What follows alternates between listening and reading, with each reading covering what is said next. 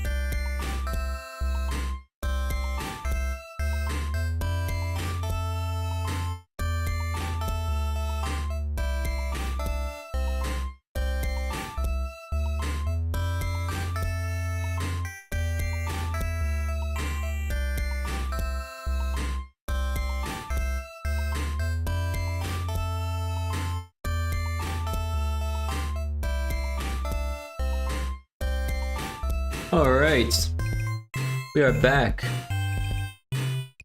So, this is where we left off before, and I'm ready to just power through it. Not sure what else is planned for the evening. Excuse me, got the squeaky.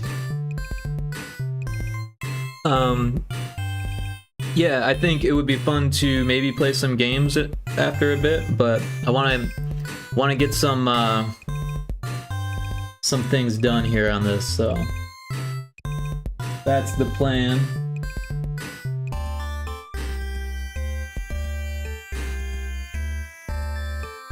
And I think I figured out some of the bots have. Oh, I added some more redeems and stuff, so yeah. So essentially, I'm just going to be stealing from this other file that I made. What was it? 17. For some reason, I grabbed 17 because of the labeling, the way it was labeled on GB Studio here. If I open it up, you can see that I've relabeled everything, so that way all the levels have like actual like level 1, level 2 names rather than just scene arbitrary number name. Cause that's what screwed me up. I was looking at the top and it said level 17 or scene 17 or something. I don't know. I was supposed to be editing this scene, but I ended up editing this scene. So it looks cool, but it's the wrong theme. So I'm basically just taking from that file, this file, and redoing things, essentially. Oh, that's not what I want.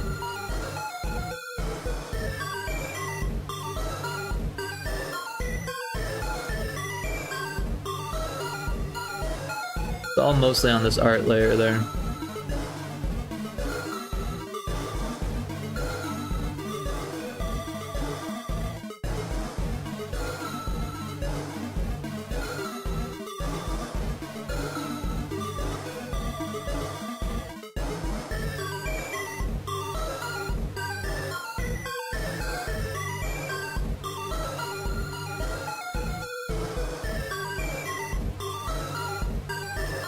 But yeah, those new redeems are gonna be fun. I put a Star Fox one in there. It took me some time to do, but I think it'll be fun. There's no cooldown on that one because they're really short. There's like frickin' 40 some odd redeems or random audio clips in that one. What else was there? There's an Arnold Schwarzenegger one now, which, you know, the 80s Arnold Schwarzenegger films were great, early 90s. So I figured, why not, you know? Why not?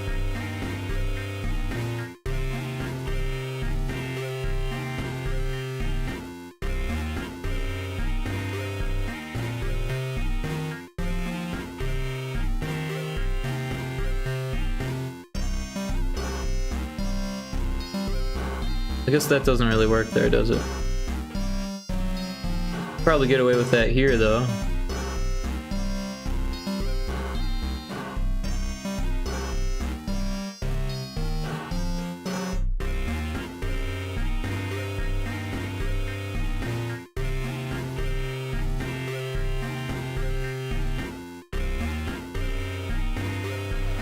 Hey, Cosmo the Shadowcat, how you doing? Welcome in.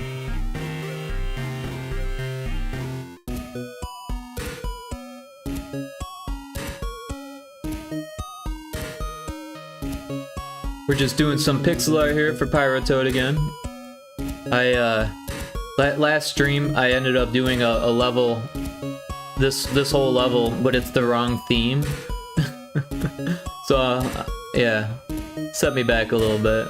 But I'm using the pieces of it, and that should help things go a little bit smoother, a little bit faster.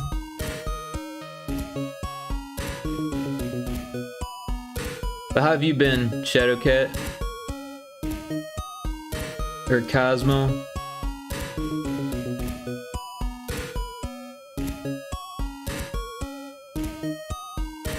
How's the move? How's the, you said you moved down to 10th, I think you said, right? So that's pretty cool.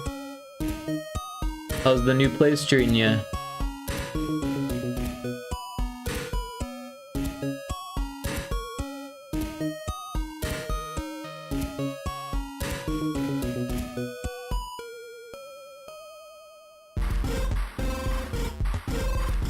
It's good after I moved.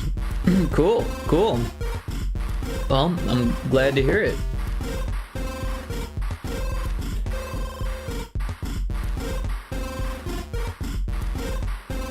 Yeah, it's always weird moving into a new place, but hopefully it's better for you. It sounded like the last place was giving you some trouble, which is not cool, so...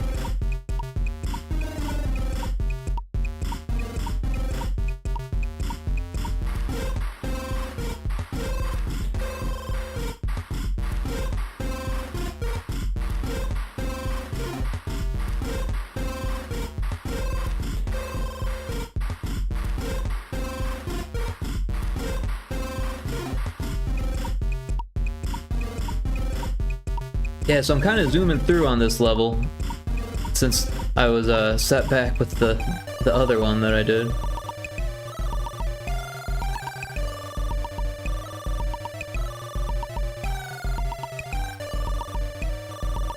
Might play some more Doom Infinite later. I think about that game a lot.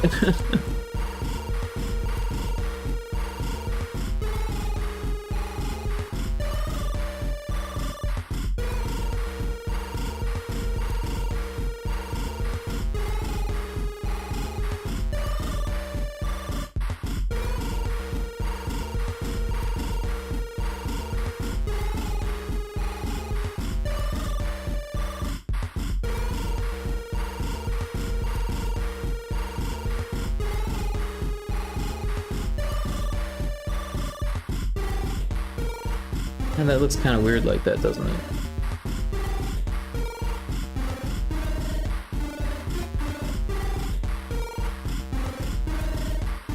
We'll do something else here. We'll take this thing over here.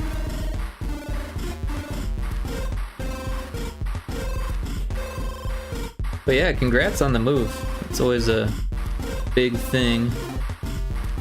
I hope you had an easy move. Sometimes moves can be tough, like logistically speaking, or just driving, you know. When I moved, it was always across the country. Except for the few times I moved within Illinois.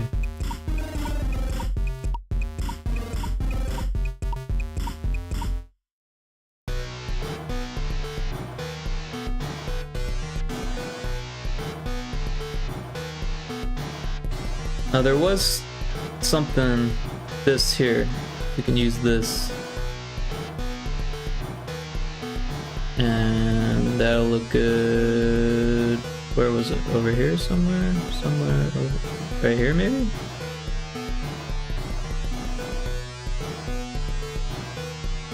Yeah, I guess right here.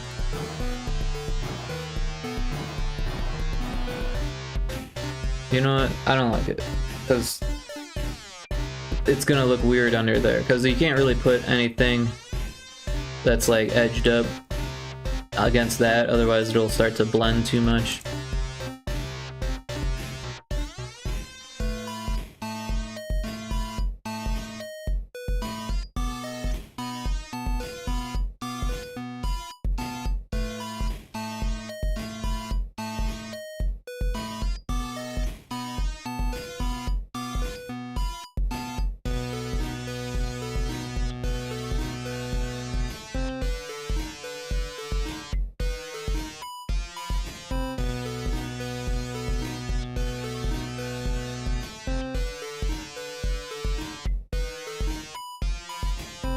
Kinda looks like a coffee mug if I put that there. I'm not gonna do that.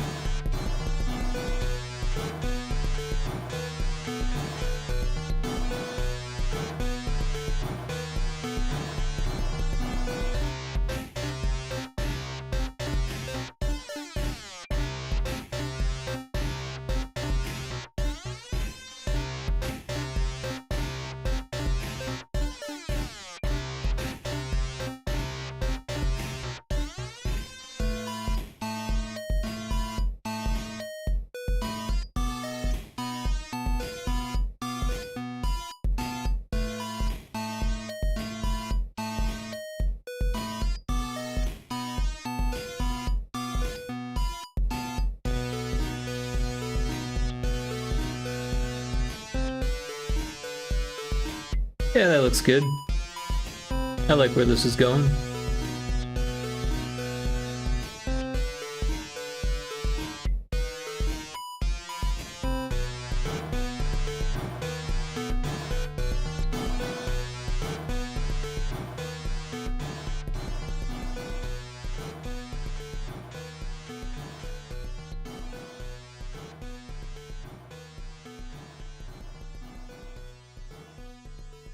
Yeah, it's just crazy how much I was set behind. I spent so much time, and I kept talking about it too while I was doing it. I was like, oh, I'll just keep adding more detail, more and more and more. And now all this is gonna have to get redone because it's the wrong theme. I guess I should have been paying more attention. Sometimes that happens to me if I'm like moving too fast. I'll get like real like, oh, I need to get this done, I need to move fast, and then before I know it, I'm making mistakes that cost me more than you know, than they should in time.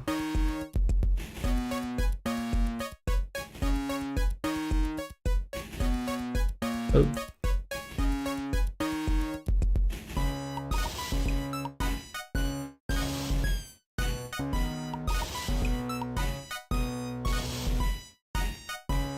Guy Manjira, don't worry, we can move levels around to make it work.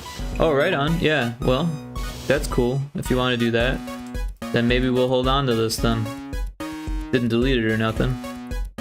Thanks for hanging out and lurking, by the way. I appreciate that. I imagine you're probably at work or something at this point, right? But that's always cool. Yeah, if we take a look, so then we would want to move. Yeah, actually just about to head out. Right on, right on. Well, that's perfectly fine. I appreciate you dropping in. Any time for any amount is always cool with me. So maybe we could switch out. By the way, I labeled these so we can switch the labels, of course. But yeah, that's why I made the mistake, was because I was looking for level something. I wanted level 15, but I ended up on level 17 somehow. Yeah. But I think because level 15 was labeled scene 17, I think was the deal. So yeah, it was a little bit confusing. There's a wild Amara. I don't know what that is, but we're gonna try to catch it. Some type of Pokemon.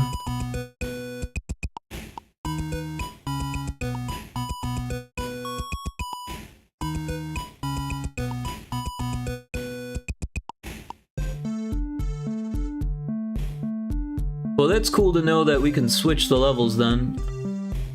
It's hard to tell exactly where the difficulty curves are.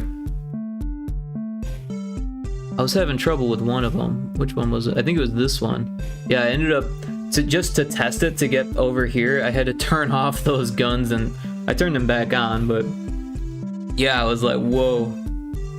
This one here, and then this one here, like, both of those are like really tough. I'm sure if we just slowed it down though, it'd probably make it a lot easier. But that's probably something testers would want to hang out and try. No worries, there's a general progressive difficulty, but it's not an exact science, so we can definitely move something to make it work. Awesome. I don't want to waste your time with redundant work for something trivial. Well, it was my fault, but I appreciate that. Yeah, I did spend quite a bit of time on that. I was like, oh, this is looking awesome. All this detail, and the background's gonna look so cool, and then yeah, I was like, oh crap, that's not the level that I should be working on. But yeah, so that puts us at 3 then, right? 1, 2, 3. So this one would be number 4. This one, rather. Unless I already put it in there. Maybe I did. No, level 15. So that means we're up to the next theme. Oh shit, dropped my mouse. So Johnny, if you're still here, I don't know if you put any thought into what you think the next theme should be. Could always go back to... Oh, I need to plug this. Where is that?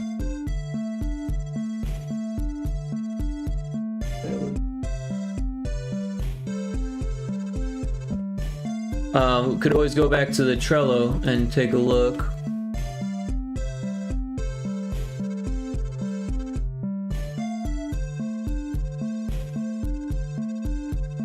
After you finish the next level with this theme, you can send me the build. I'll add the latest level and set up password system. Right on. Of course, I can continue working on the art while you've got the build. So if you want to put some thought into that, oh, that's not the right Trello. So this is what we have. We've got Castle, Lab, Pyramid, Foundry. So that's where we're at. So I think these ones are kind of just willy-nilly placed, but it might be cool to go outside again. I mean, we've spent so much of the game inside at this point. It might be cool to break things up and go outside. As far as the clouds and hell and low gravity and the yokai, I feel like a lot of that would have to do with like the difficulty as well as the mechanics. So like we might want to like think about that stuff.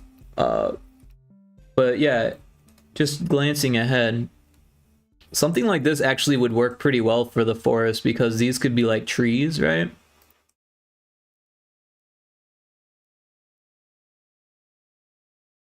Yeah, I feel like the general feeling could very easily be like trees, and this could be like branches. Of course, these would be like bridges across the branches or whatever. But that could be cool. Just a thought. I do appreciate the ability to swap the levels here. I hope that the difficulty ramp is still intact. But yeah, I will definitely finish these ones and then send you the build. I do want to get the animations for at least the levels that I've made so far. So like this one, I think this one's animated. This one, yeah, I think this one's animated too. So just these ones. In the original story, the next theme was the yokai one, but that's not set in stone. Okay, well, we could try that too. I'm still not quite sure what I want to do with the yokai. If you want to do something outside, maybe we could do like a haunted forest. Oh yeah, haunted forest would be cool. I like that idea. Yeah, I mean, that was just an idea. It doesn't have to be outside. It's just one of those things, like, players sees the outside at the beginning, so that's nice. And then goes inside, so there's like a change there. And then the themes are cool, because they keep you, like, interested. But yeah, it'd be cool to, like, maybe even remove the ceiling or something like that, and then have it blocked off there, because you don't really need the ceiling there. And then without the ceiling, then, you know, like these jumps aren't going to be any different. I don't think there's no spikes on the ceiling there or anything. And yeah, so I mean, it would work. Just a thought.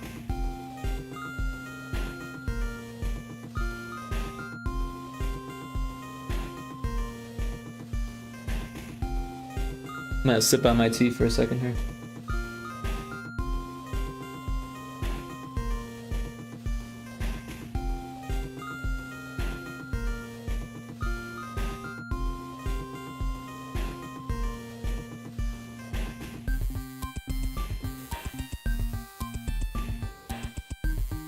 Alright, let's get back to this. Yeah, so I kind of want to do more of these pipes and stuff, and then we can fill in the gaps with like the enclosed ones where they're fully enclosed like that.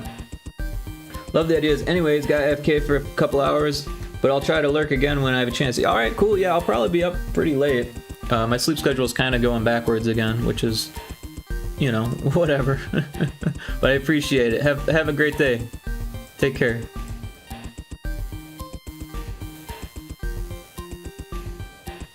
So yeah, I kind of liked the ladder vibe that this had here, so I'm gonna take that as well.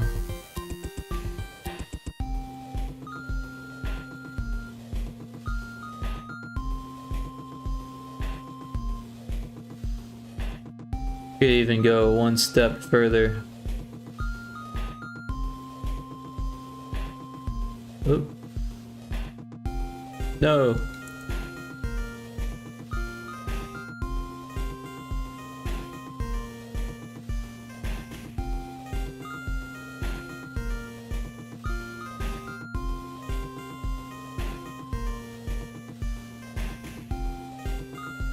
Yeah, so I do enjoy making the pixel art here. This has been a lot of fun, and I'll probably do this for at least a couple more hours. But I was thinking it would be fun to do something a little bit different. And one of my ideas was actually to jump back into retro Spaceball for a bit. It's been a long time since I touched on it. In fact, I haven't touched on it at all since I've moved into my new place, and I've been here for like a whole month now. So, little bit of guilt on that. Retro Spaceball, for those of you who don't know, was my like main project for a long time, and I still kind of consider it my main project. It's just that I'm doing a lot of sciencing with that, and one of the things that I tried didn't really work that great, so like I'm thinking about like redoing a lot of stuff. Because at one point, well, first of all, the game was very linear, and then someone said something about it needing more depth or something along those lines, and it just kind of like, I don't know, it shifted my thinking in ways that I probably shouldn't have let it, and I made a bunch of changes to make it more like exploratory. So there was like, because I was like, oh, I'm gonna do like a world map kind of thing, like a hub map where you can go to the different levels, so that way there's like more depth, you know. And then from there I was like, well, it would be cool to like explore and like discover things. I was playing a lot of games like that, like Sons of the Forest, Valheim, you know, a lot of survival type games, and No Man's Sky, a lot of procedural generated stuff. And I was like, man, I kind of want to do something like this. I bet I could work this into my game, and I did, and it's in there. If you go and play it, you can play it that way. But some of the feedback that I got on it wasn't really all that I was hoping it would be. I mean, it wasn't negative feedback or anything. People, you know, enjoyed it, but at the same time, they weren't getting as much enjoyment as the vertical levels. So I felt like I was kind of going backwards in that, where like I probably should have just spent more time on the vertical levels. And so what I've been doing now is figuring out a way to work procedural generation into the vertical levels. And this isn't the first time that I've tried this. I started making a roguelite version of Retro Spaceball a long time ago now, probably like 4 or 5 years ago. I've been working on the game for over 7 years now.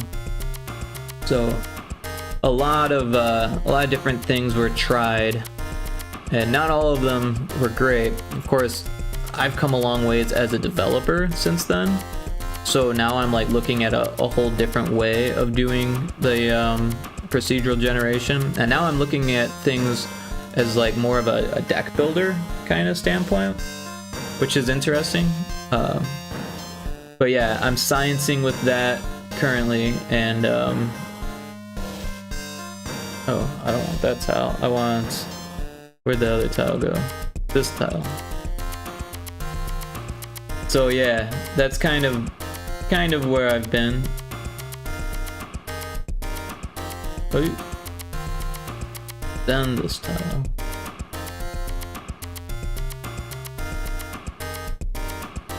But yeah, I got the deck worked out, but there's a lot of things that aren't worked out. So like, honestly, it's been so long, and I only spent a few hours, or a couple days working on that. So I can't really remember at this point. It's been too long. But I think it'd be fun to jump back into that for just at least for a little bit. I really want to make something that I can put on Steam and feel very confident with and comfortable with. And where it stands right now, it's just not quite there yet.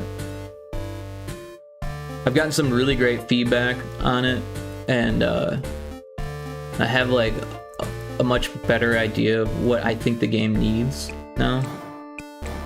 And it's, the whole thing has been kind of a bit of a guessing game, really. Like, when I started the project, I had this cool idea of like shooting the ball to the top of the level, which is still like the main core mechanic of the game. But at the same time, I didn't really know exactly how it was going to be designed. And then the rest of the game was pretty much entirely community driven, where like people would play the game and then tell me how they felt about it, and then I would make decisions based on that. And you know, from every little thing, like the bullets are too fast, the bullets are too slow was the deal. The ball is the physics don't work well, you know, that type of stuff. So like every piece of feedback was written down, and some of them obviously I'm listening to, and other ones not as much. Looks like there's an ad starting soon, so we're gonna take a little break just in case anyone's watching and doesn't want to miss anything. Also gives me a chance to just chill out for a second.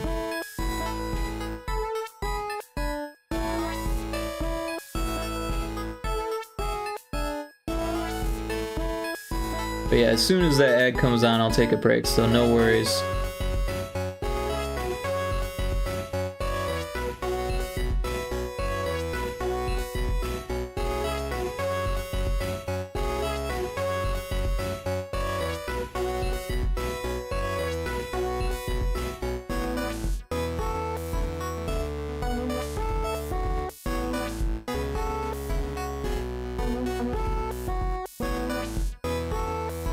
Alright, the ad started here, so we're gonna take a little break.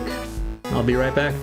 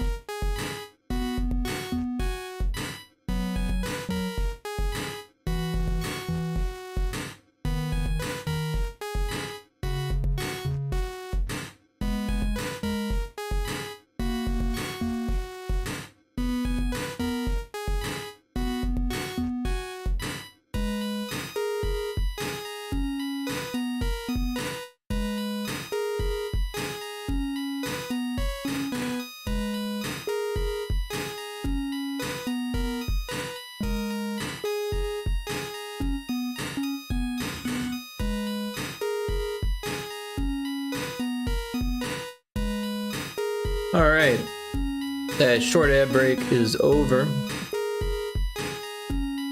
Give me a second to sip on some tea, and we're back at it here.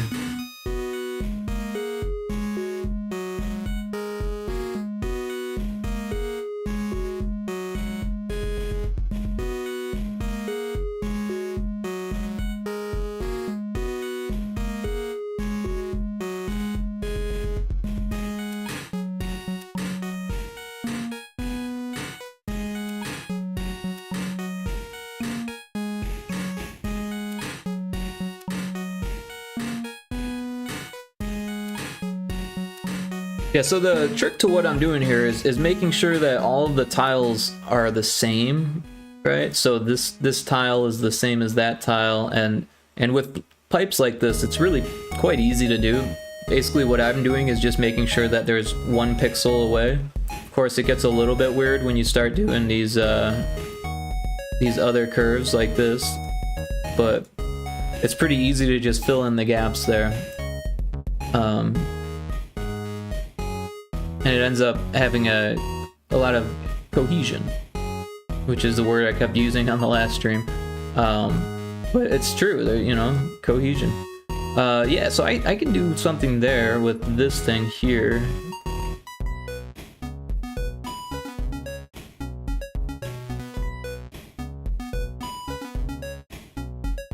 Like that.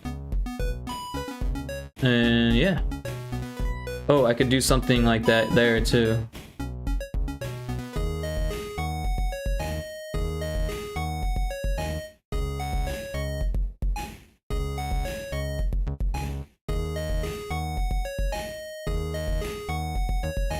Looks a little bit weird ending like that, but I don't think it's too bad.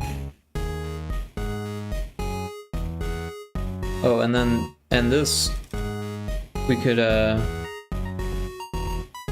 bring that across here and make another one down below. Could even do 2. Hey, Karapu, cohesion. Yeah, I say that word a lot. How you doing, by the way? Thanks for joining. I appreciate you being here.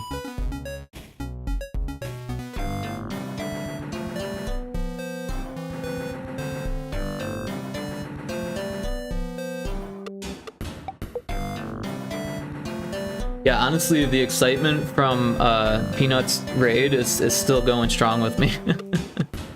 I'm good just making my Unity ID. Oh, right on, right on. Yeah, I'm a big Unity user. Like, I won't sit there and fanboy over it, but I use it a lot. I've been using it for a long time. Basically, anytime I come across someone who's like starting out, I basically tell them, hey, if you have any questions, feel free to hit me up. And I extend that offer to you as well. I'm not sure how far along you are with Unity, but I'm always down to try to help people out as best I can. And of course, it's a big engine, so there's things that I don't know, even though I've been using it for over 10 years. But it's a fun one. I really like Unity. Sometimes it can get a little bit rough if you're working with other people and their architecture, if their architecture is like way different than yours, like that can be a struggle. Debugging other people's stuff can be a struggle, but it's doable, you know. Once you're in the engine for a while, little things will just kind of jump at you, and then like you'll be like, oh, try this, and a lot of times that works. I'm just starting my class, isn't actually using it until like 4 weeks from now. Oh, right on, right on. Oh, I feel like you mentioned that, unless someone else did, because yeah, you never know. I talk to a lot of developers, but yeah, if you mentioned that on stream, I feel like I kind of remember that. But that's awesome that you're taking a class for it.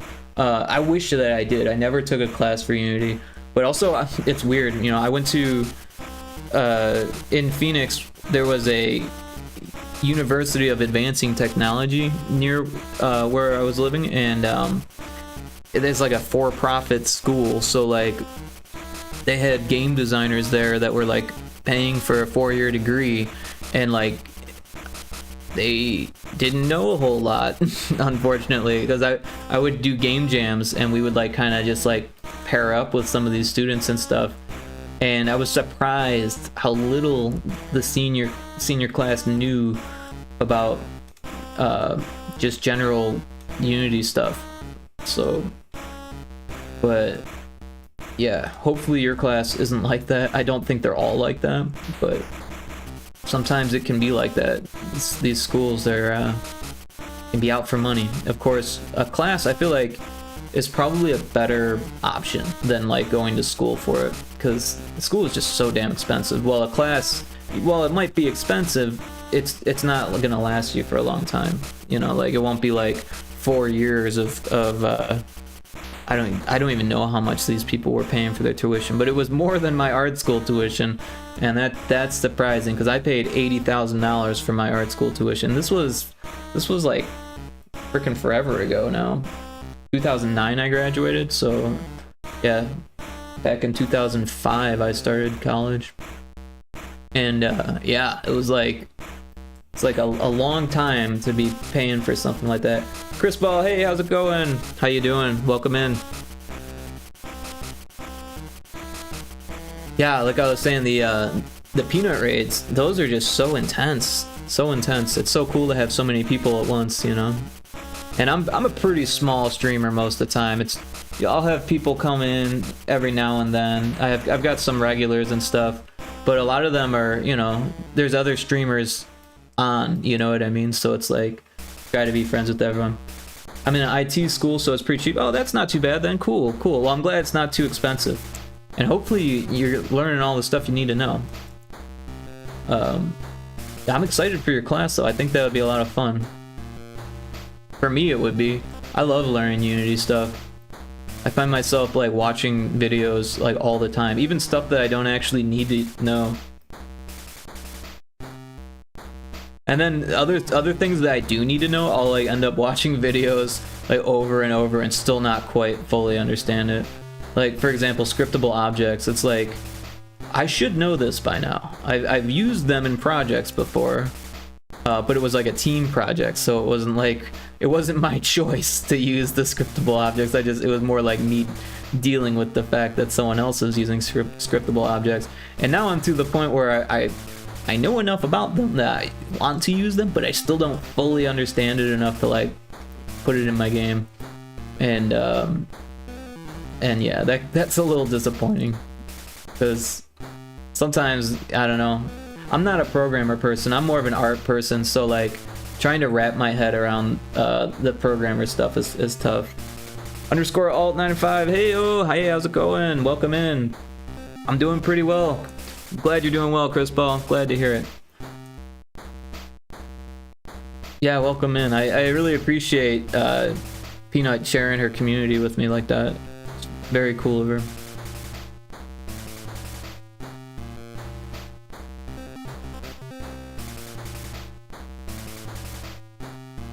Working on my art and things. Good day so far. Awesome. Glad to hear it. I'm also not a programmer. I tried Python and it was not fun. That's funny, you know, one of the first languages I tried was Python as well. I was doing it for music stuff though, and I didn't get far at all. I tried, I just didn't do it. It just didn't work for me. Since then, I've learned like, I don't even know how many languages, and then like unlearned a whole lot too. So pretty much C# is the only thing that I'm actually comfortable in. The only thing that I could say like I'm a programmer and like I could get a job doing some programming. I wouldn't be like a lead programmer or anything like that, but I know enough to get around in C#. And I can't say that for pretty much any other language that I touched. When I started, I was using this framework called XNA, which is deprecated now. But it was after it was deprecated, they basically took it and made what they call monodevelop out of it, and monodevelop is actually used in Unity still. They use what they call mono behaviors, so it's all kind of part of the same. It's more of like it's like an evolution, right? But yeah, XNA, like that was my thing. I was like, I'm gonna try to figure this out, and then I realized that it was already deprecated by the time that I like was learning it. And oh wait, that's not even right. I don't want that. What am I doing here? Is this right? All right.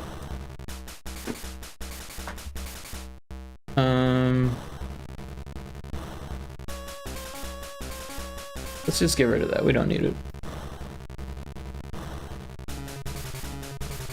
XNA, the mobile framework, is actually a framework made for the original Xbox, believe it or not. I'm not sure if it had mobile capabilities, but I'm pretty sure Mono Develop had some mobile capabilities.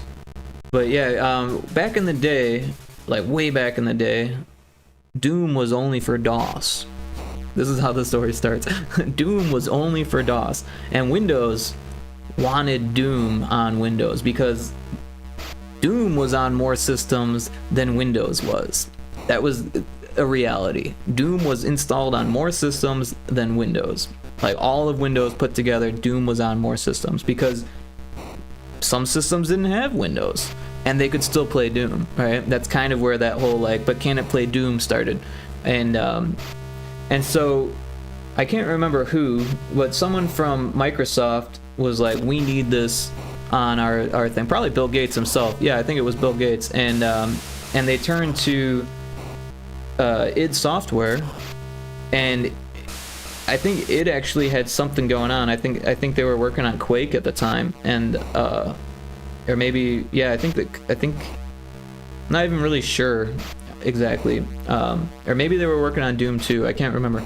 And they were like, well, yeah, that's cool, but like we don't want to do it. So like, you pay us to, we'll pay, like there was like a licensing fee, right? And someone on the Windows team was paid to make Doom work on Windows, and they came up with DirectX, which led to XNA, and that didn't come about until Xbox wanted more indie developers on the console, and there was no good way of doing that especially for indie developers to make console games. So that's when they decided, like, we need to make a framework that's doable for indies, and that kind of started XNA, and then led into Mono Develop, and Mono Develop led into Unity. It's kind of weird to think that it started with Doom. But yeah. Alright, so I want a different tile. I grabbed the wrong one. There is a Pokemon in chat.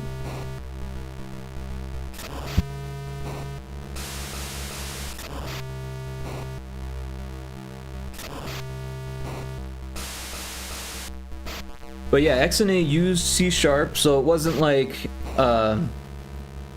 like crazy different from what I use today. It's just that a lot of the built-in functions were very different than the mono behavior built-in functions.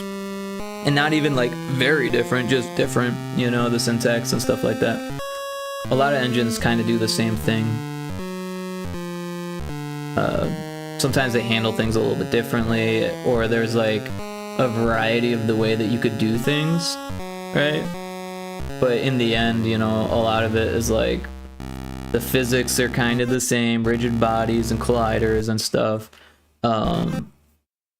You know, a lot of the basic code stuff is the same.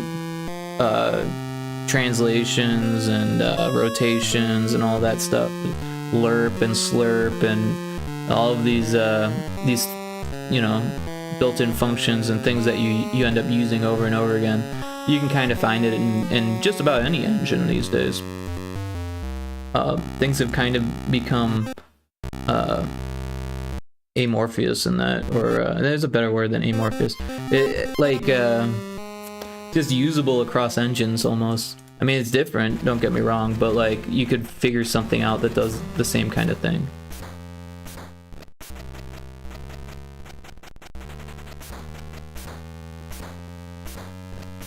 But yeah, Unity is my main squeeze when it comes to finding work.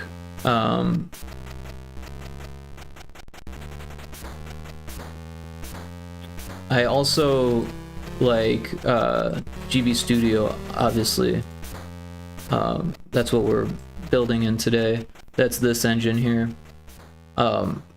Honestly, I can't give it enough praise. It's like perfect, right? It's free, it's open source.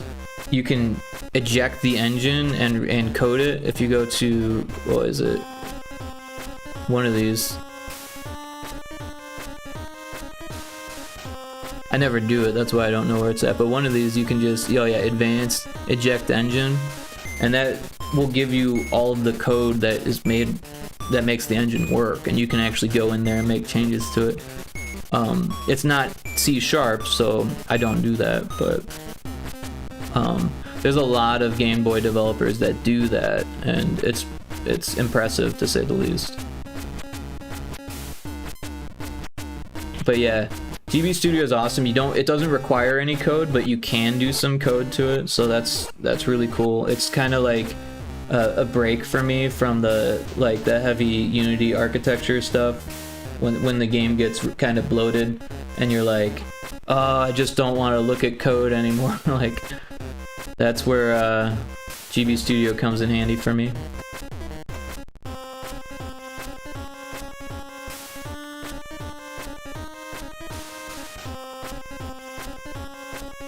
But yeah, you know, I kind of wish that I did take a class in Unity. Oh, I wanted that there. Especially back in college. But you know, the thing was, when I was in college, Unity wasn't really... I think Unity was like Mac only when I was in college. And then by the time I graduated, it was probably like, it's like PC version was out, but it wasn't super well known yet, and there wasn't a lot of the cool features it has now. No, the XNA I mean is different. One you mean Microsoft XNA, but no, Mono is older than XNA. Mono was Linux, answered to Visual Studio, eventually splitting into two projects. Oh, I didn't know that. That's interesting. Yeah, the way I understood it was that once XNA was deprecated, everyone kind of moved to Mono Develop, and they bolstered it. So maybe that's kind of what I meant to say. But yeah, I don't really know. I didn't know about the timeline, so I just kind of assumed that Mono Develop came after XNA, because I know XNA was very popular for a while. Even people were teaching in schools and stuff like that. But yeah, my computer science background is kind of not there. It's all just learning on the fly, and yeah, I had some programmer friends, but they didn't really teach me a whole lot. Oh. Finally one day someone was like, have you tried Unity? This was like 2013, and I was like, is that 3D software? They're like, yeah, but it's not just modeling, it's for making games. Or it's not modeling, it's for making games. Now you can do a little bit of modeling with some plugins and stuff, but honestly I don't recommend it. What is it? I can't remember what it's called. Yeah, I don't remember what it's called. But I tried that, and I was like, oof, it's just easier in Blender. I actually learned 3D Max when I was in college, but I switched to Blender. But yeah, art was my thing, so programming was like, it was a second choice. But so what happened was, when I graduated, there was like no jobs. Pretty much the only people getting hired were like either extremely good, like well beyond my capabilities, or they were like, you know, getting jobs from their parents and stuff like that.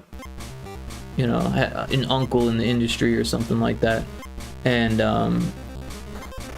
yeah, so I was just like buckled down. I was living in my grandma's cottage at the time, so I didn't have any rent or anything like that. I was out in the middle of nowhere, had like next to no internet. I think we had satellite internet at the time. Chris Ball says, because Mono was directly competing with Visual Studio, they basically made equivalents to every library from Microsoft, including XNA. Oh, that's interesting. Yeah, I didn't know that. And then was Mono being used for Mac back then too? Because I know Unity started with Mac, and Unity and Mono were like very similar.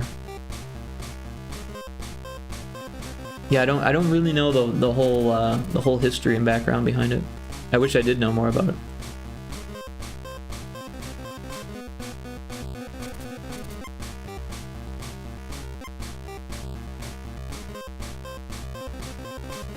But yeah, where was I? Art and 3D modeling. Yeah, at one point in like 2013, I was doing models for this game that, and I wasn't taking it very, excuse me, I wasn't taking it very seriously, and I don't think the dev was either.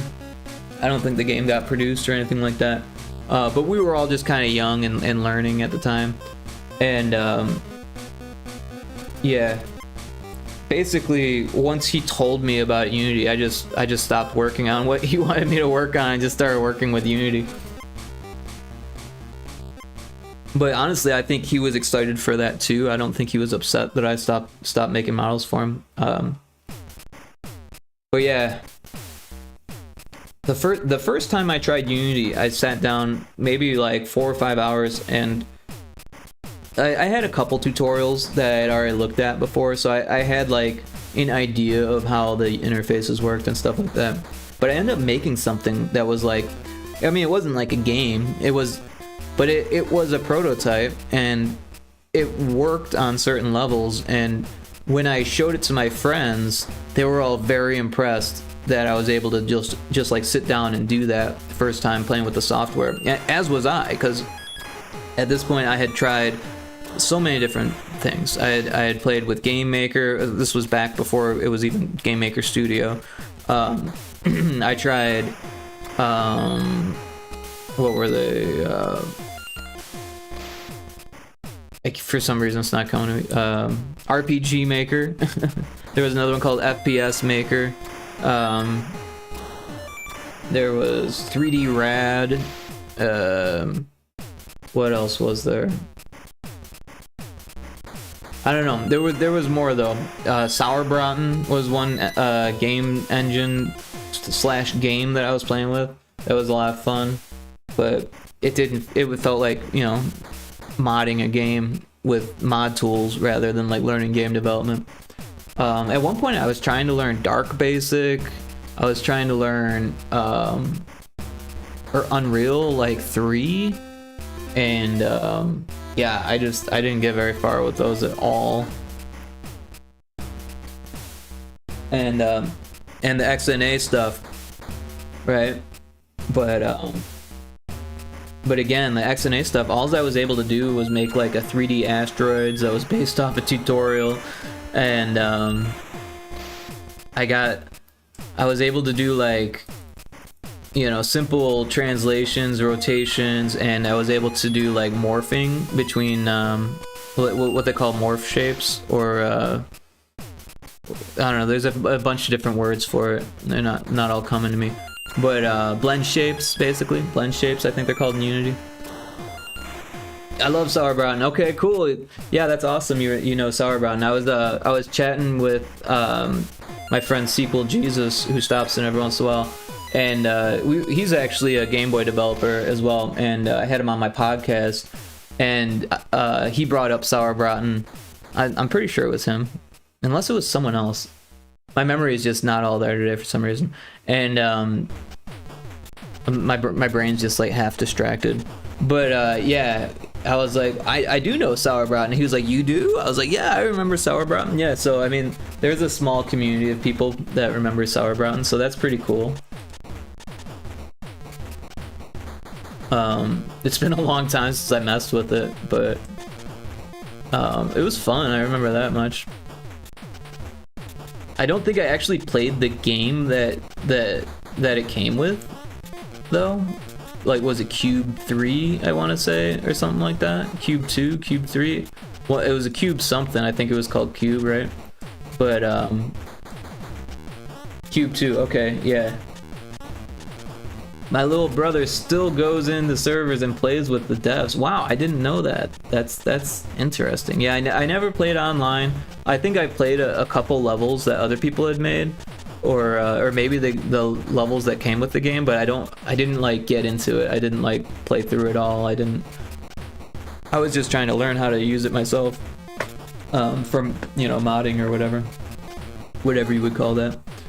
The two projects it split into was the current Mono Develop and Mono Fusion. Mono Fusion, if I remember right, It was focused on wide compatibility between Windows, Linux, and Mac OS. Ah, okay. I got you. Interesting. Thanks for that. I appreciate the information. Yeah, there's always more to learn about the history behind all this stuff. Or at least it feels that way. I'm sure at some point you you could learn it all, but it feels like it's endless.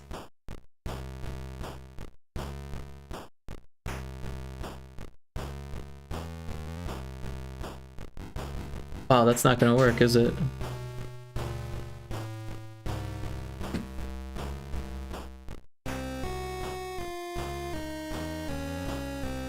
I was like 4 when it came out, so I just played the game. Right on, right on. Yeah, I'm a little bit older. Like I don't have any problem admitting that. I'll be 40 next year, or later this year. Shit. But yeah, there's that's what happens. You keep living and you get older. So no complaints here.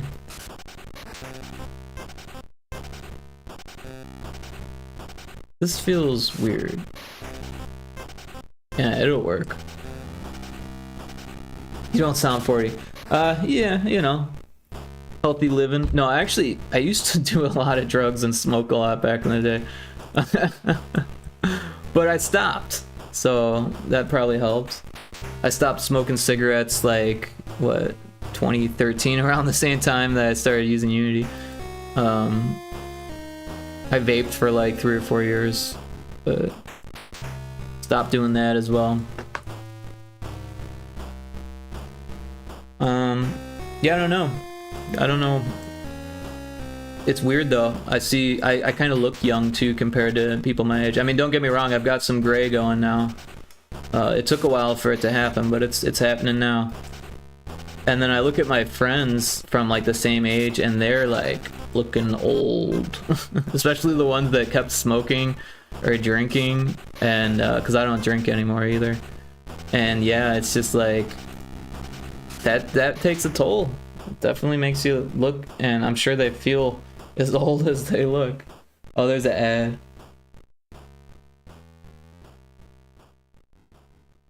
I'll see you in level 4 in 3 or 4 years. Okay, right on. I'll take a break so no one's missing any of the conversation here. Oh, thanks for the sub. I appreciate that. I very much appreciate that. Hey, congrats on winning the Shadowcat jump game. Winning the jump game, Shadowcat. Yeah, I was gonna take a little break, but I guess I don't need to. The ad breaks are only like 2 minutes long tops, so like, but I very much appreciate the sub. We're like 1 sub away from my my sub goal, by the way. This is the first time I've had 9 subs, and that's freaking awesome. So I very much appreciate that. Yeah. I'm gonna have a sip of water here. My throat's getting kind of dry. That's probably why I sound young. Every once in a while, if I talk too long, my voice starts squeaking and stuff.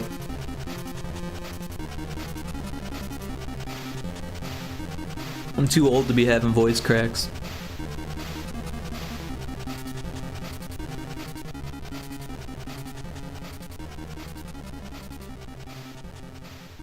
Yeah, welcome back from the ad break. Sorry about that, everyone.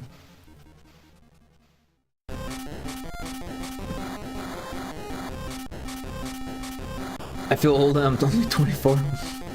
Right on. Well, it just gets worse. I don't know what to tell you. I definitely, for me, I've had kind of a weird life for a lot of different reasons, but the reason that I'm about to get into is because I had a gluten allergy my whole life and didn't realize it until I was 38. So just these last couple years, it was like the end of 38, so pretty much just the last year, because I'm only like halfway through 39. So like a year and a half I've been fixing like my diet, you know, based on not having gluten, and like all of these problems are just going away. It's crazy. That happened to your dad too? Wow. Yeah, I'm sorry to hear that. That really sucks. Like I feel his pain, because it's like it stunts your growth, right? If you're not getting the amount of nutrients that you require, that'll stunt your growth. Everything, you know, like I'm probably shorter than I would have been had I, like, maybe just by an inch or two, but like, because I'm not like super short, I'm like 5'8". But yeah, it's like he gets bad feet pain from gluten. Interesting. For me, it's mostly like, you know, the typical stuff, diarrhea, but I don't eat gluten now. But like the last time I did, it was because I had stopped taking gluten. I'd stopped eating gluten, and they were like, well, you need to eat gluten to be tested for it, so start eating gluten again so we can test you to make sure that you're gluten intolerant. I'm like, that sounds ridiculous, because I knew personally that, you know, that the symptoms just went away, right? Because, well, after 38 years of eating gluten and not realizing that that was the problem, I had like bone issues and like muscle issues, and I had been going to doctors to try to figure out what the heck was wrong. And yeah, it was like none of the doctors could tell me what was wrong. Everyone was like, go to do physical therapy. It's because you live a sedentary lifestyle, and you need to exercise more, and you need to go to physical therapy. So that's what I did. I listened to them, you know. I wasn't gonna like tell them that they're wrong. They're like doctors and shit. But the reality is like that wasn't the issue. The issue was that I was eating gluten and I wasn't getting enough nutrients. Yeah, that's just like my lactose intolerance. And lactose intolerance actually comes from gluten deficiency sometimes. So like, or gluten intolerance. So I realized that I was lactose intolerant when I was like maybe 20 or so. I was like, okay, because once I was out on my own and didn't have the temptations of whatever groceries my parents bought me, you know what I mean? Like, I started saving money by not buying things that I didn't need, like ice cream, right? And all of a sudden, my stomach got better, you know? Not like a whole lot better, because I was still eating gluten. But the ice cream was like, it was like instant, you know, like bam, symptoms. As soon as I was done eating the ice cream, I'd have to, you know, like run to the bathroom, you know? And I was sick of that, so I stopped. And I was like, well, you know what? I'm just gonna stop drinking milk and stuff. And all of a sudden, like the lactose stuff went away. You still drink milk? You're a masochist. Oh, jeez. Eventually, people mentioning how old things are starts causing psychic damage. Huh. Oh, I see what you're saying. Yeah. So I agree with what Chris Ball is saying. If you have like an internal monologue that is like negative, it's going to affect you physically in the end, not just psychically, but physically. And that was another issue I had, right? Because all of this stuff is kind of connected. The gluten intolerance is like strongly, and lactose intolerance, those are both connected to depression, believe it or not. And it makes sense if you like live your whole life having these symptoms and not know how to get rid of them. That's depressing. And yeah, so it's weird. There's a connection there, but I definitely dealt with depression. When I was a kid, I used to take a lot of drugs, like I said, and I went to a rehab as an adolescent, and yeah, they were like, you know, they thought I was suicidal and all this, and I ended up fixing it by fixing my internal monologue as well as my diet, and I started exercising more. Even though exercise was like really, really painful to do, when because the gluten, right? I didn't realize that was making exercising really, really hard to do, really painful. And now that it's gone, like the symptoms are gone, I love exercising. It's crazy. I'm exercising like crazy now. You've never heard that correlation? Yeah, no, I didn't hear of it either until I started doing like a lot of deep research on the gluten stuff. And yeah, there's a lot of A lot of correlations with gluten intolerance, especially when you don't realize that that's the issue. You know, I mean, think about it this way. Like, my whole life, my parents, my brother, my family, they were basically saying that I was like, oh, he's got a weak stomach, he can't handle good food, you know, like things like that, you know, like you just went to the bathroom, things like that, you know, like you're just getting constant negative feedback for your symptoms.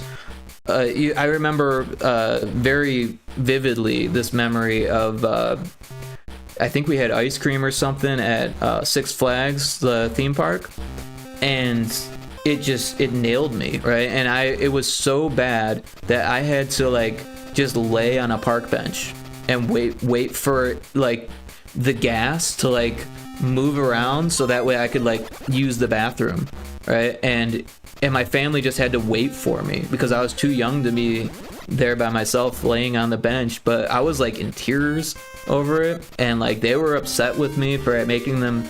I was like, you think I want this, you know? Like, they didn't understand, you know? Little things like that happen so often, and it affects you. It affects you totally, right? But yeah, I'm just really grateful that I figured it out. One of my mom's friends, oh, that looks too much like a mug, I better fix that. One of my mom's friends, she didn't figure it out until even later in life. She was like nearly 50 when she figured it out. She thought she was gonna die. She thought she was dying, and she couldn't figure out why, and the doctors couldn't figure out why. And honestly, that's how I felt too. I felt like something was killing me. I thought I had cancer or something like that. I didn't know what was going on, and I went to a bunch of different doctors. I went to the hospital over it once, like the emergency room, and like no one could fucking figure it out, you know? And then finally, like, I went to a gastrointestinal person, and he's like, have you thought maybe you have a gluten intolerance? And I was like, oh, this one doesn't work, does it? I was like, nah, it can't be that. I've been eating, first of all, I was like, I've been having stomach aches my whole life, you know, it's just been my whole life. And then he's like, well, have you thought maybe you have a you know, celiac disease? And I was like, nah, I eat gluten all the time. And then like that connection, I was like, wait a second, I just told him that I've had stomach issues my whole life and that I eat gluten all the time. Maybe there's something to this. And then I went home and stopped eating gluten just right after that. And sure enough, 3 days later, it just took 3 days. All of my muscle pain, all of my bone pain was completely gone. It was crazy. I felt 10 times better. But the reason they ask you to eat gluten for the test is because it could be a celiac disease or a gluten allergy. Absolutely. So the tests for celiac disease and gluten allergies are shit. There's false negatives all the time, like all the time. Even if they do a biopsy of your intestine, there's still false negatives all the time. So when the test came back negative, they said, just, you know, if it's working for you, just stick with it, you know? If your symptoms are gone, then stick with it, right? And that's what I did, and everything just got better and better and better. And don't get me wrong, my gut is still healing, my body's still healing. I'll probably be feeling the effects for the rest of my life because it was during my whole life. It was my growing periods and puberty and all that stuff. It was all affected, you know? So even though it's working now and everything's working now, and I've got my my intestines are getting the nutrients to the rest of my body, some of that stuff is still affected, you know? It's never going to be perfect, right? But like I said, I'm just really grateful. Like, I can't complain. I'm just really grateful that I figured it out. I was really worried there. I like my mom's friend, I thought that something was seriously wrong. And I mean, it kind of was. It's like, it's a little bit like having the effects of anorexia without not eating. Like, I was eating food, but it was like I was super skinny, super thin my whole life, you know? My hair was all like damaged all the time, like it wasn't getting the nutrients, you know? Like even the last time I went to a like a, what do they call it, a barber, a stylist, they were like, what's up with your hair? Do you ride without a helmet all the time or something? I was like, no, I don't even have a motorcycle. They're like, well, your hair is just completely broken, like all over the place, and that was it. I wasn't getting the nutrients I needed. Maybe I should stop eating gluten too. Well, you can give it a shot. It's not like hella expensive. I mean, some of the stuff is a little bit more expensive, which sucks. But the problem is that it doesn't taste as good, right? So like gluten-free bread is like super crumbly compared to regular bread and dry, right? It's just ugh. Don't get me wrong, I have some in my fridge now. I still eat it. In fact, there's a grocery store called Sprouts near me that I go to, and they have awesome gluten-free variety stuff. Usually eat potato bread. I've never had potato bread. That's interesting. But yeah, the stuff that I have now is actually a gluten-free sourdough, which I was like, hey, that's cool. I miss sourdough, so I was really pleased to see that. And then I had another one that was gluten-free quinoa bread, and I like quinoa. Of course, gluten-free bread's a little bit, it takes some getting used to, we'll put it that way. It's absolutely, I think absolutely is what you're trying to say there. Absolutely, pretty fluffy. It's actually pretty fluffy. That's what you're trying to say. That's cool. Yeah, no, I mean, potatoes is like a starchy food, so I could see that it would be pretty tasty and fluffy. So the thing that makes it really hard with the gluten stuff isn't avoiding foods that naturally contain gluten. It's avoiding the foods that were processed with gluten foods, right? So for instance, oats is naturally gluten-free, but most of the oats that you get at the store, unless it says specifically gluten-free on there, have wheat in it because they're processed in a facility that processes wheat. So you're like Quaker oats and stuff like that, unless it says gluten-free on it, then it's not gluten-free. And that kind of sucks. We got a young goose in chat. I'm gonna try to catch that. But yeah, it's worth a shot. I mean, if you're getting symptoms and stuff like that, then yeah, why not give it a shot, right? Because from my experience, if you go to like regular doctors, like just, you know, general practitioners, they're not gonna know like what it might be. They might have some guesses, but celiac disease, I mean, I was tested for tetanus before they tested me for celiac disease, you know what I mean? I have my dyslexia font ad on and enabled, so I don't have autocorrect. That's awesome that you have a dyslexia font. I'm dyslexic too. Is it free? Is your add-on free? Because that would be dope. I think I found one that wasn't free and I was like, this should be free.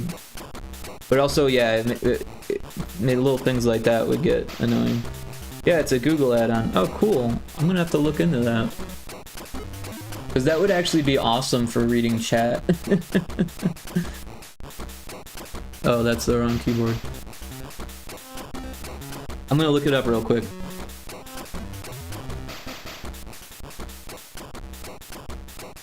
So I love the Open Dyslexic font.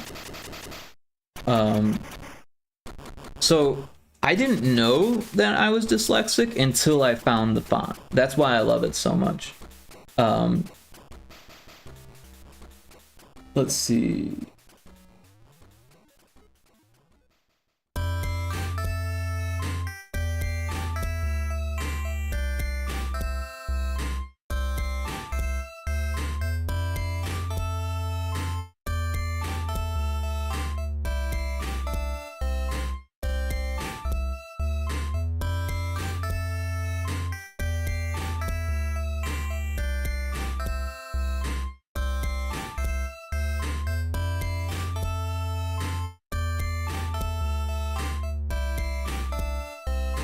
Well, I'll mess with it later. I'm not having too much trouble tonight, so. I think I just typed in open dyslexia font on Chrome. Right on. Yeah, I'll take another look when I'm not on stream. I don't want to make people look at whatever happened here. Delete everything on accident. But yeah, I appreciate that. That's really cool.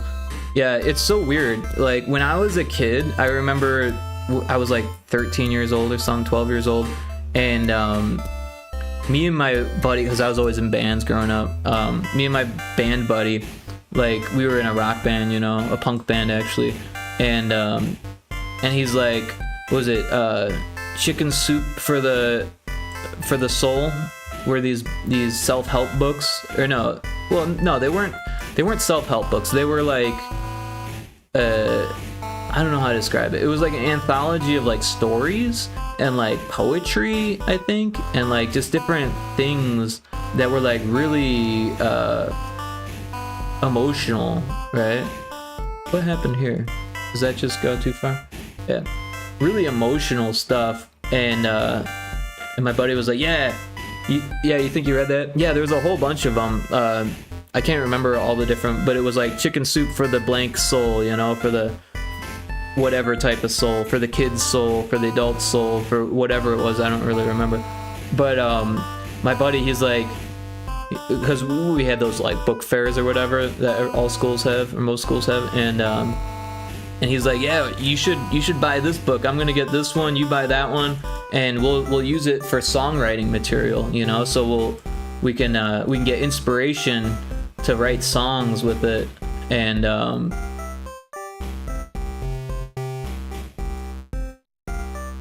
yeah, and the one that I chose that I remember that stood out to me was a story about being dyslexic, because I totally like vibed with that, you know. I could like feel that, you know, and it's just weird that turns out I'm dyslexic. So yeah, I guess that makes sense, but at the time I had no idea that was what was going on. What am I doing? Alright, I see what the problem is.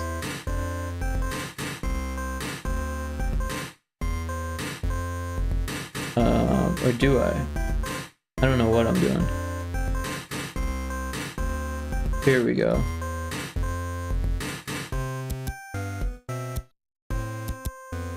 I was wondering why that was like looking all weird, because this tile is different than that tile and that tile, obviously, because this was used for like the fence tile. That's exactly how I felt too when I read Percy Jackson. I never read Percy Jackson. I feel like that name is familiar though. What was that about? Was that a story, like a fictional story, or was that nonfiction? Or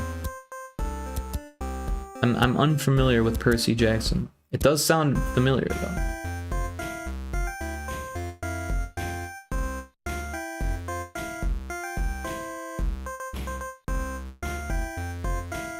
He's a kid who is the son of a Greek god. Oh, interesting, interesting.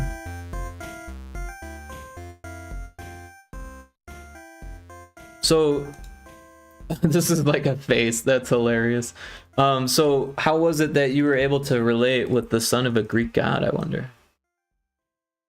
Not that I think that's strange or anything, I just am interested to know how that works for you. I mean, I definitely get inspiration from all over the place. Also, I wonder which Greek god. He has dyslexia because he can only read Greek. Interesting, interesting.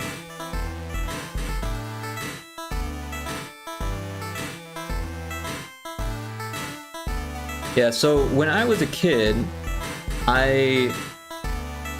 it still looks like a face, but now it's more of a skull than what it was before. Maybe if I put some ears on it, it'll be better. I can see where this is going though. Now it looks like Suzanne from Blender. We'll chalk that up as a reference. Poseidon, okay, right on. Cool. Yeah, no, I got really into Greek mythology as a kid, but I had a lot of trouble reading Code Monkey. There you go. When I was like really young, like first grade, I took first grade twice because I couldn't read. The rest of the class could read and I couldn't read, so they held me back. And because everyone had to read in front of the class, when I read my book in front of the class, I had memorized the entire book. It was like a Berenstein Bears book, but it was like a really easy to read book, but I had just memorized it, and that's how I kind of like thought everyone was doing it, kind of thing. Starting to read was really hard for me.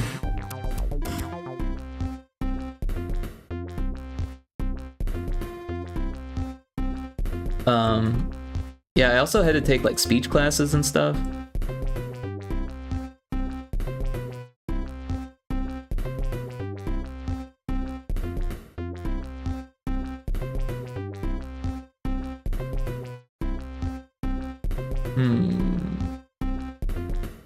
And then there was that other tile. Somewhere. This one.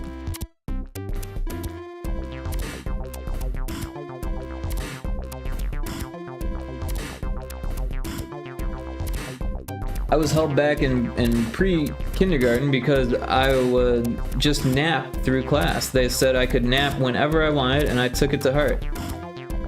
But yeah, that makes sense. I think I don't really remember too well, but I went to like 2 or 3 different preschools. Excuse me. And I think the first one I was like way too young to be in it, but my brother was in it, so like my mom like just like kind of like threw me in there. And my brother's 2 years older than me, so and then I went to at least two or 3 different preschools. I'm pretty sure there was 3, but maybe I'm just remembering the blacktop and the recess were different, like, but no, I'm pretty sure I went to 3 different ones. And then by first grade, yeah, it was like I had to take it again. But by the second year of first grade, I was pretty much caught up. I was just a little bit older than everyone. Yeah, and I wasn't even like crazy older, right? It was weird. I was like, I was friends with this girl down the street, and she was starting school, and I was like on the cutoff, and so my mom had the option of putting me in either that year or the next year, and I went in early. Because my friend was there, so we like walked to school together and back. She lived down the street, and she actually moved that year, and then I was there with no friends, and it's like, yeah, it was rough.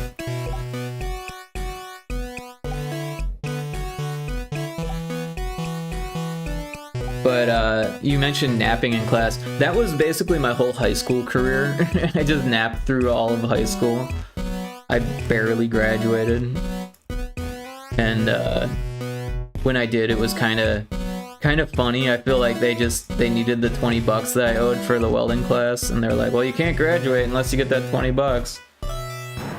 And that's when I was like, hey mom, they won't let me graduate unless you pay $20.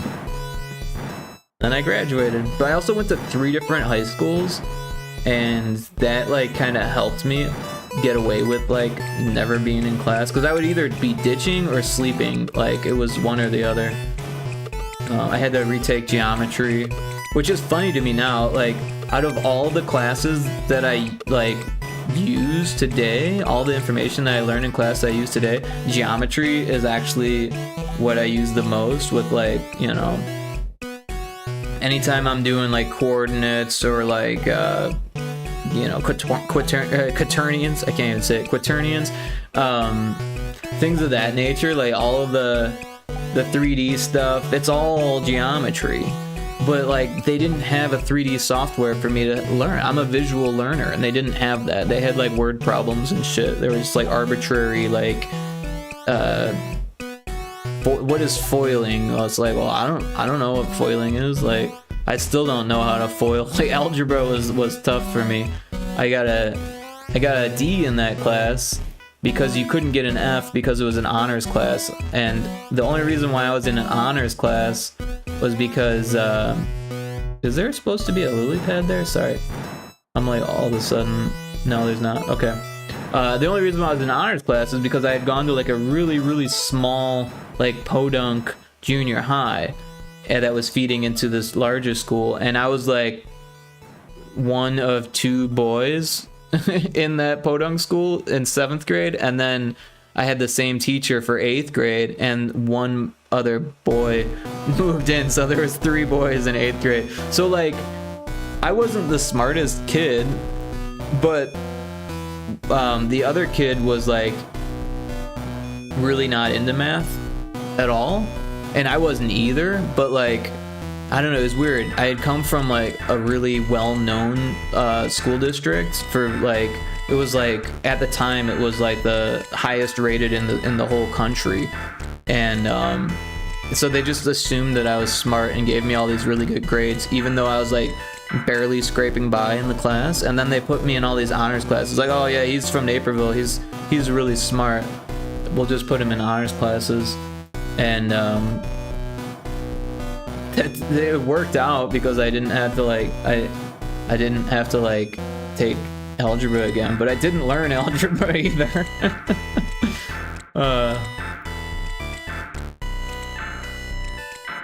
But then geometry was like closely, like the first semester of geometry was fine because it was mostly visual stuff.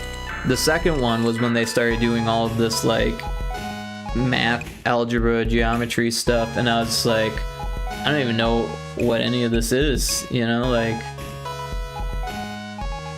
yeah. So I had to take that again, mostly because I slept through the second semester. Like I said, the first semester I did fine. I got like a C or something, which to me at the time was fine. But yeah, second semester, I was like, you know what, this guy's monotonous with his voice, and I'm just gonna sleep because I'm tired. I was going through a lot also, right? Like I mentioned before, I had a really crazy life, and at the time, you know, well, I mentioned early drug use. I had overdosed on alcohol and Vicodin in freshman year, just after freshman year. And it was an accident. I was just trying to party and have fun. Actually, my one buddy, the one who wasn't into math, like the other kid in class, right? He was really into Vicodin. He had broken his leg, and he had like a prescription and got like addicted while he was on the prescription. And then after the prescription ended, he had like a cousin who was like helping him out to get more. And so it was like my birthday, and I was gonna have a party, and my brother, I talked my brother into getting me a bottle of booze because he had like friends that could get booze, and yeah, it was crazy. So me and this dude are hanging out drinking Rumplemans and Kool-Aid, like cherry flavored Kool-Aid. It was the grossest thing in the world. Rumplemans is mint. You don't want to mix that with Kool-Aid or pretty much anything. Maybe ice cream, but you don't want to do that if you're lactose intolerant. But what happened was he busted out these Vicodins out of nowhere. I didn't even know he had them, you know. And he's like, yeah, I'm gonna eat these, you know, like this is what I'm into. And I was like, you're gonna eat 3 Vicodins while we're drinking? Like that sounds like suicide. Let me take one, is what I said. Like, you know, like, I don't want you to take 3, was my thinking. I'll take 1. What's 1 gonna do to me? It put me in the hospital. It totally did. Mostly because we were drinking Rumplemans, which is like 100 proof. No one should be drinking that shit anyways. Especially not junior high kids, right? So yeah. So that was pretty dumb on my behalf. No one to blame but myself on that. And as well, yeah. So right after that, I had to move because my parents were split, and my mom was like trying to get custody. Well, there's like more to the story behind that, right? So when I was like 14, I was given the opportunity to move out of my mom's, and I did because she had an abusive husband who was beating the shit out of me and my brother, right? So I was happy to get out of that.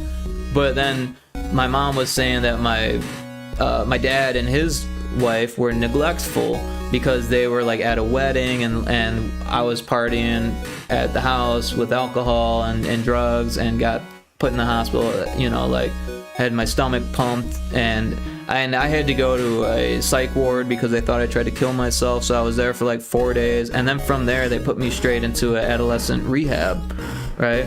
So I was like, I was in a bad spot as a kid. Like, that sucked, right? All that sucked. And then like I couldn't have any of my friends anymore. I had to switch schools, right? So that was the first high school, or the first and second high school. And then my mom was still with this guy who was still abusive to me. So like that was part of the reason why I was like sleeping in class. I was depressed.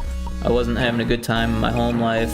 And after I did some time sober, I think I did 9 months sober, and then I started drinking again, started smoking weed again. And let me think here. So at that point, I decided to run away from home. And I did. I ran away from home at 17, and I stayed there at the place because my grandma had a cottage that no one was living in, and my dad was just kind of paying the bills on it, paying the taxes for it, and no one was there. So I was like, well, shit, I'll just live there. Well, actually, that's not entirely true. My brother was there, because my dad had actually split with his second wife, and he had moved to Michigan, but my brother wanted to stay at school, so he was living technically with his stepmom, because they weren't divorced yet, they were just split, and then was living at the cottage, right? So it's kind of a mess. But so I ended up having to live with my brother, who was also abusive to me, right? So like kind of out of the pot and into the fryer, or however that goes, and out of the frying pan and into the pot, I don't remember, one of them. And that's kind of how it was. But eventually I kicked him out because he scared the shit out of the girl I was dating at the time, and that wasn't gonna fly by me. It's one thing to be abusive to me, but he took this wooden chair and just like smashed it on the floor next to the girl that I was dating, and she was like huddled in the corner. It was traumatic for me. I'm sure it was traumatic for her. He had to go, right? So I called the cops and got him out of the frying pan into the fire, for sure. Into the fire, there it is, yeah. Yeah, I was close. I'm not big on idioms. I think that's what those are called. Actually, let's move all of this up. There we go. But yeah, eventually I got him out of there, and then I stayed there for like 11 years. I was there. But I ended up moving out because it was too far out in like the middle of nowhere. You know, it was like literally in the woods. There was no air conditioning. It wasn't fully furnished, the place that I was living in. So, and it was run down when I moved in. By the time that I moved out, it was completely dilapidated. But it's funny, my dad's actually fixing the place up now, which is really cool. Because I always wanted to, but I didn't have any like income, because there was like no work either. I was like working at pizza places. So yeah, I'm glad to hear that the place is getting fixed up, because it was awesome. It was on a lake, right? And it was like one of the cleanest lakes in Illinois. So it's like really cool. I still love going there. I used to throw these massive parties, Never got into drugs, but I started drinking when I was 6. I don't drink anymore. Wow, that's really young. But yeah, you know, I think my dad started giving me a little taste of beer even younger than that. I remember watching Fraggle Rock with my dad and sipping beer. But beer has gluten in it, so like it didn't sit well with me, I'm sure. That was another reason why I think I was kind of in denial about the whole gluten thing, was because when I was in college in health class, everyone had to stand up in front of class and talk about like a illness or a disease or some type of health issue they have. And the idea was to, like, you know, let everyone know that everyone's got health issues, like to try to alleviate the stigmas behind those health issues, etc. And lo and behold, one of the girls had celiac disease, and she was talking about it, how she couldn't drink beer, how she couldn't eat bread, how she couldn't eat pasta, and I was just like, man, that sounds like hell. Like the whole time I wasn't even thinking so much, like the thought did cross my mind. I was like, well, maybe that's what's wrong with me, and then it was just completely denied by like, well, that would be hell. I couldn't live like that, because I was basically an alcoholic back then. Yeah, I was a pretty heavy drinker for a long time, so, but it's great to not drink. I haven't had a drop in 5 years now. There is another ad starting soon. We'll take a quick little break when that starts, so that way I can hydrate and chill out for a bit. But it's only a maximum of 2 minutes, so it's not like a long break or anything. And I'll be paying attention, so. But yeah, it's funny because I actually had kind of like licked the addiction, right? I was able to socially drink, and you know, I felt like I was doing good with that stuff, and then I got drugged like twice. Oh, we'll take a little break here. I'll come back to that. I won't forget where I left off on that. Yeah, no. Spoilers. Spoiler alert. It sucked. No. I will be back with that. I'm just gonna take a quick little break.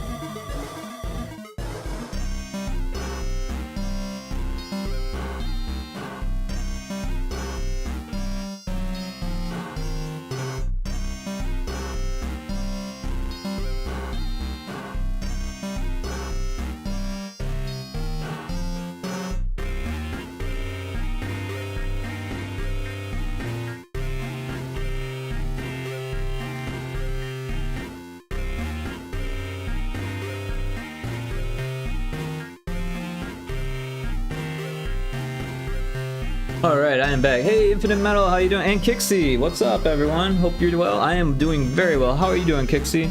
And thanks for the pew pew, Infinite Metal. I appreciate that. I'm sorry you weren't able to see anything, or maybe you were, because I don't know. But let's try it again. Nice to see you. We'll do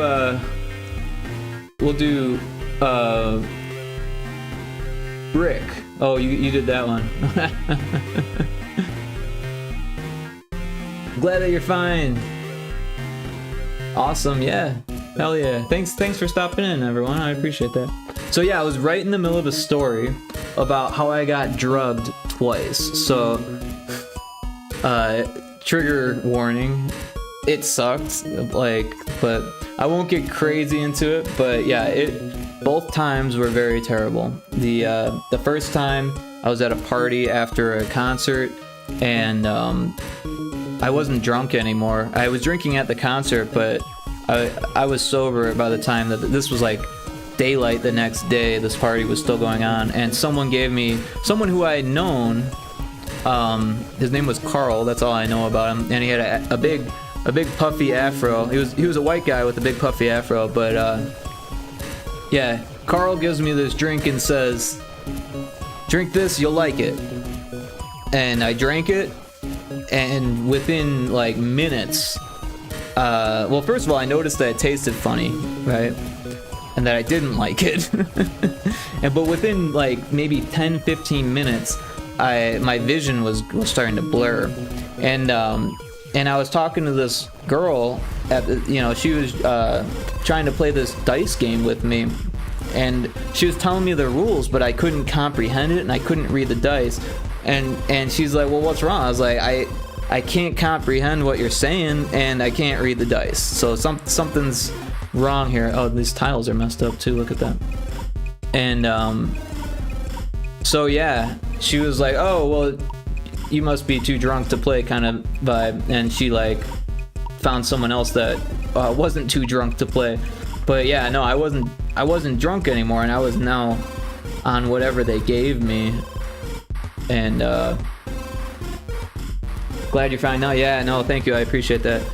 So that was the first time, and they almost kicked me out of the party. I almost got in a fight with the dude who was in the party. At one point they put me on a hammock, which was a terrible idea because someone came over and started messing with me and started pushing me until they pushed me off the hammock, and then I was just like laying there in a pile on the ground. Like I couldn't figure out how to get my phone to work to call a cab. Like I was in a bad spot, but I lucked out. I woke up. And I was in my own bed when I woke up. I don't know how I got there. I imagine someone drove me, and it's still kind of a mystery to me. Big blackout there. Like, I remember glimpses, and then there was a big blackout.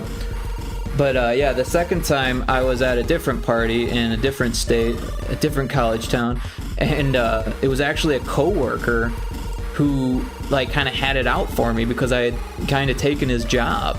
But it wasn't like I took his pay or anything like that. We were both still getting the same amount of pay. It was just like it was a vector art job, and I did vector art in school and he didn't, so like it made sense for me to take that job. But yeah, he invited me over to his house. I think what he gave me was like some other type. It wasn't like Rufitnol or whatever, the roofies. It was something else, but I had already been drinking, so like the two together, like it was just a bad experience, very bad experience. They beat the crap out of me. They just completely beat the living daylight out of me. I had chipped teeth, scars on my face, like it was bad. What's wrong with people? Yeah, pretty much. But you know, the takeaway was that I didn't need to be drinking. Like it wasn't worth it, right? So I stopped drinking after that. That's how that story ended, and I'm better off for it. Like, I learned something. It sucked, but I learned a valuable lesson. Some people are so toxic. Yep. It was pretty bad. He tricked me. But yeah, that's why I stopped drinking. Like I said, I had pretty much gotten the addiction part of it licked. Wow, this whole thing is off, isn't it? And then I was like, just not worth it. No, not worth it. So I'm not against people drinking at all, but I do think it's important that people realize how dangerous it can be. Not just like drinking and driving and stuff, but people, you know, taking advantage of you or being abusive to you or whatever it is, you know, like. The one thing I always hear about, which kind of gives me the like it triggers me, right? I start to get like post-traumatic stress from hearing about people getting drugged. That's why I kind of like, I feel that if other people don't want to hear that shit, because it sucks hearing about it when you've been through it. Because it just like, it puts you back. I mean, it's so weird to not know how you were beat up. To wake up and just be completely bloody and bruised and not know what happened. It's such a crazy mind fuck. It's bad, you know. And every year at GDC, someone else gets drugged or more. Usually it's a handful of people that get drugged at GDC every year.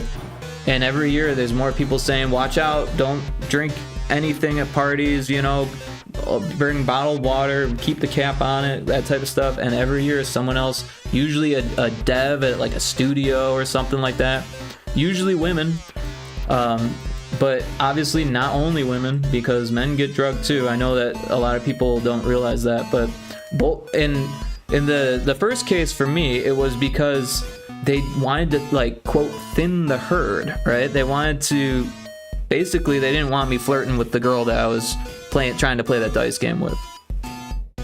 And it worked, right? I was no longer flirting with her after that. I looked stupid. I looked like I was way too drunk. I was socially inept, you know, like, it did not look good for me. It was a bad look. So their plan worked.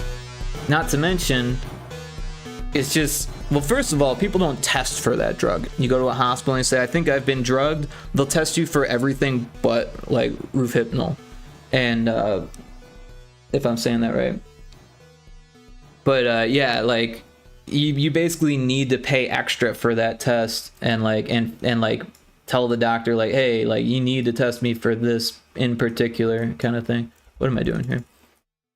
But yeah, Infinite says, yeah, I never started drinking, had too many bad experiences with just having drunk people around me. That's a great point, man. And that's another thing that I think about all the time, because I used to party like all the time when I was living in that cottage. And like the stuff that I saw, it was just, I mean, I get it. Most of these people they were blackout drunk, or they don't remember, or they were in a state where it didn't seem like that bad of idea what they were doing or whatever. But like, you see some stuff that makes you think differently about people in general, but definitely about alcohol and how it affects you. And you know, you want to be friends with these people, but after you see them like completely smashed, like it's not like you want that, you know what I mean? I'm glad I don't like parties and drinking in public. Yeah, I mean, there's fun to be had at parties, and you don't need to drink at a party. But yeah, when you're younger, there is this crazy like social acceptance thing, peer pressure, you call it what you will. Like, people won't look at you the same if you're not drunk. It's weird, you know. Like, I used to have like dreadlocks, like really long dreadlocks, and or sometimes I had dreadlocks for like a good chunk of my life. And when I finally cut them off, I went to a party. I didn't have any tattoos. I didn't have dreadlocks. I had like one piercing or whatever, but it didn't even have the jewelry in. You know, I looked like a normie. And I couldn't even have a conversation with people because they just kind of be like, yeah, okay. And then they talk to someone else. Like, the opposite though, when I had the dreadlocks, I would go to a party and be like, the guy with the dreadlocks is here. Like, they would get excited just because of my hair, you know what I mean? That's the way alcohol is. Like, you stand out like a cop or something, like a narc or something, if you don't partake, and that's just stupid. That's just wrong, and it's something that people grow out of. They do. Like, when I used to play this game called Killer Queen. It's like an arcade game. It's an awesome arcade game. I've talked about it in stream before. It's really cool. It's a 5-on-5 arcade cabinet. So 10 people play it. There's 2 different screens, 10 joysticks, 10 buttons, and it's just the most fun. But it's like an esport. So there's like a community of people that play it. And I was like, you know, pretty buddy with a lot of them and I didn't drink a drop, and no one said a word. No one made fun of me. It was normal. It was no one thought it was weird even. I was probably the only one who didn't drink at all, but no one, like, at least not in front of me, no one said shit, I didn't get any weird vibes about it. And anytime someone would say like anything at all about it, I would just joke about it and be like, yeah, well, you guys kind of suck when you're drunk, so and that's the truth, you get a few beers in you and you don't play as well. So that's how I got my edge.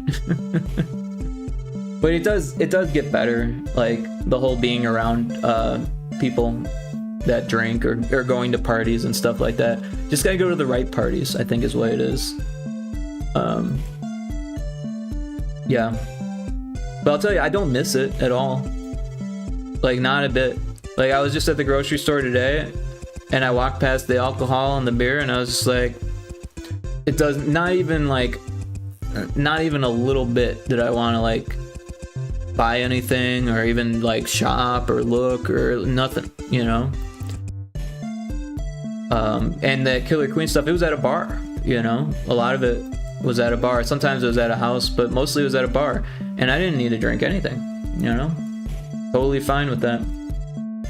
Too often I had to clean up after people who got drunk. Oh my gosh, that can be the worst. I know that feeling. Yep. People get very disrespectful when they're drunk. Not just to other people, but to like homes and furniture or whatever. It can be very bad. People I didn't even know or didn't even invite. Those are usually the worst, right? Because they don't care. It's not like they have to worry about apologizing the next day, Oh, this is off by a pixel. But yeah, I totally feel that.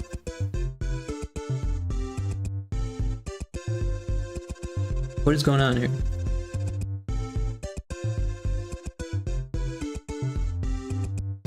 This one, that's what I need.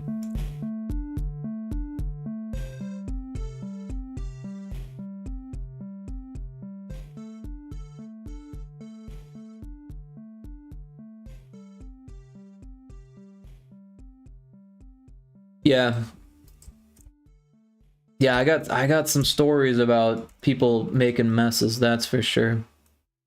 One time a fire extinguisher went off in my place because I was on a lake and we had a pontoon boat, and as per the law, you need a fire extinguisher on a boat of that size. And yeah, I'm not sure what the particulars are on when you need a fire extinguisher, but pontoon boat needs a fire extinguisher. So someone who also like either lived on the lake or just knew of the fire extinguisher brought it up from the boat, brought it up into the house, and just started spraying people. And that stuff is a mess. Oh my gosh. I had these like sliding doors, right? And the one for my bedroom was like off the rail. Like I never was able to fix it. And so there was always just like a crack that was open. And when I woke up, there was this like, what do they call that? Diffraction. I don't know if you know what diffraction is, but there was a diffracted line of powder, of yellow powder, like that shot out from that crack because someone had gotten sprayed right up against the door. And I was like tripping. I was like, what the hell is it? I wasn't actually tripping, but I was like, what the hell is this? Like, and then I opened the door. At first I thought it was like sunlight coming through, but I was like, oh, that doesn't make sense. So I opened the door and it was just everywhere. It was so bad. Had an interesting time when some drunk girl started following me on a train because she had seen me doing my job before. Not like we worked together, I worked events. She had seen me when I was working an event. She was just very lucky I was the one she followed, I guess. Huh, that's interesting. Yeah, I don't understand that. I mean, I mean, that's cool that you work events and stuff, but seeing someone from an event like to me that doesn't register as like, oh, I'm gonna follow that person, but maybe they were lost and needed help or something and thought they could trust you. That's all I could think of. Since they saw that you were like helping other people for your job or whatever, I don't really know. But yeah, that's a risk that, yeah, there's a lot of risks that people take that they just should not, you know? It was weird. I had no idea who she was. She was trying to go somewhere else. Wow. Yeah, that is weird.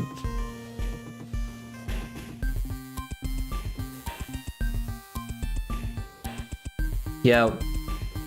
I've definitely had some weird stories of my own from when I was drinking a lot. Like when I was in college, in Chicago, we were living in downtown Chicago, and we were taking the train up to some stop or it was like the Damon stop, I think, some house off of the Damon stop. It was like 2 or 3 blocks from the Damon stop, and it was like the Blue Line, I want to say, yeah, and. I fell asleep on the way home on the train, and so did my roommate, right? We were like on the train together, but I was wearing my costume. So I looked like a total freak. I had taken eyeliner and drew like veins coming from my eyes, like all over my face, just like completely covered my face with eyeliner veins. And I had dreadlocks, I think. Right? No, I didn't have dreadlocks. I had long hair. I was in between dreadlocks, and I had like these big combat boots on, and I had like these really baggy like Jinko pants, right? The big old ones, and they were all ripped up because they were super old, and I don't even remember what shirt I was wearing, but it was very strange looking, right? It was like a non-costume. I just like made myself look weird, and I woke up on the train because it was like a Saturday night or something, so this was like Sunday morning, and the train was going back the other way. It had gone all the way down to O'Hare and back, and I had actually just passed up my stop for the second time by the time I woke up, and there was like a young girl next to me and like her mom on the other side of me, and the train was packed, just completely packed with people, because it was like morning rush hour or whatever for Sunday. It was like 8:30, 9 a.m. or something like that. So the train was just packed with people, and you could tell that those spots were the only spots open when the woman and her child came onto the train, and she's like, you know, like, so I woke up, I like checked, I had my wallet and I had my phone, and I was like, okay, this isn't so bad. And then we busted out of the tunnel into the daylight, and the daylight just hit my face. I was like, oh my gosh, it's so bright. I felt like a vampire.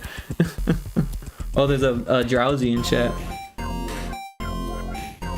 Perfect for my story of falling asleep on the train. But yeah, it wasn't just me at the time, but she was just following me. She ended up puking all over my friend when we were trying to get her home and figure out where she lived. Figured out where she even lived. Yeah. So did she make it home okay then? Because that sounds rough. It sounds really rough. Yeah, one time I was drunk at a party, and it was like my brother's friend's birthday, and he had been living in the city for a bit, but he was from a small town that I grew up in, one of the towns that I grew up in, and so we knew each other, and he was actually pretty cool with me for the most part, and something happened where my brother was like, hey, we're leaving to go to this other bar, and then just like left.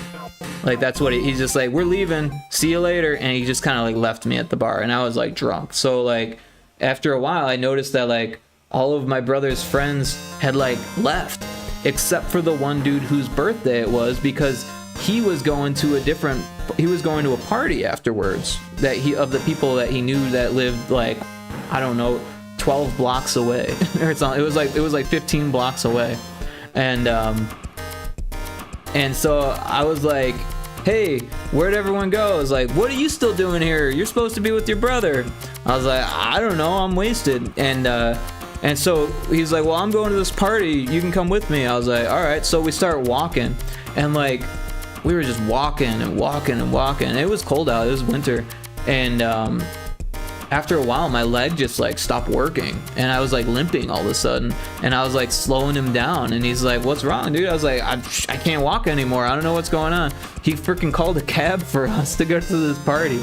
And then after that, he took me to a place where he knew a guy that would let me crash at his place, because he wasn't gonna go all the way back to Naperville, where I was living at the time. And so like totally worked out for me. But man, I felt like such a loser afterwards, you know what I mean? Waking up in some random person's house, and the dude who dropped me off wasn't even there anymore. And I was like, do you guys know what happened? Because I don't. They're like, yeah, Trey dropped you off. I was like, oh my god, thank god. It's like and then my brother had to come get me. It was crazy. Hey, we caught the Pokemon, congrats. And we kind of just left her. Oh wow, yeah, we were able to figure it out and got her back to her dorm. This was in college anyway, and I was able to figure out who her boss was, who I vaguely knew, and we kind of just left her with the RA. Wow. Naperville? Like Plants vs. Zombies? No, Naperville. Sorry, not Naperville. I've never actually played Plants vs. Zombies, but yeah, I never heard that. Naper, like Naper, Naperville. That's actually where I was living before I moved here to Oklahoma, actually. But I've lived in Naperville on and off many times at this point now.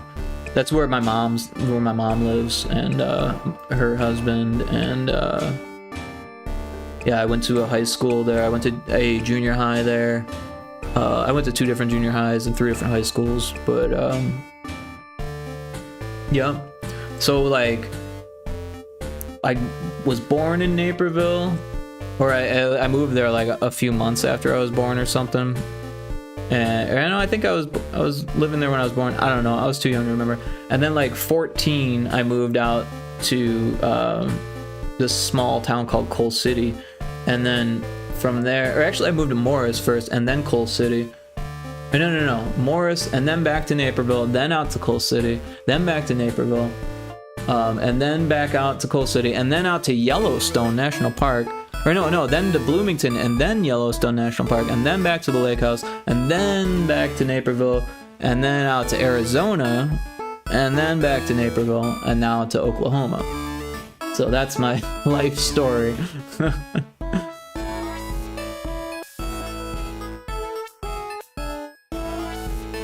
So this is looking pretty good with these pipes and stuff. I think I'm gonna start doing the ones that are enclosed now.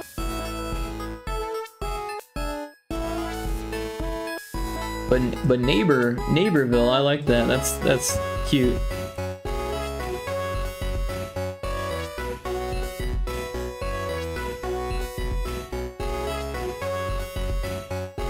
The letter I.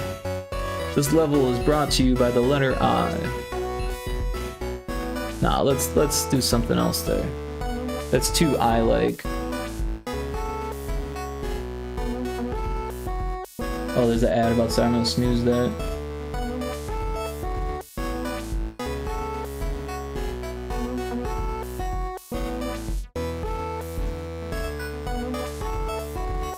Yeah, Naperville was actually pretty cool though. Like I said earlier, it had like one of the highest rated schools at one point, like in the country, or a school district, something like that. I don't know. It was well known for producing smart children. I was not one of them. No, actually, who's that podcaster? I can't remember his name, but he's about my age and went to one of the other high. Naperville has like 4 high schools, or at least it did when I was in school. It might have more now. But this podcaster who's like really well known went to a school that wasn't far from me. A Olympic basketball player went to high school with me. We were in the same class. Actually, we went to junior high together too. What was her name? It left me. I don't remember. But she's really good. She's super tall. Candace Parker. That was her name. Yeah, I remember she was like trying to be student council back in junior high. I voted for her for sure.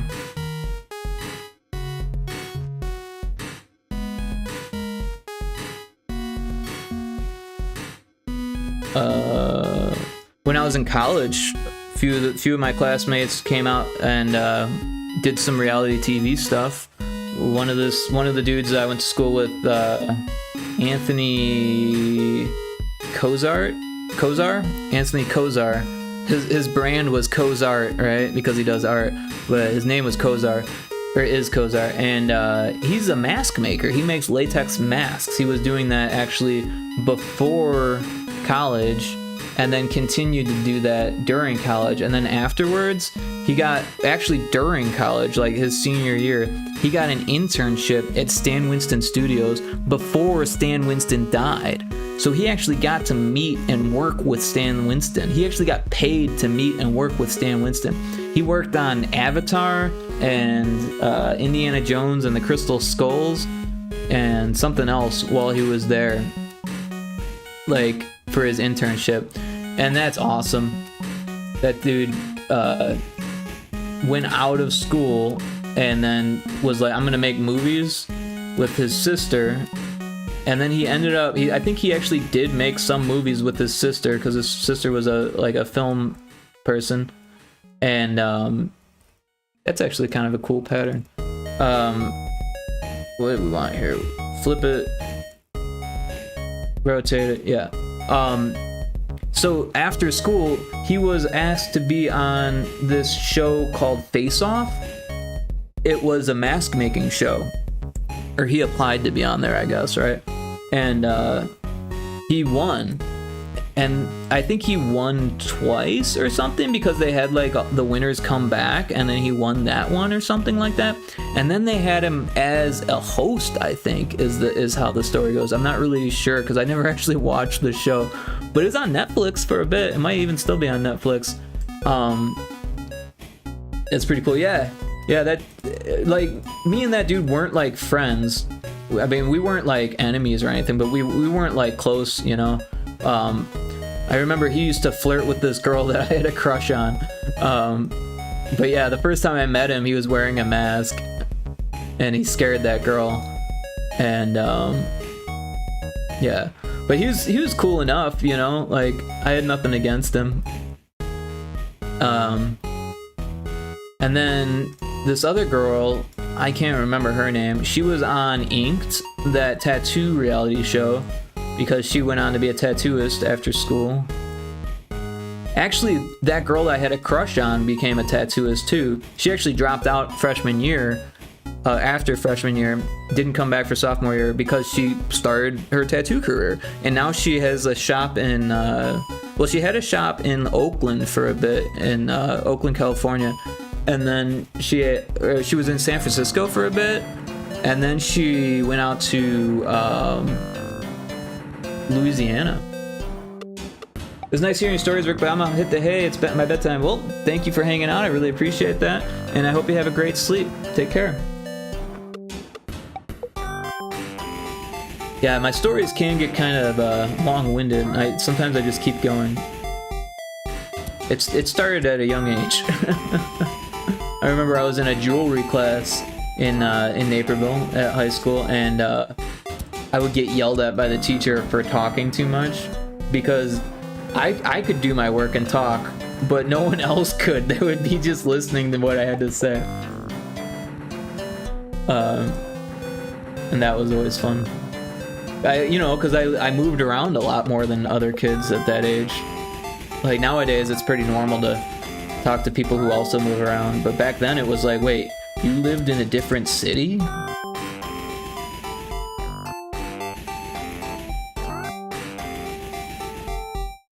Also, Naperville and Morris and Coal City are very, very different. Like, Illinois itself, it's like it's Chicago and the suburbs, and then it's just cornfields and soy fields for like the rest of it until you get to a college town. And even those are just surrounded by corn and soy. Except for SIU, Southern Illinois University, has like some land formations down there. And then like Starved Rock, which is actually like, what, north of Morris and Coal City, northwest. There's some rock formations there, like glacial rock formations. But other than that, it's super flat. The whole state is just super boring outside of the suburbs and the city. And the city has gone to hell. It's really shitty. I lost a car in the city. Like, seriously, someone stole my car. That's like a whole nother story. And Naperville and the suburbs and stuff, it's not bad. It's just really, really expensive. Like, there's like retired football players that live in Naperville and stuff. Yeah. So it's a strange spot. It's like Scottsdale kind of, but not as expensive as Scottsdale. Yeah. Scottsdale is freaking weird, man. Driving around, cause I worked in Scottsdale. On Fridays, every Friday, people would have their super fast, super luxurious, exotic sports cars. Like crazy, like Lotus stuff, Lotuses, what's the other ones? It's so exotic that I don't even know the names of these cars. Like Ferraris and Lamborghinis were pretty normal, but like a Bugatti, like that was pretty normal.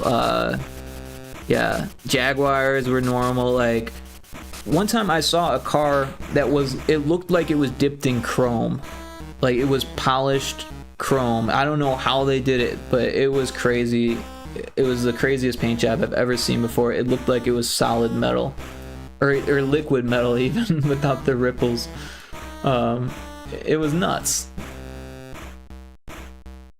And that's why insurance is so much more expensive in that area.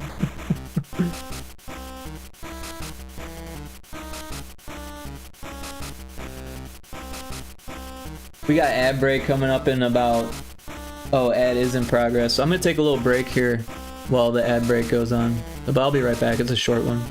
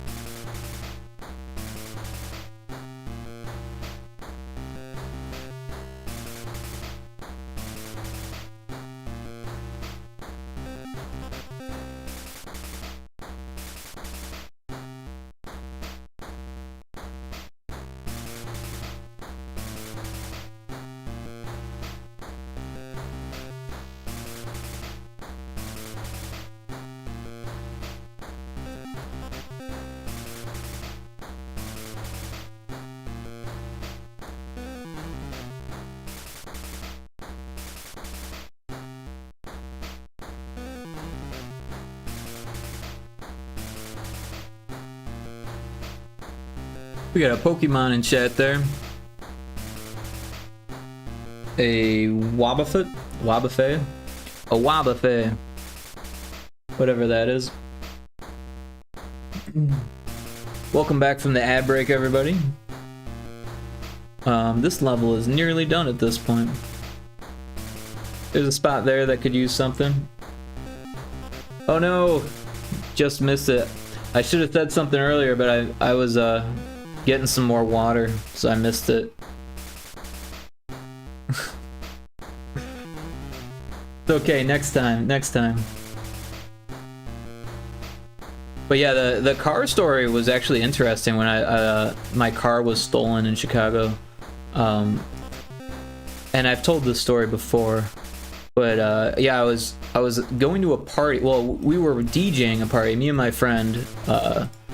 We were in a band called Dining Ethics, and we didn't really play too many parties, so it was kind of a fun thing for us to like do something like, because we used to do live improv, but we didn't do it in front of people. We would record it and then maybe make some edits or whatever, or some of it was just totally fine by itself, but then we would usually remix it or whatever just for fun anyways.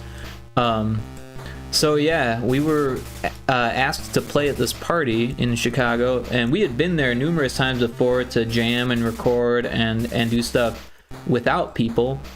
But the owner of the house like knew us and was like, "Oh yeah, you guys should play at this party after this other band." So we were like the closer, and which meant that we didn't start until like, I don't even know, it was like 2 or 3 in the morning when we started, and yeah, I parked where I normally parked on Humboldt Avenue, which isn't a good place to park, and I learned about it the hard way, because when we came back and got my gear, because we had like, between us, we had like over $1,000 worth of gear in the car, and we got it out of the car and we went to the show, or went back into the party and played the show, and it was like daylight. It was probably like 5 a.m. when we finally stopped and like walked outside, and sure enough, I couldn't find my car, and I was like, and my buddy couldn't find my car. We're like, well, didn't I park right here? He's like, yeah, you parked right here. And I was like, well, where is it? He's like, I don't know, where is it? And I was like looking, so, because there was like an empty spot, and I'm like looking around for glass. There was no glass. They must have just towed it, but there's no sign that said like tow zone or anything like that. They towed it because they stole it. Sometimes there's crooked tow truck drivers. They go around and they say, oh, that's a car that someone would buy, because people, they used to race with this car apparently. It wasn't like a super fast car or anything, but it was cool. It was an Acura GSR 95. I had fun with it. It was a stick shift. It was a lot of fun to drive, and yeah, they took it. Oh, that's the caps lock button. And then like, it was like 5 days later, I want to say, that the cops, or the impound people, called me up and said, well, first of all, right when it happened, I called the cops and they freaking laughed at me. And I was like, hey, I'm not expecting you to find it. I'm just telling you that it happened because I need to make a police report because I have insurance and they require me to do that. And they're like, yeah, whatever. Lost your car in the city, ha ha ha. Because it's weird. They have this thing where they like look the other way because they get paid off, because it's corrupt in the city, in Chicago. Everything's super corrupt. So like, yeah, that's why they were laughing. So 5 days later, impound people call me and they say like, you got this outrageous impound fee of like $300, $400 or whatever it was. And I was like, no, my car was stolen and I have insurance. And when they found it, it didn't even have its license plate. They took everything off the car. They completely stripped it.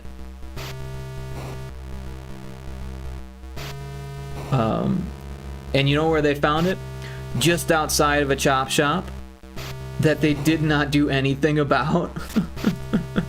And it was like, I don't know, 3 or 4 blocks from where I parked it. So it was in Humboldt Park. And yeah, it's just crazy to me, you know, because like, usually when we drove out there, I wasn't the one who drove, you know. It was like one of my other buddies who had like a freaking Cadillac, like a Cadillac SUV, you know, like but they didn't steal his car, you know what I mean? But because like a 95 is like easier to steal or something, I don't even know. Easier to get away with? I'm not really sure what the qualifications are for stealing a car, but it sucked. And I mean, technically it was my dad's car, and he was pissed because he liked that car too. But he got it for me, you know. It wasn't like his car that I was driving. It was like his car that he bought for me to drive, kind of thing. He got it for $6 grand used, and then the insurance, I think it paid out. I don't know how much, but it took a whole year to get the insurance payout. So during that time I needed something to drive and I didn't have any money. So he got me like a $500 Camry or something, or maybe, no, it was $1,000 Camry. And that thing was nothing but problems. Oh my god. It broke down on me all the time. That sucked. I really missed the Acura at that point.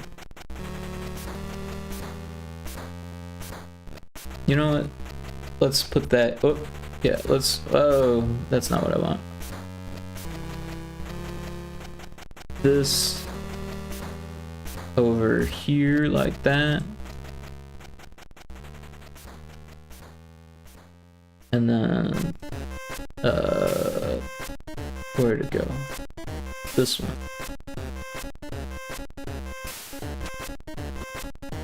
But yeah, there was like, I was taking that car to school, the Acura, like every once in a while, or more to the train, right? Because I had to take the train to school the last 3 years. I lived in Chicago the first year, and it was so expensive. I was like, and my dad offered to continue paying for it, but I was like, no, dude, this is insanely expensive. I'll just take the train, you know.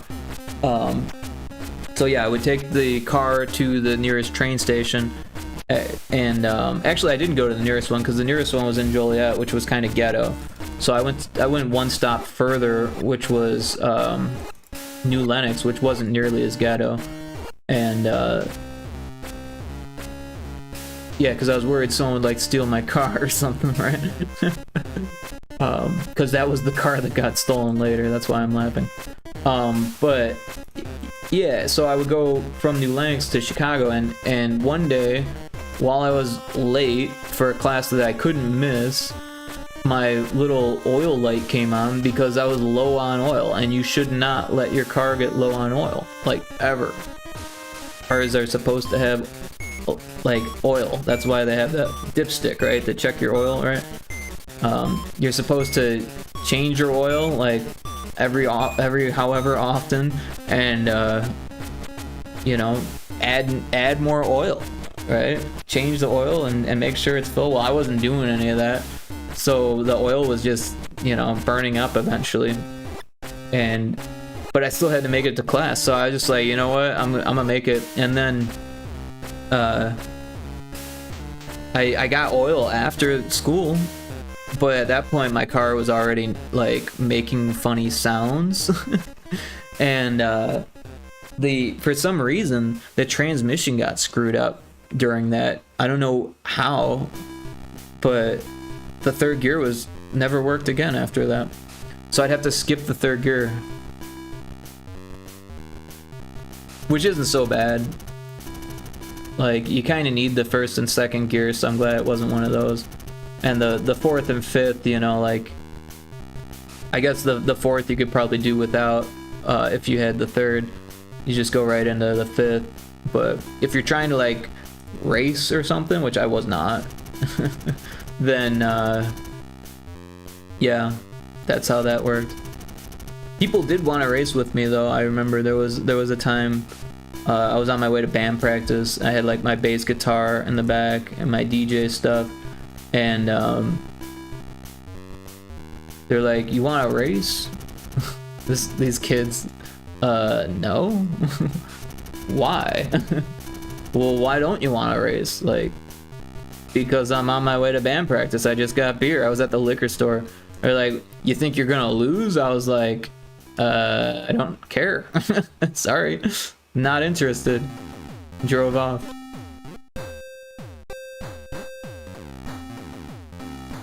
Yeah, one of my friend's brothers died in a car accident because of street racing. It's really sad, actually. That was the first funeral I'd ever been to of like a friend. I went to my great-grandpa's funeral before that, and I was very young.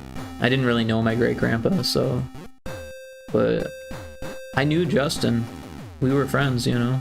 I mean, I was more friends with his brother, but I was over at his house all the time because I knew his brother. That sucked.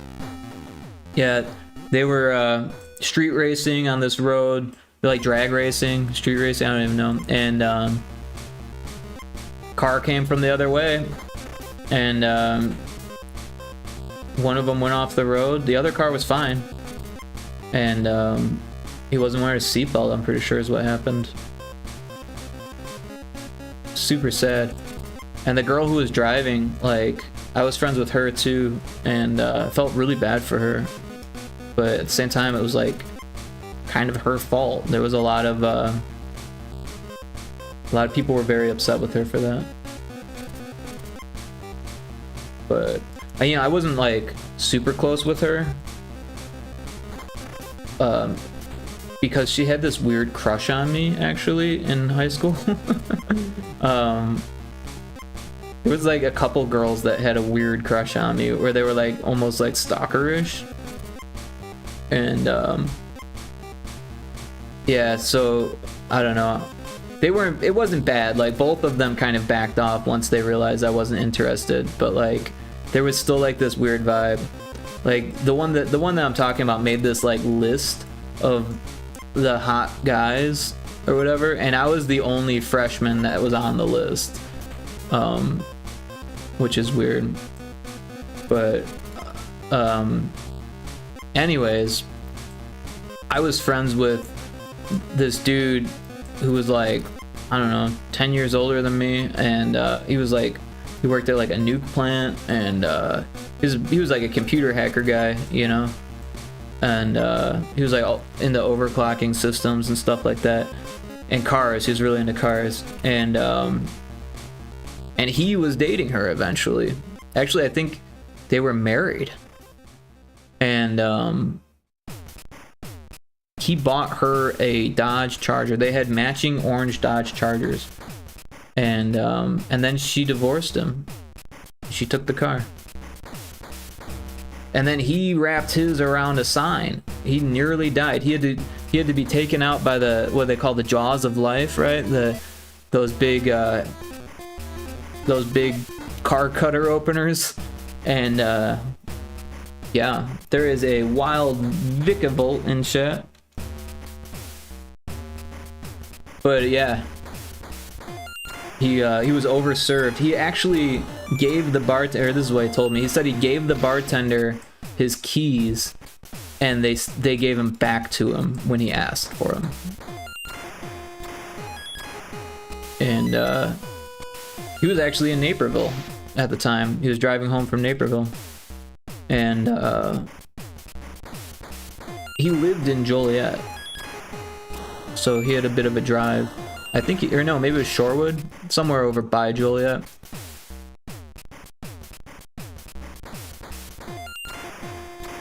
But yeah, apparently there's this thing in newer cars where they don't like, the engine block is like bolted with like plastic, apparently, some type of like thick plastic. But what happened was the engine was dislodged from the car. He hit the sign moving so fast that the engine ended up like down the street in someone's yard. He was actually lucky that the engine didn't damage the person's house. But yeah, so he got a DUI.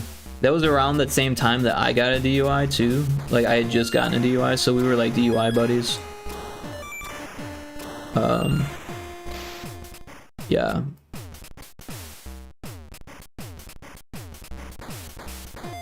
I wonder if we can make it come out of the bottom and into this one. That might look kind of cool.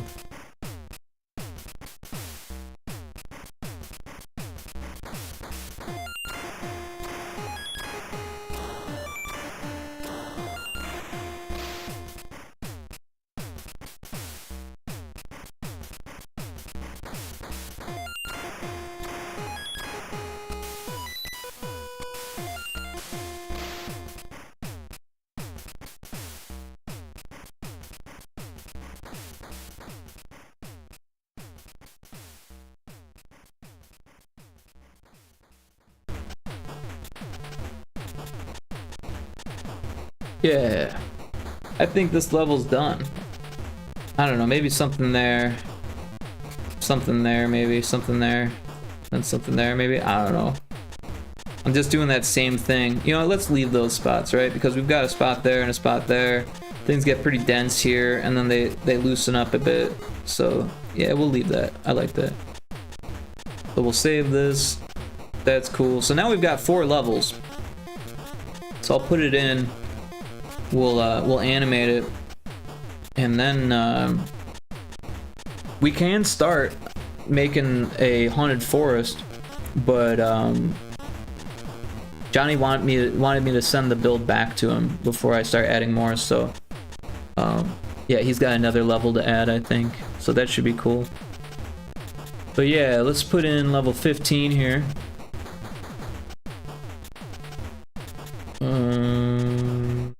Let's dig through here. Images, A-Sprites, non-RSB, GB Studio, backgrounds, Pyrotoad.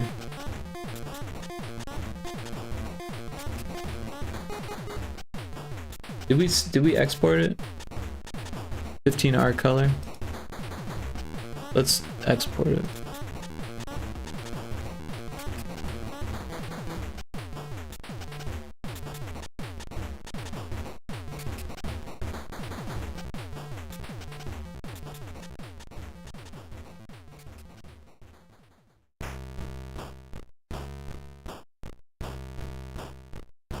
What happened here?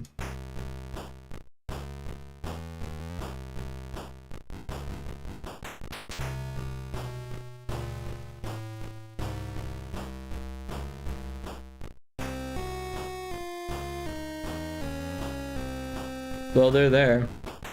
I must have copied and pasted them instead of drag and dropping.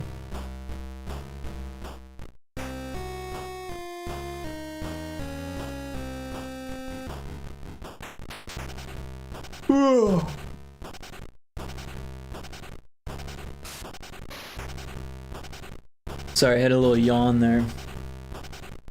So I added some new redeems and a new command. And the command is pretty cool. I added a currency and you can gamble with it now. So that's pretty cool. It's a slot machine and it took me way longer than I thought it would. I should have just stuck with the basic slot machine that I came with, but I was like, no, I'm gonna make like 11 different symbols in my slot machine. And then I played it for a little bit and I was like, wait a second, it's really, really hard to win. So I had to like come up with all of these combinations to make it win. And there's like over 50 different combinations you can win from now. And then I realized that I had no idea what I was doing because it was giving me zeros where I thought it was going to be giving me points. So I actually joined the Mix It Up Discord and like searched for slots and found someone else having the exact same issue that I was. Apparently the games give you a percentage, so I had to like add some zeros to the end of it to make it work.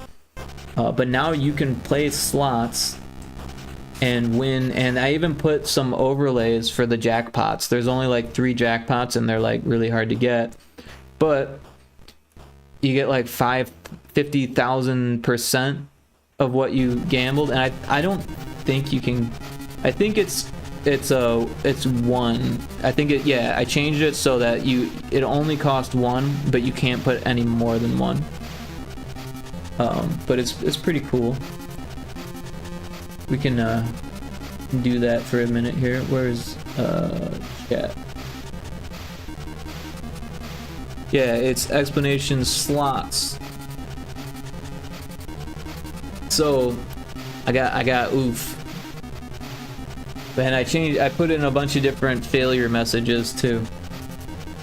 But yeah, it only costs 1, and you can see how many cool points you have. Wait, how did I just win? That's weird that it told me that I lost and then it said I won. That's really weird. So it might be kind of broken, but you can see how many cool points you have by putting in explanation cool points, and I made it retroactively give everyone cool points. So everyone who's been watching has so many cool points. Like Kixie's like my biggest viewer. she's viewed me more minutes than anyone, and so she probably has more cool points than me because I spent a whole bunch trying to figure it out. But she's also a mod, so she can just give herself more if she wants. But yeah, gambling is a thing now.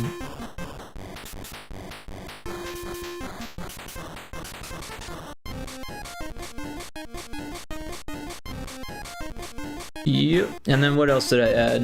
I added some redeems. So we got Star Fox. Huh? What?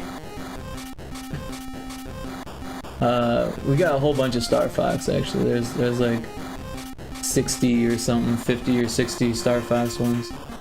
What else did we add? Oh. Mega High. I like that one. What else we got?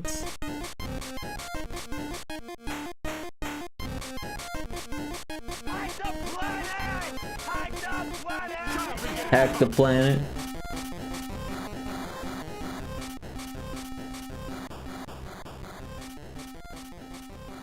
Welcome to Costco.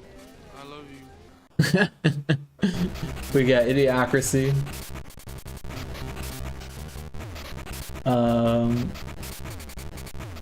Oh. One of my favorites. We got Meatwad now. Hello. How's it going? Because it's 420 somewhere. I know that. Ain't that the phrase?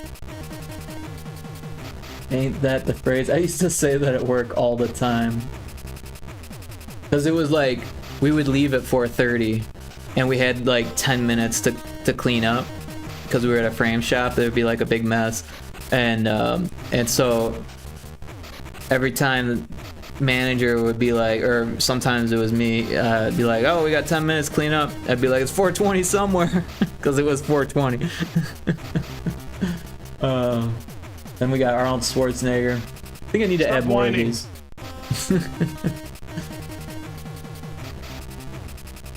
What else we got? I think that's all the new ones.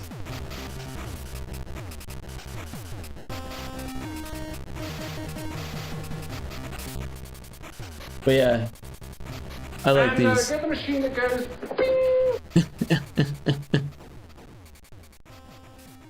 The machine that goes bing.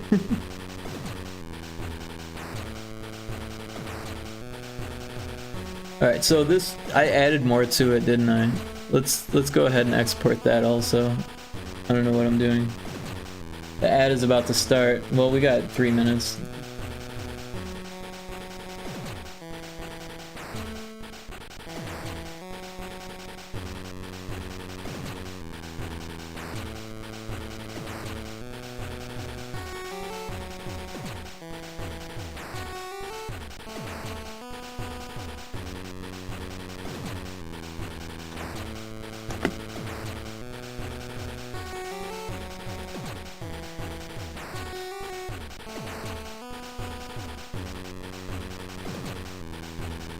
Alright, so now we've got that. Yeah, so if we go in here, level 15 is here, we'll give it some color. Let's take a look and see if it's messing up anywhere.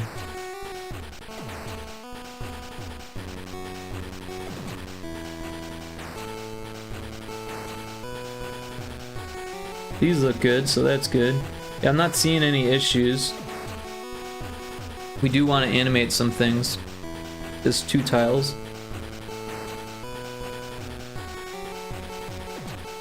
So we'll just copy this loop indexes group. We'll throw that on this one.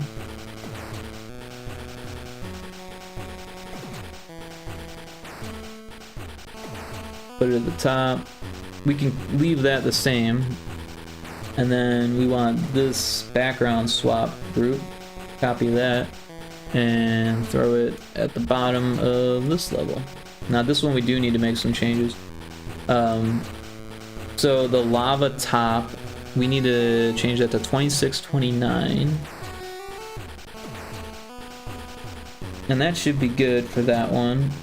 For the fire, we've got this one here, 2029.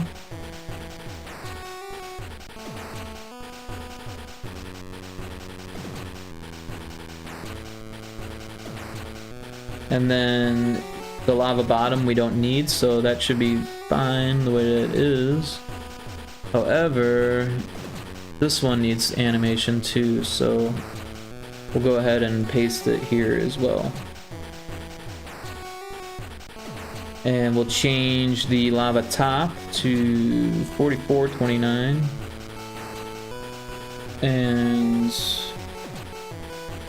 the fire to 3229. Where is it? Here it is. 3229. Yeah, there's a short ad break here, so we'll take a little break and then we'll test these things. I do want to add that other group though.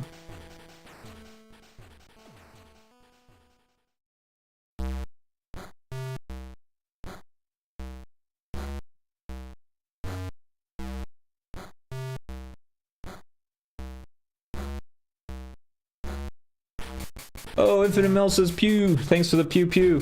Yeah, so I'm gonna take a quick break after the ads start, and then I'll be right back. It's like a 2-minute tops break. So yeah, sorry if it's cutting off your pew pew, but they're free.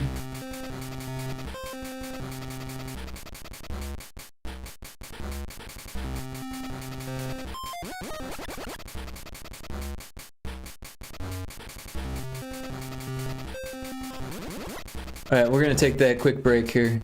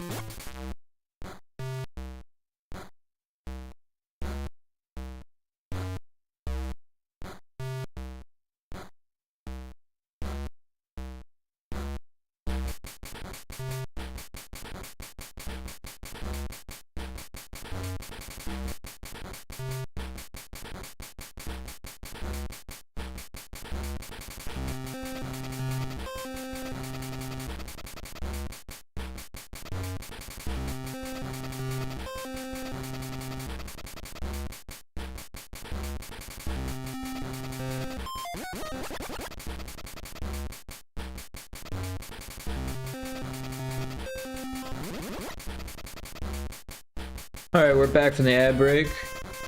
We got a wild palmy, see if I have time to catch this. Last time it didn't work out so well. Oh, it didn't work out that well for Kixie. Oh, I caught it. Nice, that worked out perfectly. It was close. It was close. For some reason, my ad breaks are lining up exactly with the pokey catch. I did not do that on purpose. But yeah, Infinite Metal, have you tried dueling yet? Let's see. How do I type this? Where am I? Let's duel, Infinite Metal, if you're still here.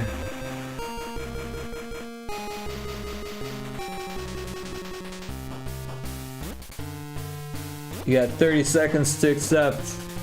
Alright, let's see what happens here. Oh, you missed.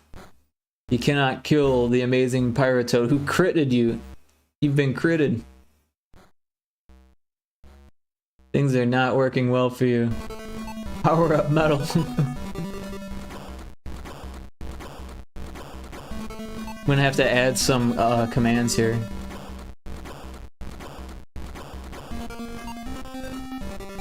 Konami code, I like it. I like it.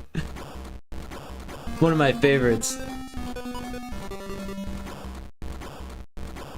Yeah, I was actually published in a Game Informer magazine issue with the Konami code because so this is how the story goes. So Gradius 3 was for Super Nintendo and they had the new Super Konami code, right? So I was determined to find somewhere that the devs put in the regular Konami code.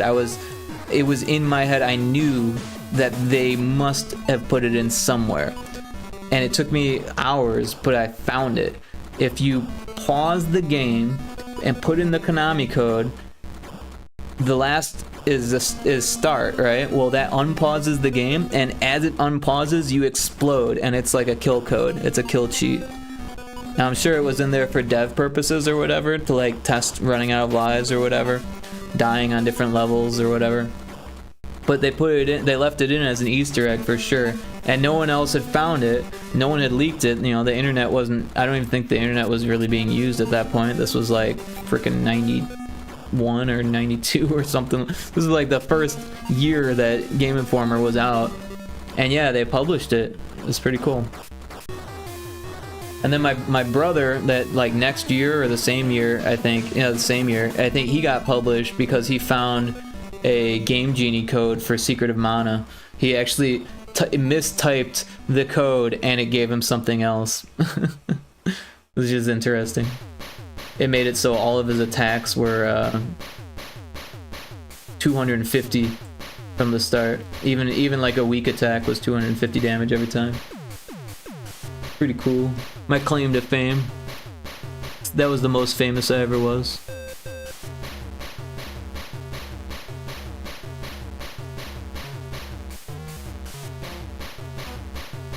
Remind me, was it possible to use dynamic palettes on GB Studio?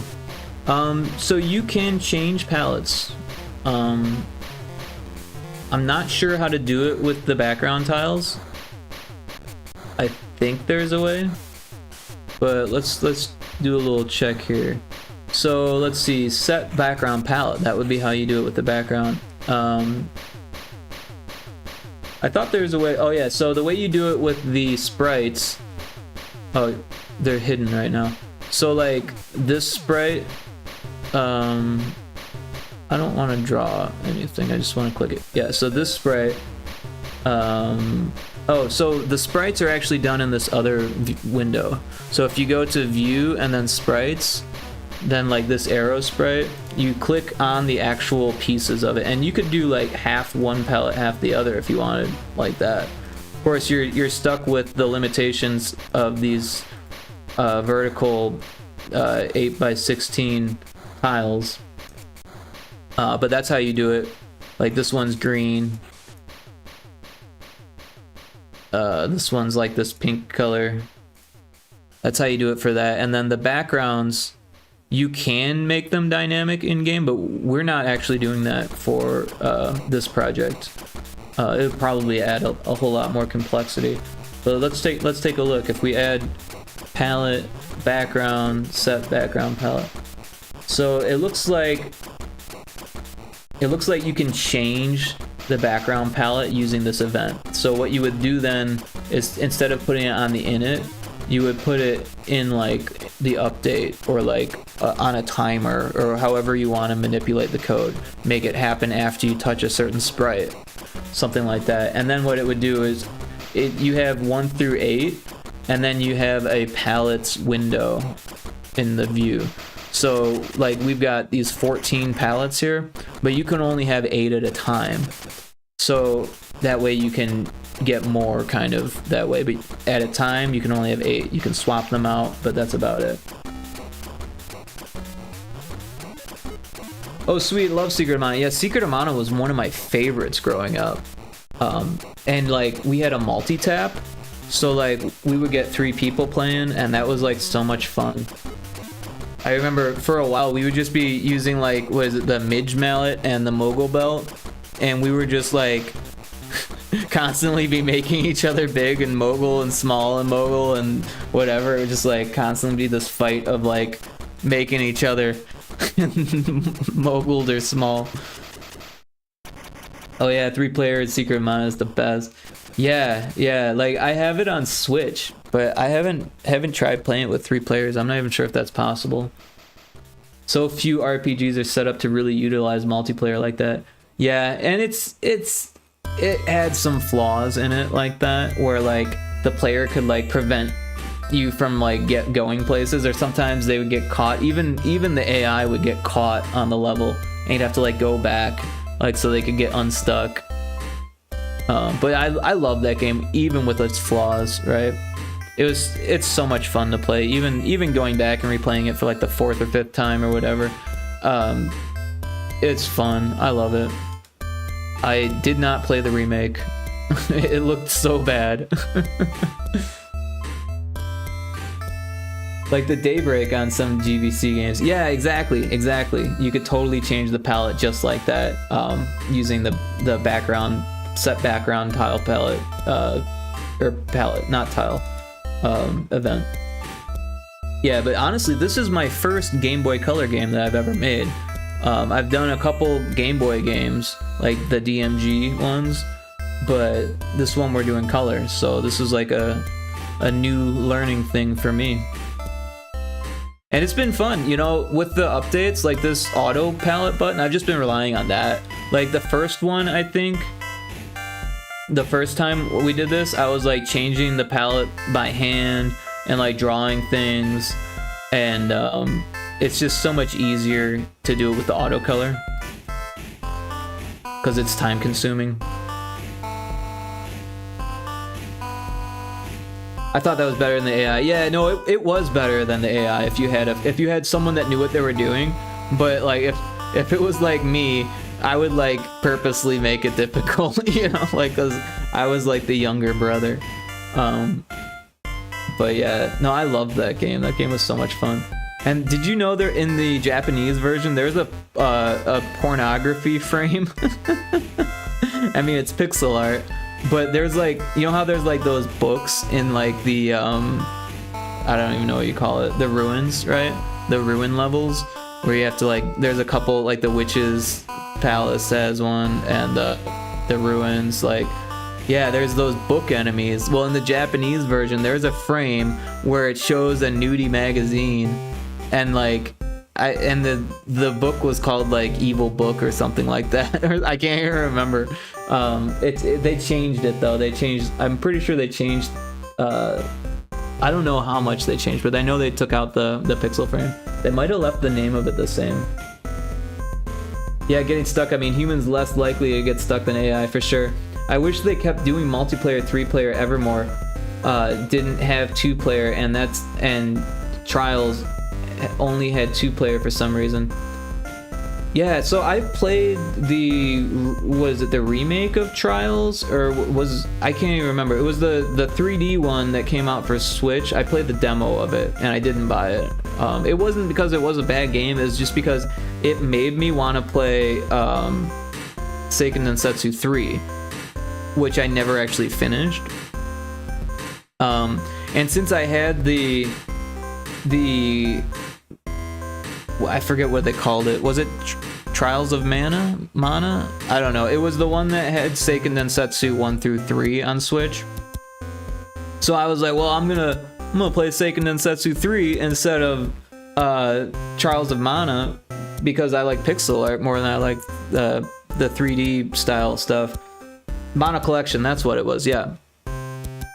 Yeah, dude, Mana Collection is dope, right? Because it has soundtrack player for all 3 games. That is fucking killer. Those soundtracks are so good. Even Seiken Densetsu, or Final Fantasy Adventure, had a great soundtrack. Also, that's a good game too. I remember playing it on Game Boy.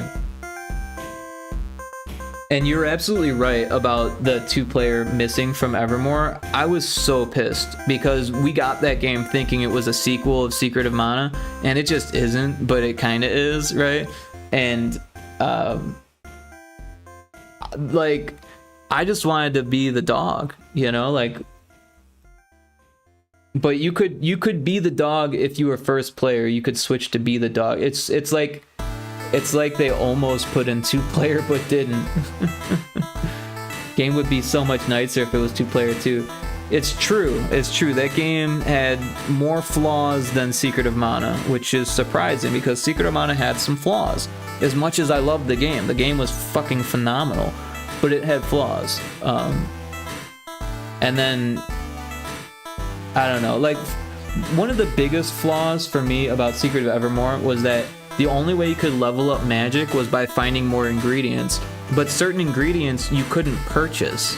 You had to actually find them, which meant there was a finite number of times you could use certain spells, and that meant you could only get to a certain level on those spells. It was kind of broken.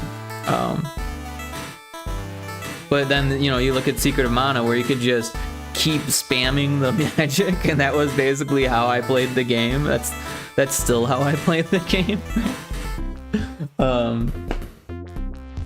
Yeah. And then also Secret of Evermore was just so much harder, right? And it was fine up until that last world where things just like, they were like, let's crank it to 11, and that last boss battle, I never beat it. I watched some YouTuber beat it, and I was like, I was really close, but I never beat it. I was really close many times, but never beat it. Because it's just like an onslaught of enemies, wave after wave after wave. And, yeah.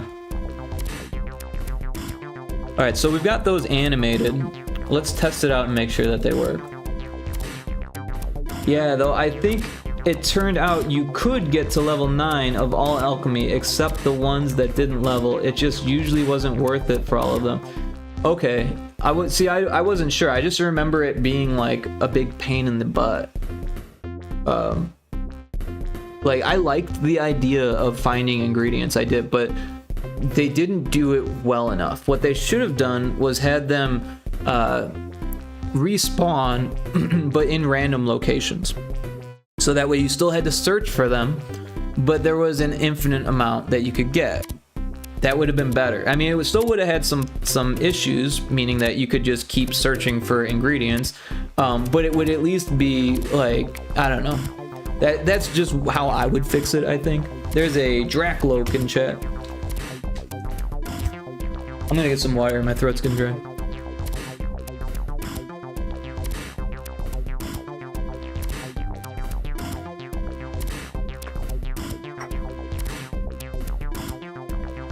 Much better. Yeah, so I think I'm gonna boot up Retro Spaceball while this builds. I haven't booted it up in a while, but this isn't Retro Spaceball so much as it is Blast Orb. I'm rebranding Retro Spaceball. It's just taking forever.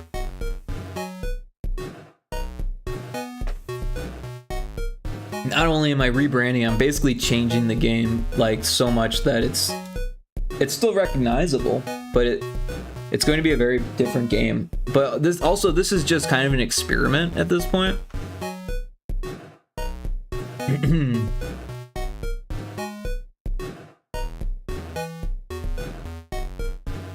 Hey Kixie, I don't know if you heard me earlier, but there's a slot machine in chat now. You can totally do slots. And you can see how many cool points you have.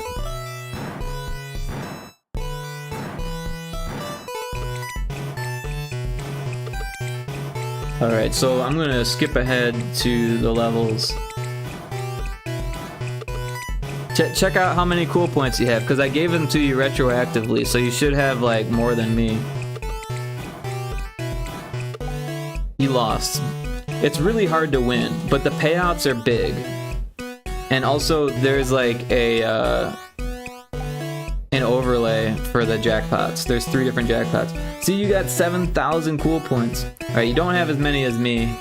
but that's because I've been watching myself every time. So what am I trying to test here?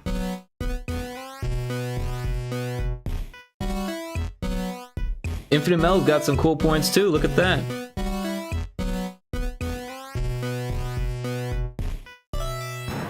So level 15 and 17.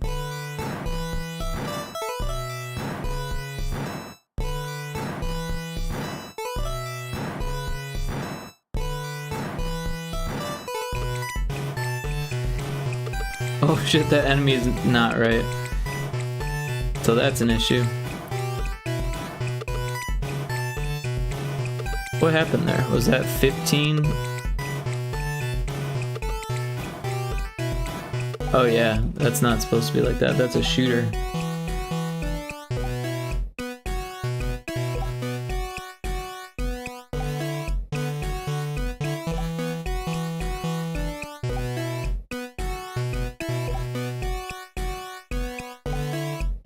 I lost one. It reported I won two, but I actually did not. I'm not sure. It can be kind of broken. It's new. I don't know how to handle my test.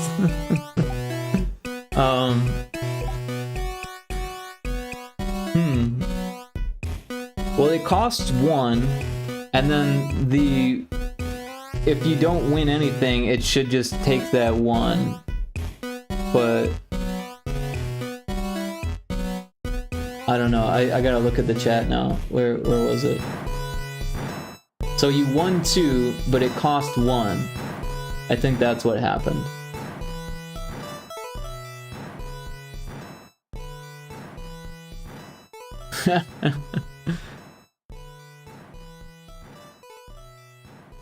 So yeah, it only cost one. Like in some games you can add more bet to it, but I set the bet at just one only, I believe.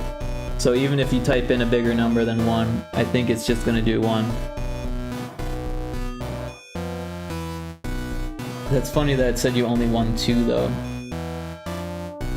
That must have been 200%, right? Yeah.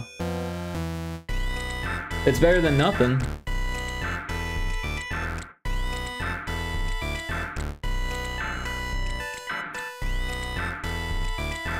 Yeah, I put in like 12 or so different little messages that it says when you lost. But the looks like luck was on your side, better luck next time. That was the one that was in there from the start. Hey, you won 10, look at that! Although it says that you lost and won. Yeah, it's doing something weird. But that's okay. I'll mess with it later. I spent so much time on it. Oh wow, look at that one. That one's a good one. 15 cool points. That's pretty good. Pretty good.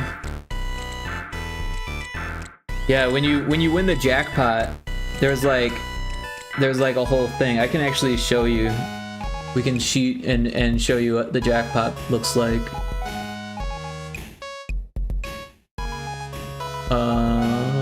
Somewhere on here. I can show you. Games, slot machine, we'll edit. It takes a second to load because and whenever you do something with like a whole bunch of events or whatever, it takes a long time to load. So these are all the symbols, and then these are all the combinations.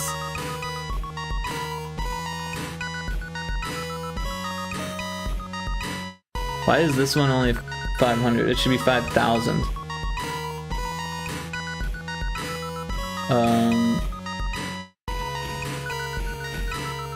That one was only 200 also. It should have been 2,000. Weird.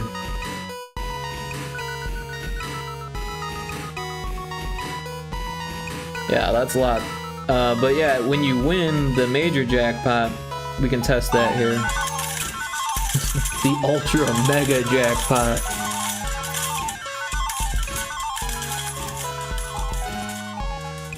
A famous meme down phrase is, losing is winning a little.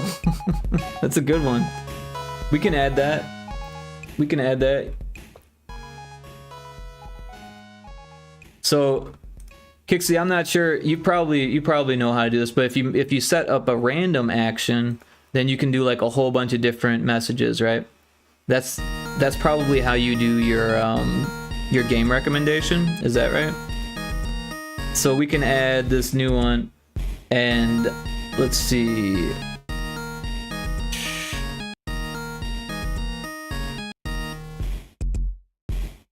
Losing is winning. Oh, I'm just gonna copy and paste that and then capitalize it. We'll put some dots in there to make it more dramatic.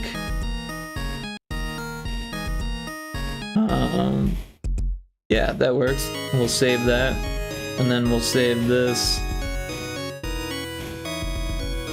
You do your game recs different. Oh, okay, interesting. I'm still learning like this mix it up stuff. There's a lot to it.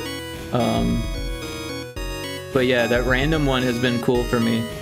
Let me show you what else I did here. Oh, there was the events, right? So let's see, the upcoming ad. So I just have it showing a GIF, and I set it to 160 seconds, which is 3 minutes, which is how long it tells me before, because you can set in Twitch how long it tells you when an ad happens. So that's what we did there. And then this one, same thing, just a different image, and then for 120 seconds, because that's how long my ad breaks are. And then let's see what else there is. There's what am I looking for? Oh, the channel points. So all of my sound alerts are on here. Some of these take a long time to load, but let's do one that's not that crazy, like Cheech and Chong. So for Cheech and Chong, it does an image that's the same every time, and then it's got a random sound. So that's actually pretty simple. Let me find another one that's a little bit more advanced. Where's the Monty Python one? Random Monty Python. So these random ones, what I've set up is groups for each, and this takes a little bit longer to load here. So instead of doing an image first and then doing a random sound, I do a random group, and the group contains a image and a sound. But there's so many of them that it takes a long time to load. So that's one thing you gotta be aware of, is that like the more you add to it, the longer it takes to load. Anytime you edit or something like that, or if you like try to move things around, it can like kind of freeze up. And you just gotta give it time, and eventually it loads. But yeah, these are all groups, and each group contains a different image and different sound. Right? So like this one. How shall we fuck off, oh lord? How shall we fuck off, oh lord? Ah, I see you have the machine that goes bing! Always look on the bright. Yeah, so that's how I handled those. I wasn't sure if that interests you at all, but I'm having a lot of fun actually learning this mix it up stuff. It's pretty cool. That's like the coolest chatbot ever, right? Yeah.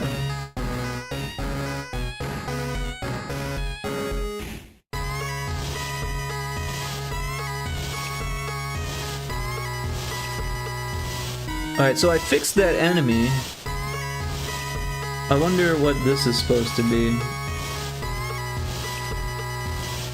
Alright, so that's just one of those. I don't think it shoots like this one does.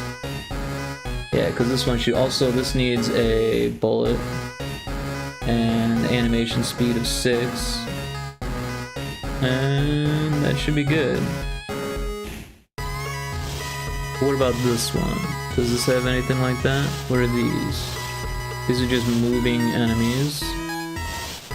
Alright, so yeah, those ones should be good.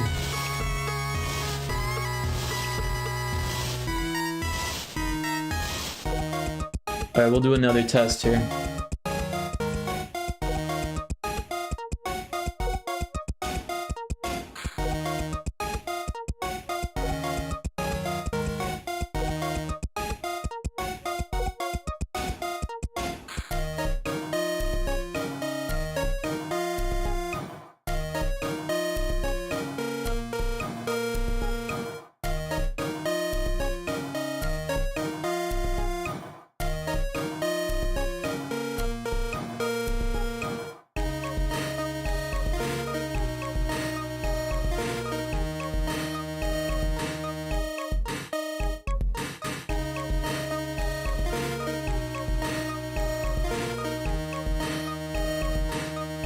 Oh, Chris Ball, if you're still here, you wrote, no, I actually meant like changing the palette 4 to a new 4 colors.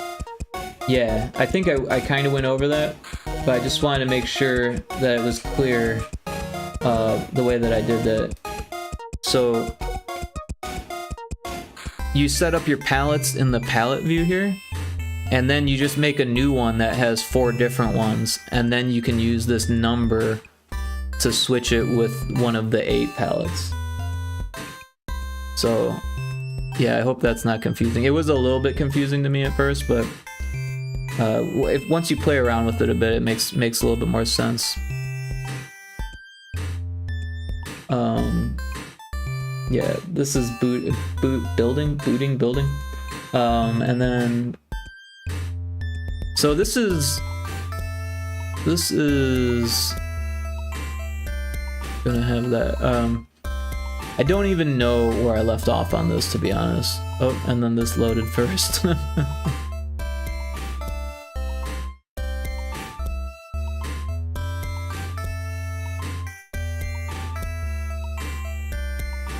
$15.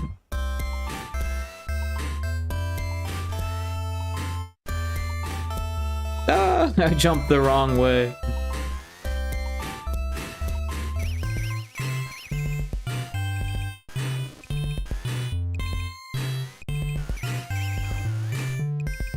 Oh.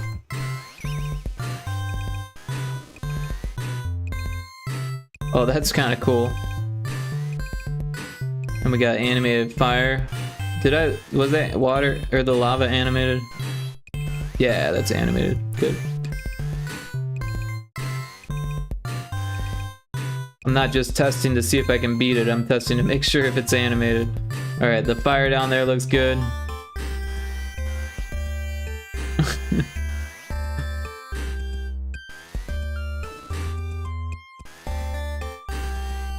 Oh. Well done. No way out. So that's cool. Let's check level 17. Oh, there's a wild Venonat in chat. In C, or assembler, is way more confusing. You write the colors to a random memory position denoted in the documentation, and it happens. Wow. Yeah. That's pretty crazy. But honestly, I really want to learn both C and assembler, because that shit is just so wild to me.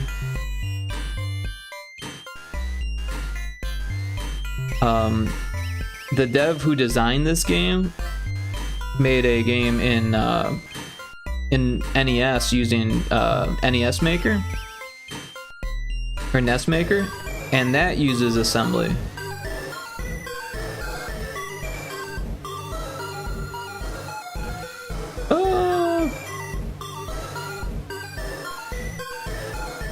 But yeah, I have not gotten far with that. I did like a Hello World screen on NES, on an NES ROM, and that was like the extent of what I was able to do. Oh, landed on the thing.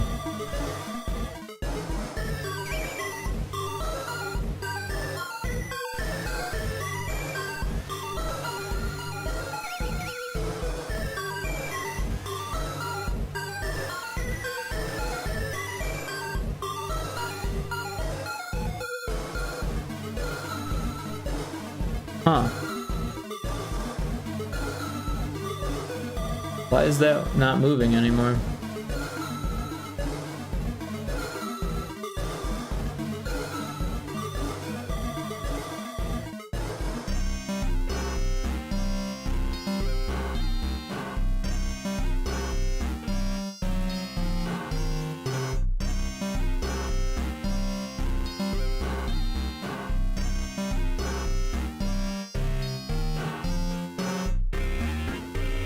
Does it just stop moving?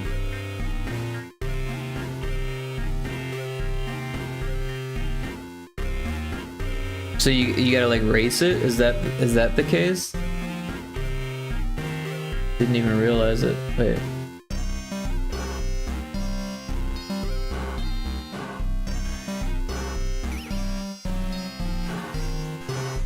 I keep messing up.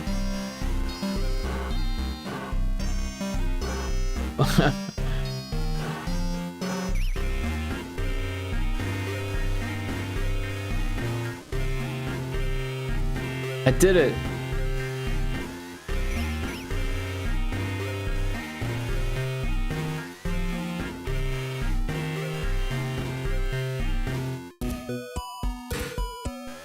Oh, I double jumped off the ledge.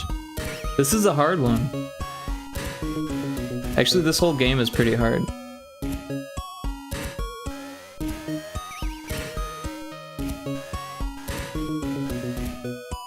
Ah, so close. And yet so far.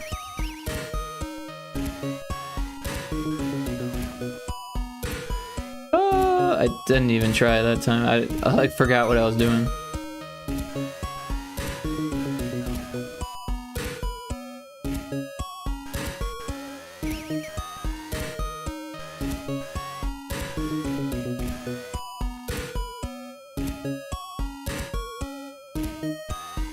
Oh, you gotta shoot and then jump.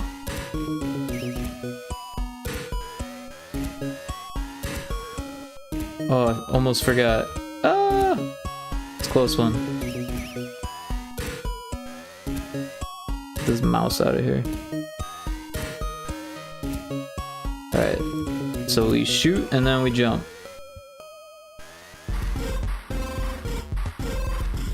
What's down there? Lava. Okay.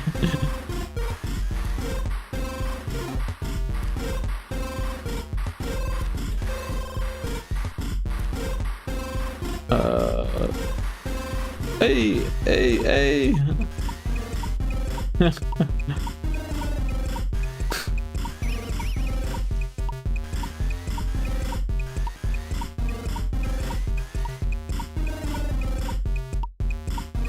Oh, I jumped right into the fire. Pretty close on that. I'm gonna give up though. Kind of interested to see what's going on with this. So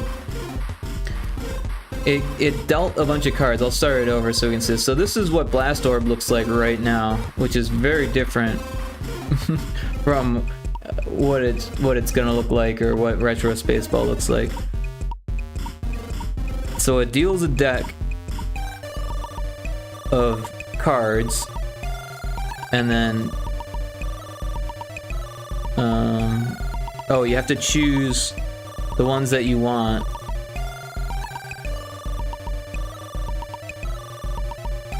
And then it gives you some more. But it looks like it threw some errors also. And then it makes the level. And then you hit the ready button. Oh, no, it's still broken. It just keeps on giving me more cards.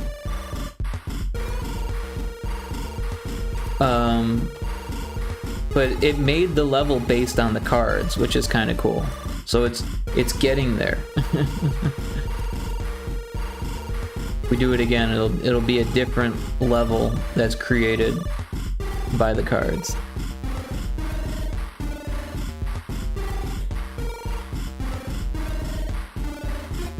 I don't know what happens if I do nothing. Oh, alright.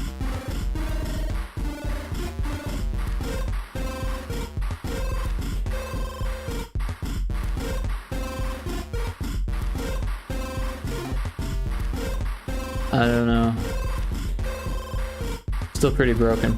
I had it working so you could play it at one point though.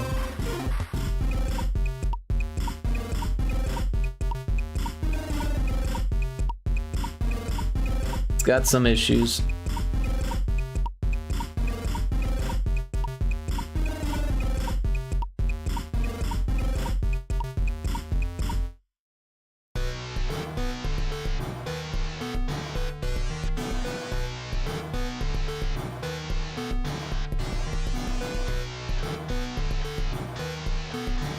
So it's pretty broken at the moment, but almost works.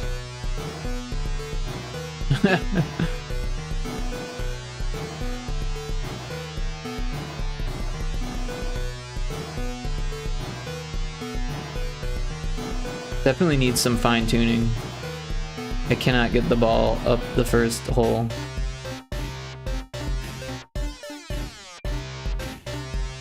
It'd help if I could see the player, but the player is like behind this thing.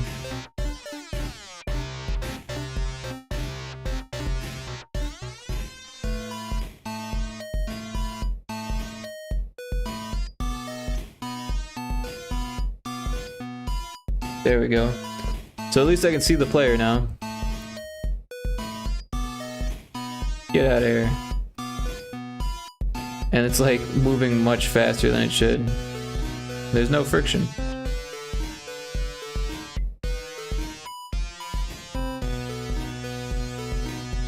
Go, go, go! Don't go down, go up! And you can't hold the button, which is not fun.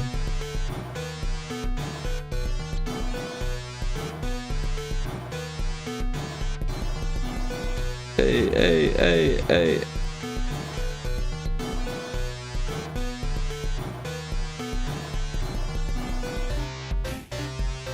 I just want it to go up there.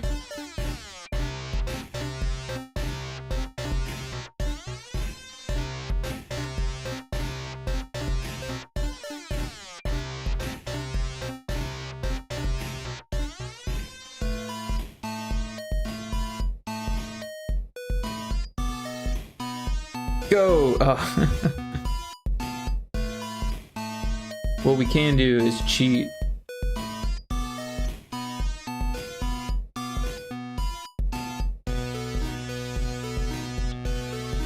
Yep. It's not gonna help me if I just hit the wrong button there. Let's go up a little bit further here.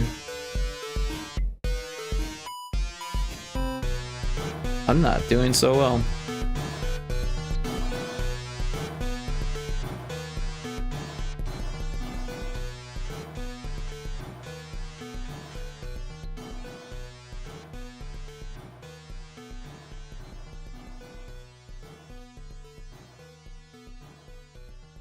Hey, hey,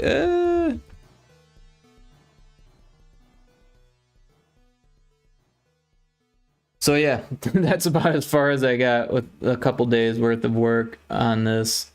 Trying to like redo the game that I already made.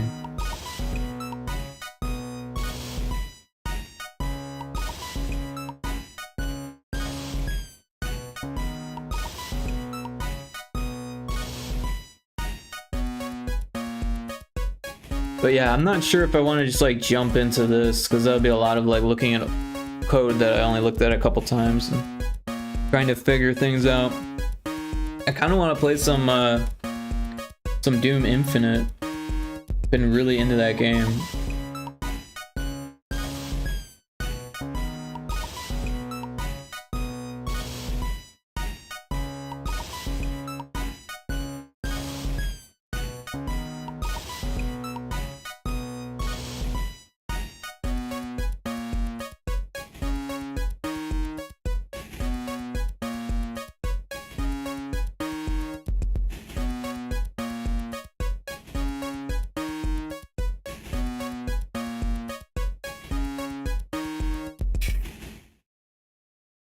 I'm gonna edit the stream info so that way no one comes in saying, "What is this?"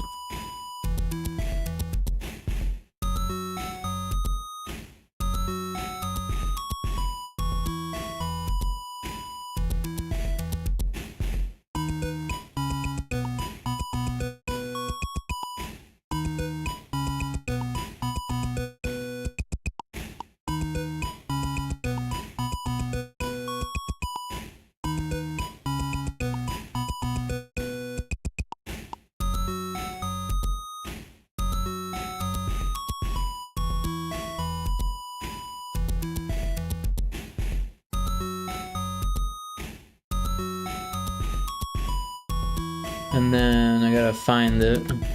Always forget where it's at.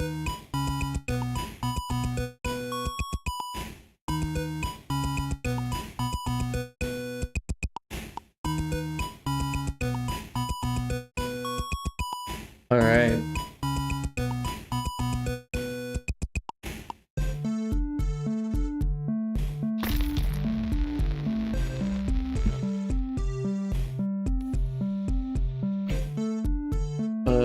Gonna turn off the music here. And yeah. I can't wait for this to get finished, but this beta is awesome.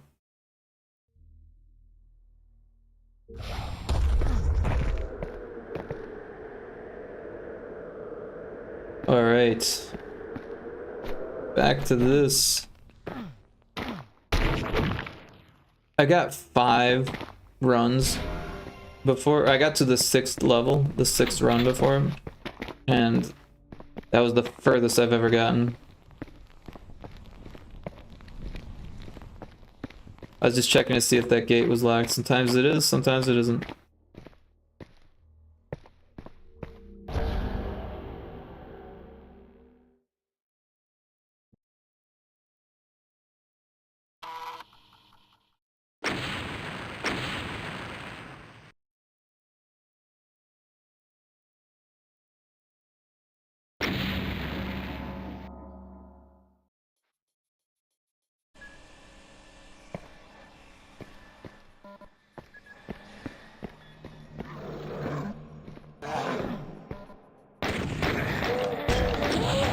Wow, that guy nearly killed me already. Why is it laggy? What is going on here? Wasn't lagging like this before. And close some things.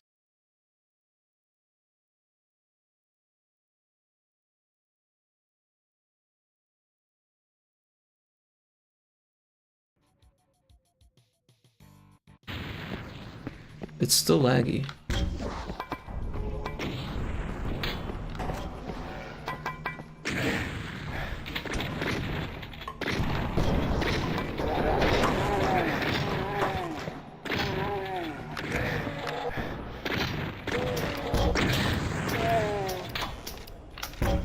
Ah, I'm like out of ammo. Oh shit. Yeah, that didn't work so well. I don't know why it's so laggy.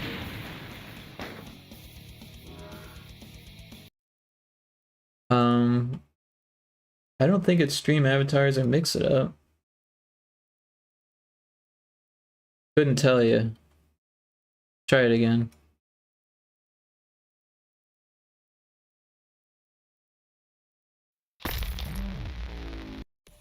I never had that happen before. I don't think it has anything to do with options.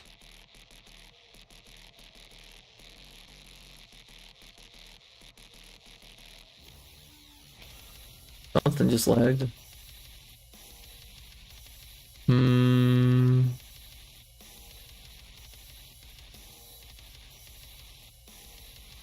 Oh, there's a Pokemon in chat. I didn't even see that. A Tandemouse.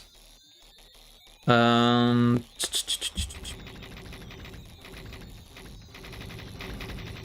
don't know. Maybe it fixed itself. Oh, I caught it. Oh, it's lagging out again. It's like the controller, and it's like my my USB hub is doing it, which is weird.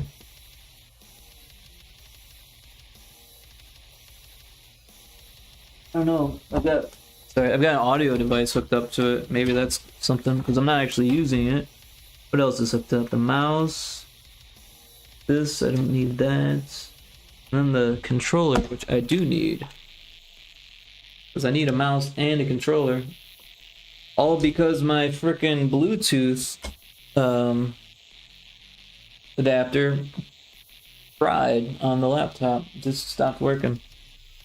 Apparently that's a thing. Bluetooth adapters just stop working sometimes, and then you gotta buy one that takes up a whole nother USB slot. Yeah. Laptops need more USB slots. Kixie says, I have to get ready for bed. Thank you for the stream. Good night. Thank you for hanging out, Kixie. Really appreciate it. Hope you have a great sleep.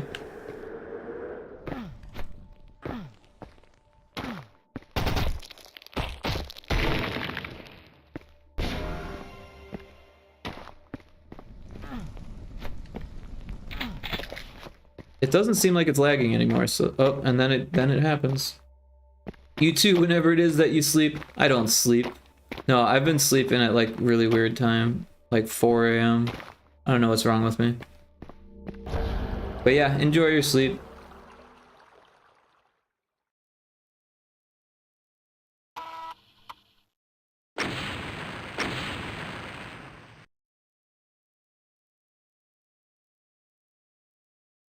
Trying to think of ways I could fix it, but I don't think I can. I need more slots. I could unplug it all and plug it back in, but I'm not sure if that's gonna fix anything.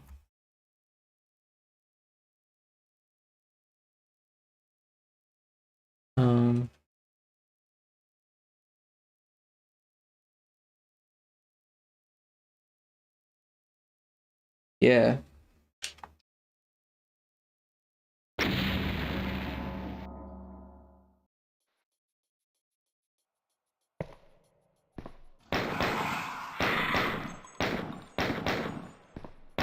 The recoil on this is crazy.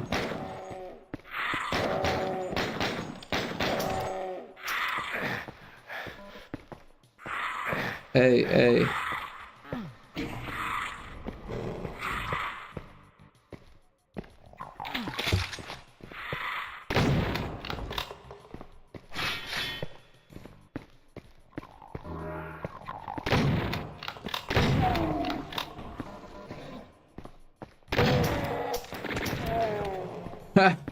I ran out of ammo and the guy got it from behind. Oh shit. I gotta stop wasting ammo on the guys that don't drop ammo.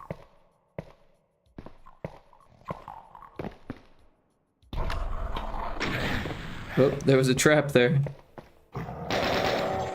Right as I say that, another guy. Oh, I got a box. A whole box of ammo.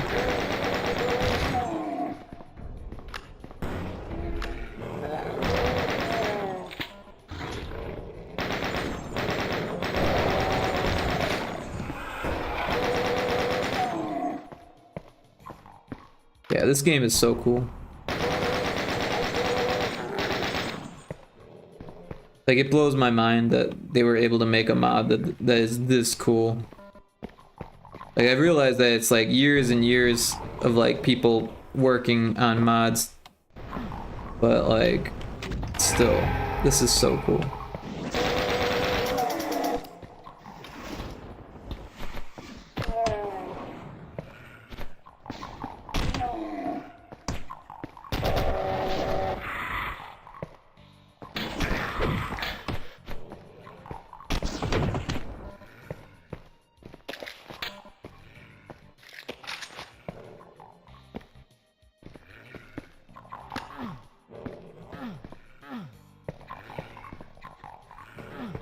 I feel like there should be a secret in here, but I don't think there is.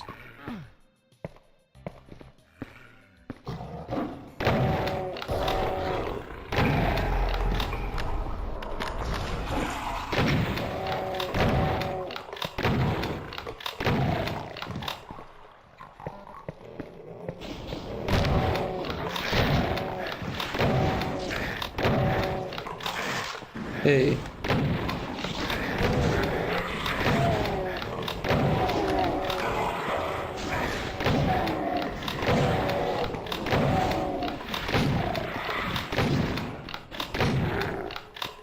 Yeah, take that.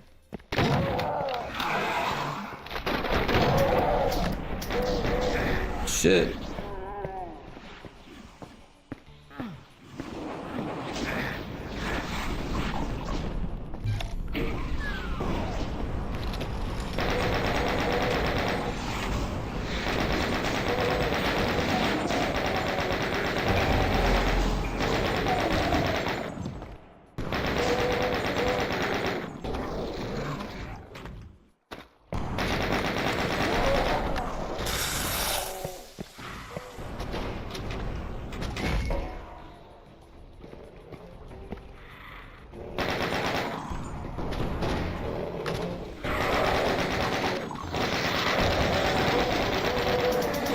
Oh shit.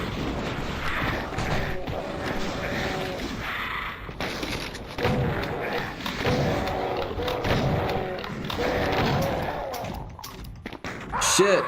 I am not doing so well. Can't believe how quickly I died there. Not even 4 minutes. What happened? I wasn't looking. Pretty much.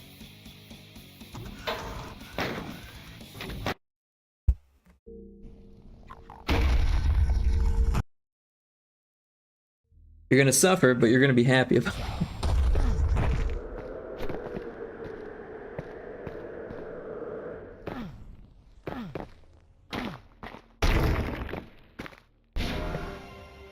The moon rock. Walking on the moon.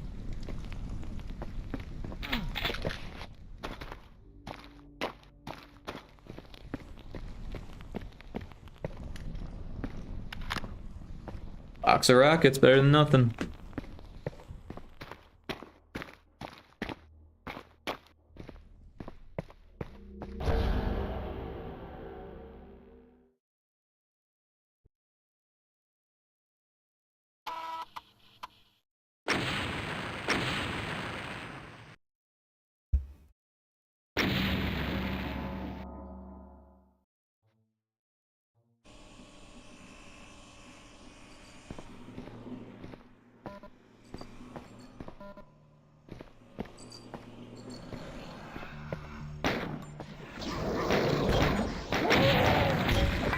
Oh shit.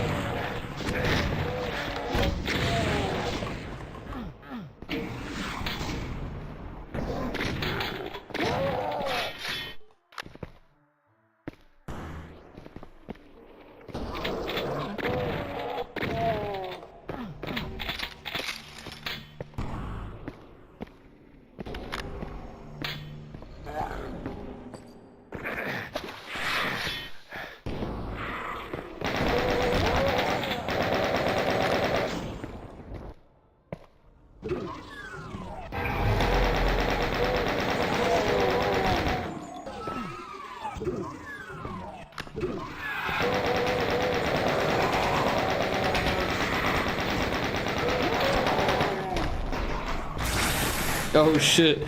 I didn't realize there was a trap there.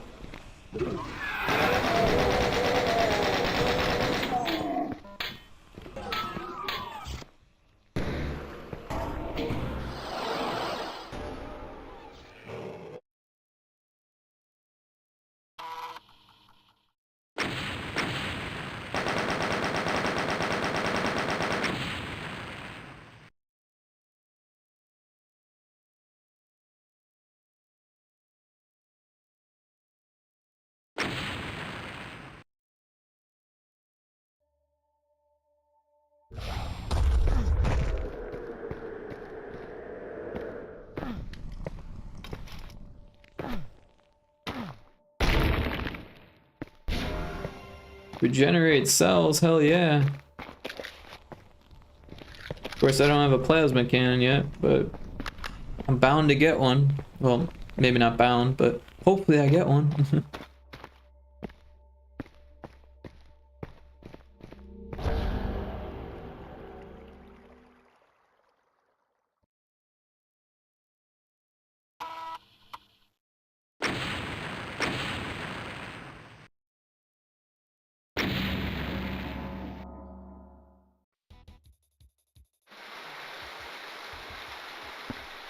Oh, yeah, there's a plasma rifle in this level.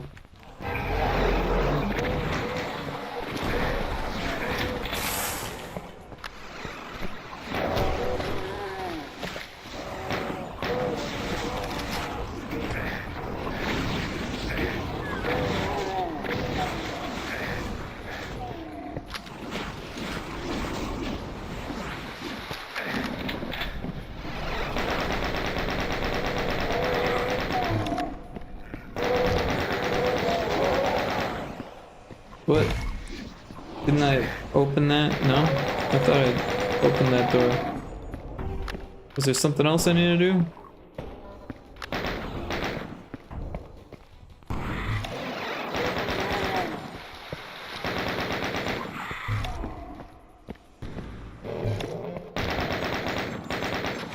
Oh, this switch on that side too, okay.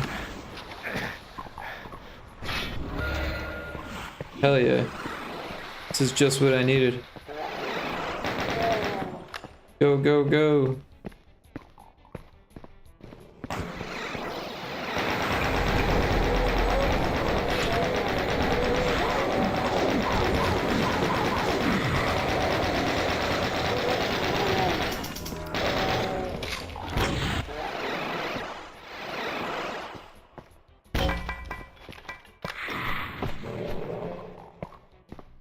Ah, it wasn't the plasma rifle.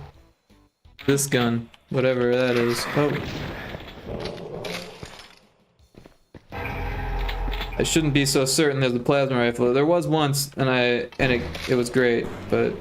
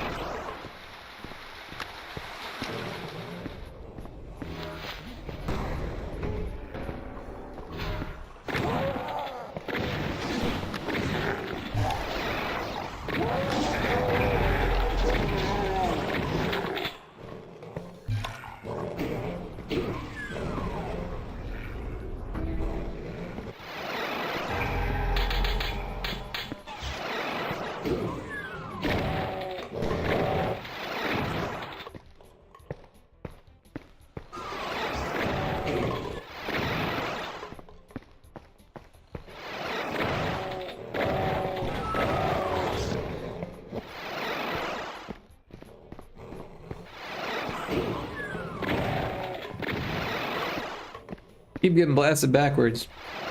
But it makes the bad guys retreat when you go through there. Because the other side of the warp is like over that way somewhere. Hey, oh, don't shoot me.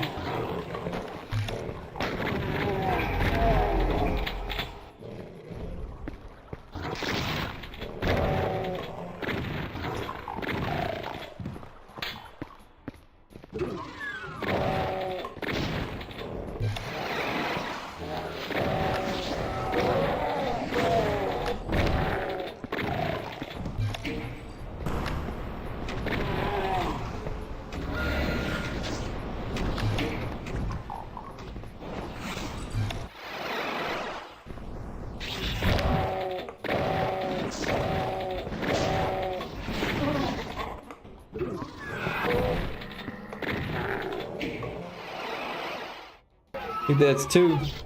Oh. A wild togetic. Togetic.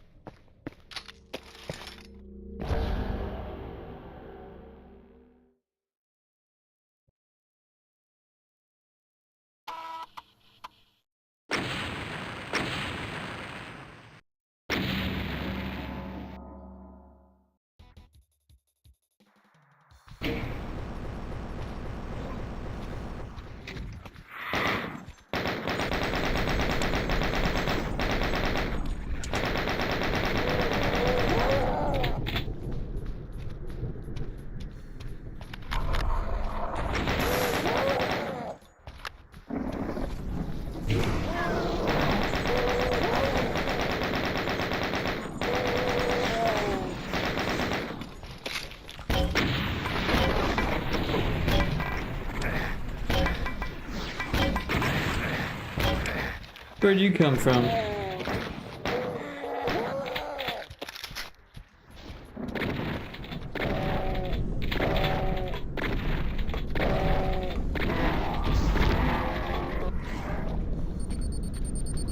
jeez.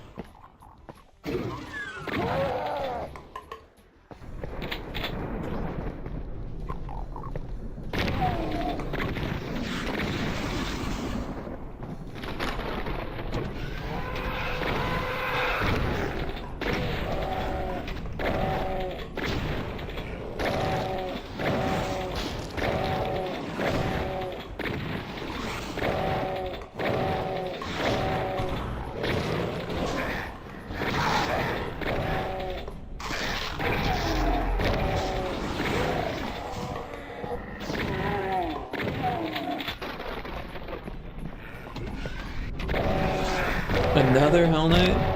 Jeez, and this one's semi-transparent.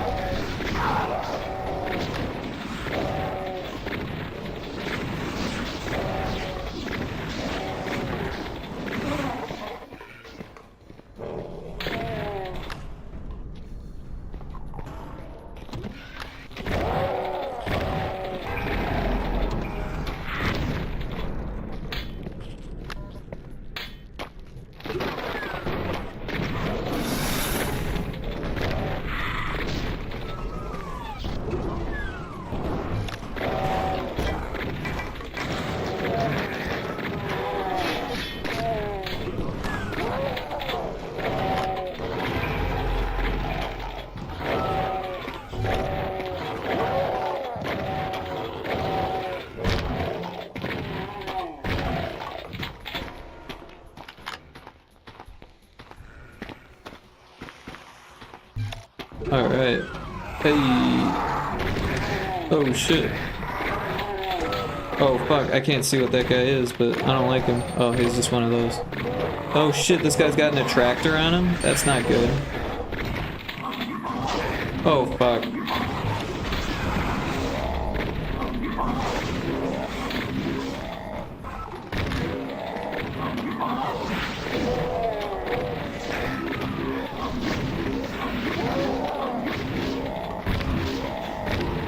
Finally.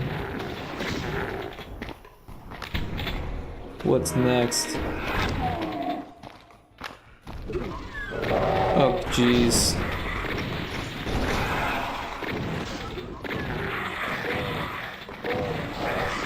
Oh, fuck.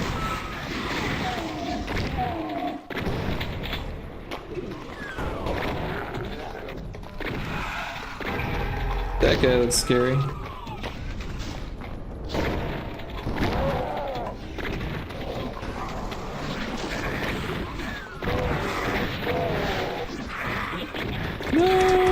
Oh, did I win? Alright. That was close. That was very close.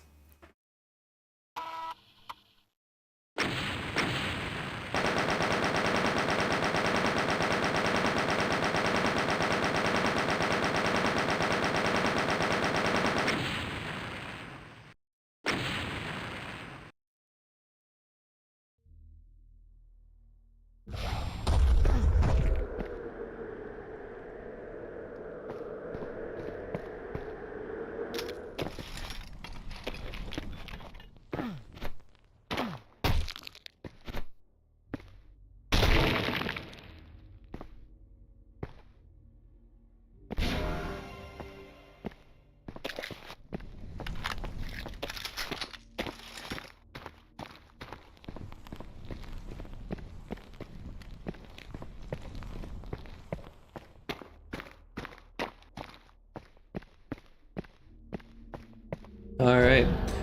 This probably won't go too well for me, but what are you gonna do? I don't even have full life. What are you gonna do? You never know.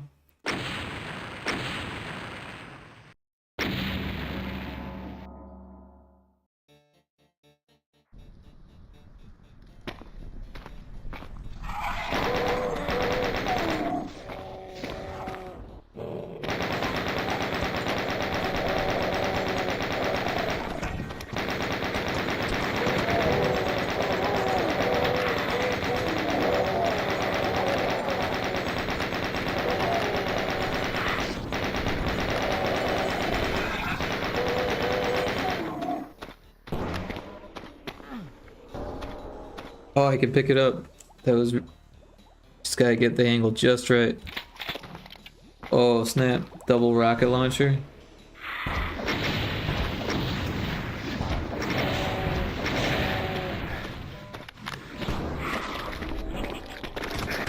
Uh-oh, that sounds bad. I don't know what that was, but it just kicked my ass. I want it.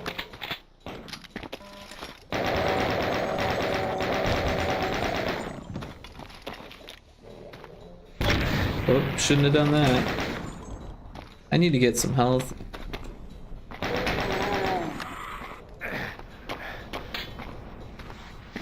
Fuck! I did not live.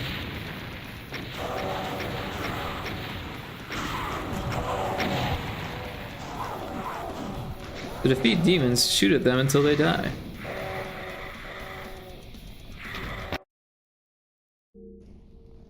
Wasn't even close. That's a hard level to play.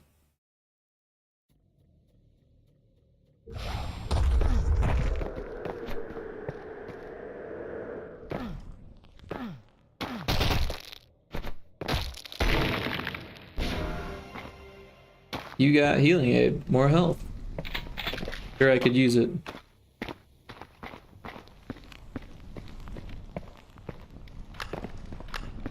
Hey, that's not bad. Art? Armor? I don't know why I said art. Armor?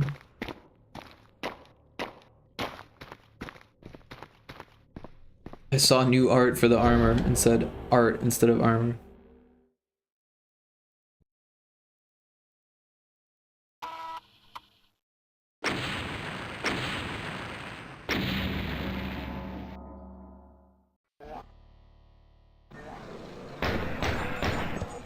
Oh, snap. That's a good pistol.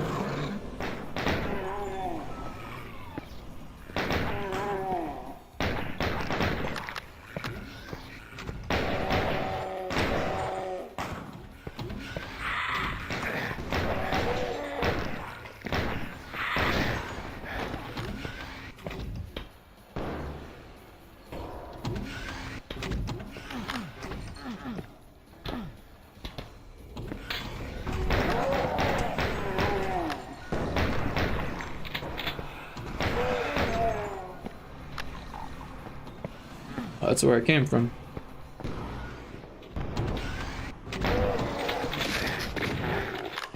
I'll take the pistol.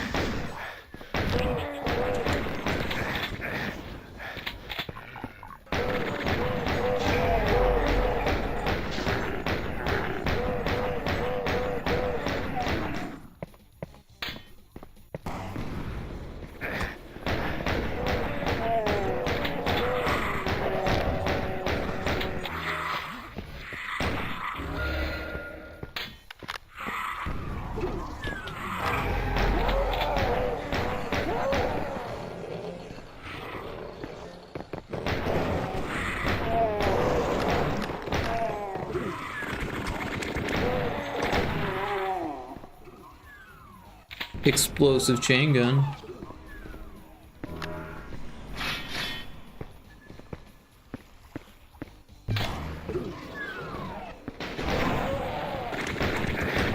Hey, buddy.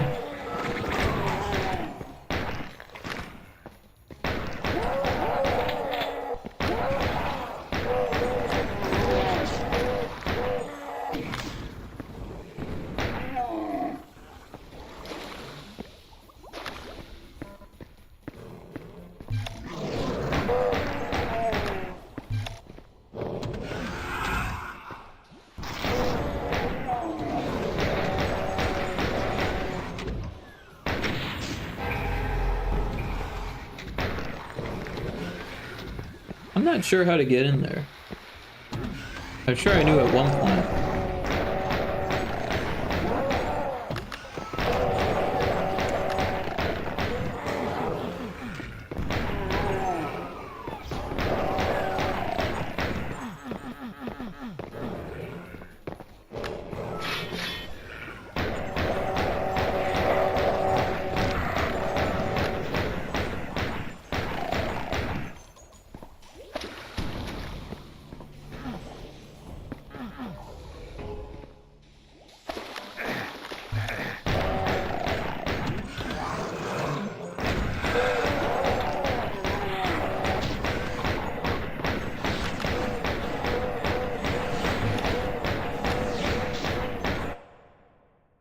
Got the pokey chat catch. I don't know what I'm doing here. Alright.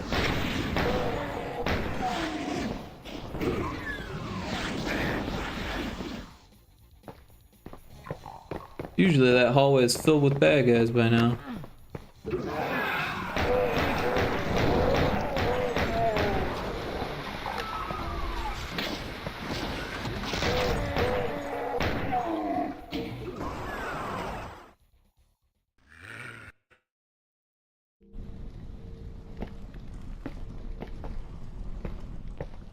Oh snap.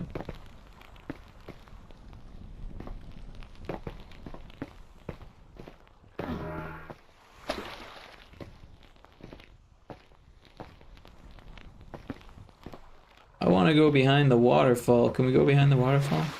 No. Wasn't worth it.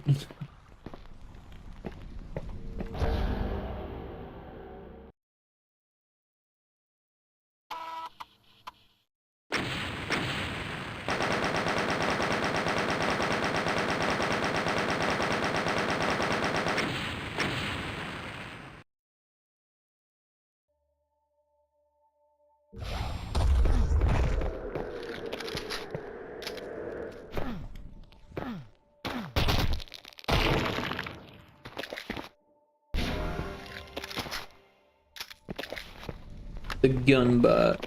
This pistol's pretty badass. I mean, I do have an exploding or explosive chain gun, but that'll waste all my pistol ammo. If I do it this way, I can gain ammo instead of losing ammo.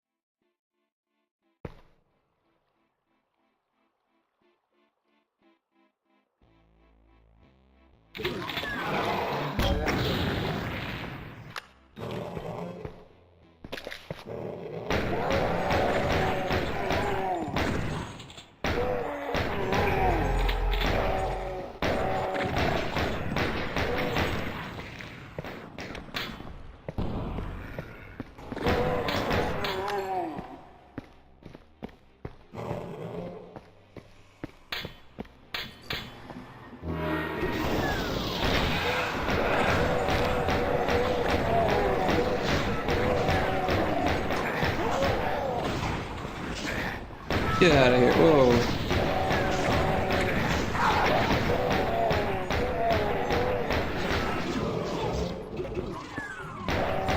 The gun disappeared. The door ate the gun.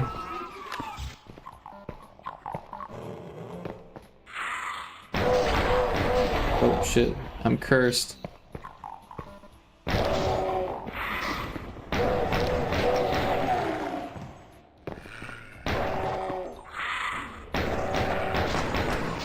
I want that thing, but it's not gonna let me get it.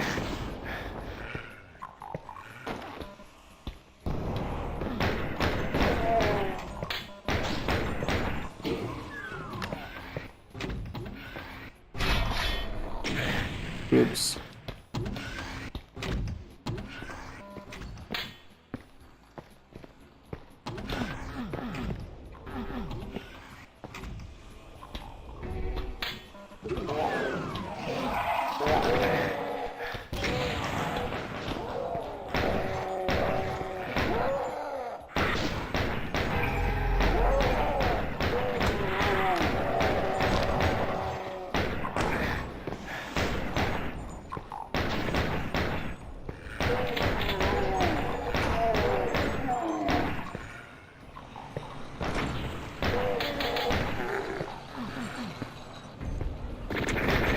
Hey, buddy. Don't be shooting at me. Not like that.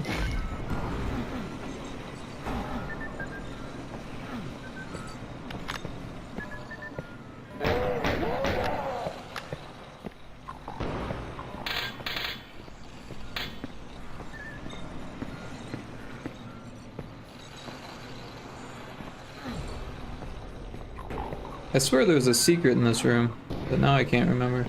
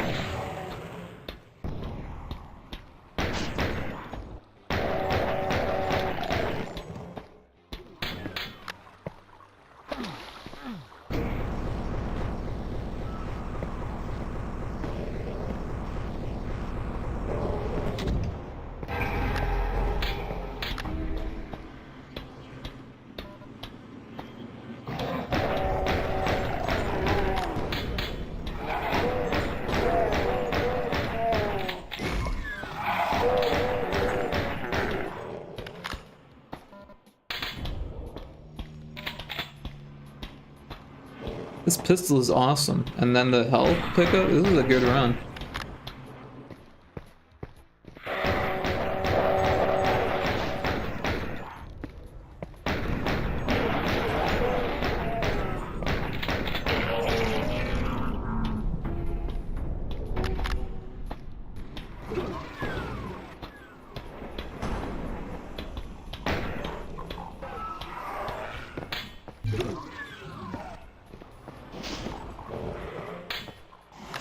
Oh, hell yeah.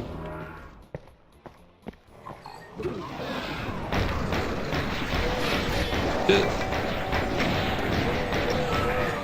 Uh-oh.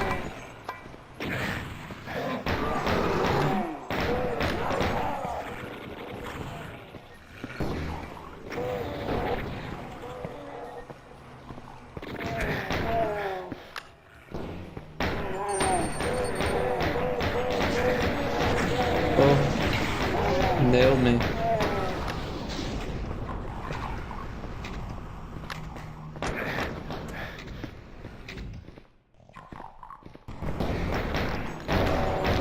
The little tiny guy.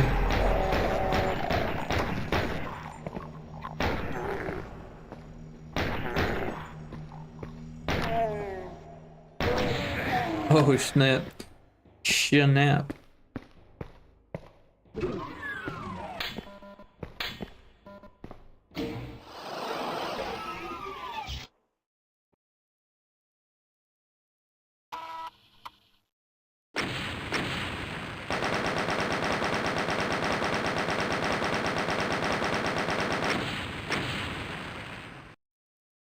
I freaking love this game. It's just like such a cool mod.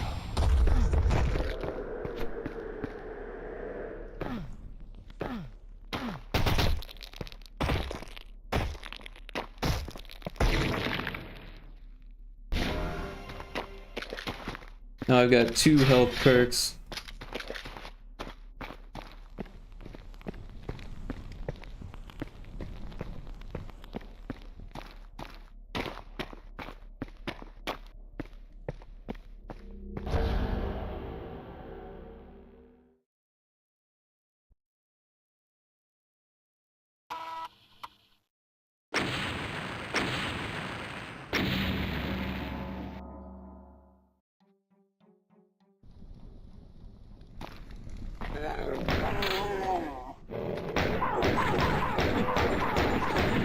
This is the level where I died last time. I'm not very good at this level, to be honest.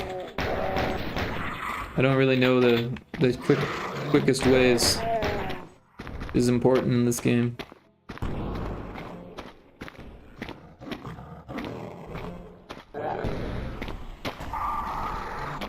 The lag. Uh-oh. That guy looks scary. Oh, and so does that guy. Probably guys behind me too, huh? Oh shit.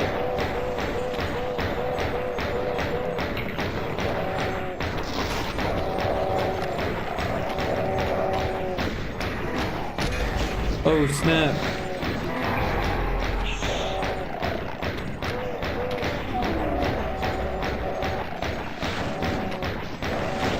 Uh-oh.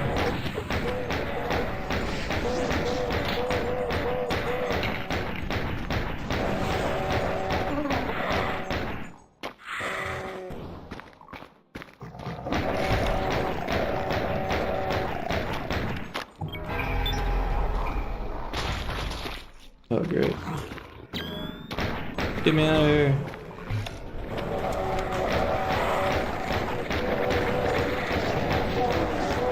Can't see anything with this stupid night vision.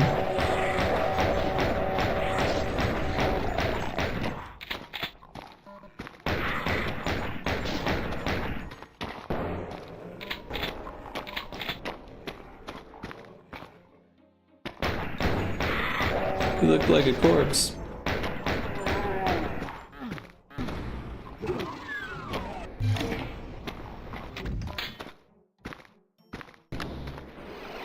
Hey, that was the end of the level? Alright, that one's not too bad.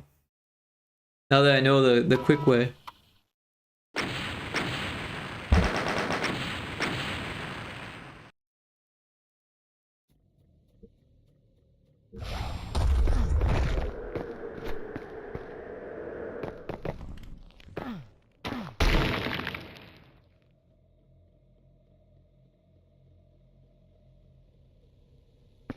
I don't know which one to choose. I don't know what either of them are. I can't see their colors. I'm gonna go with this one. Devil Deflector. And Guard. Or Infernal Pistol.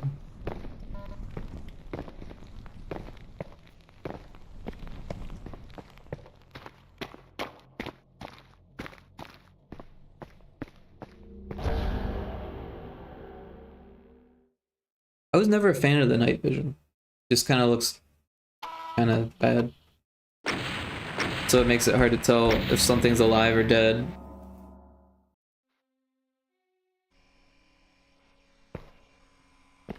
I don't know this level. Or maybe I do, I just don't remember the intro. Oh yeah, I think I know this one. Maybe, I don't know. I haven't played this in like ages. Whoa, unlike you. You're homing rockets.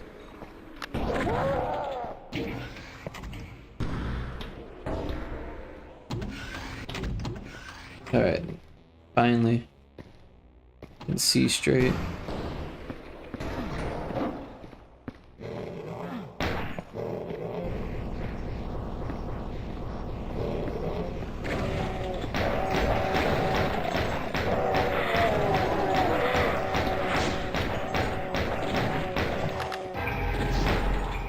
Who is shooting me?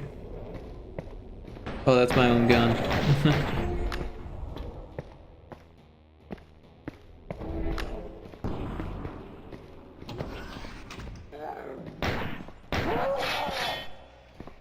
They always do that. As soon as you leave a room, they're like spawning right behind you.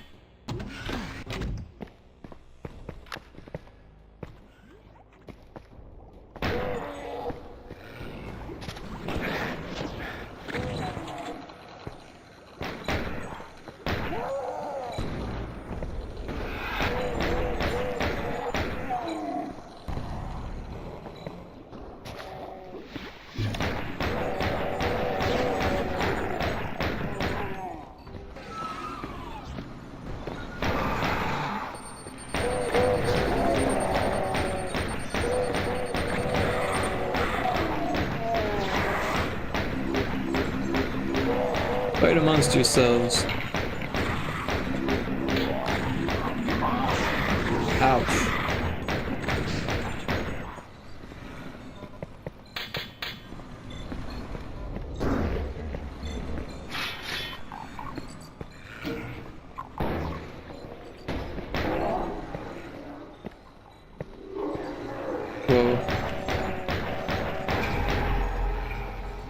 Exit is open. Oh shit. It was sucking me in. What is sucking me in? Oh, it's this thing is pushing me away. That's like a terrible spot for it. Uh-oh. I hear a frickin' spider demon.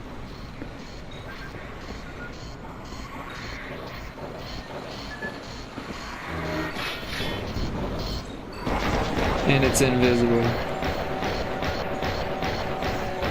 And there's a frickin' skeleton guy. Ah!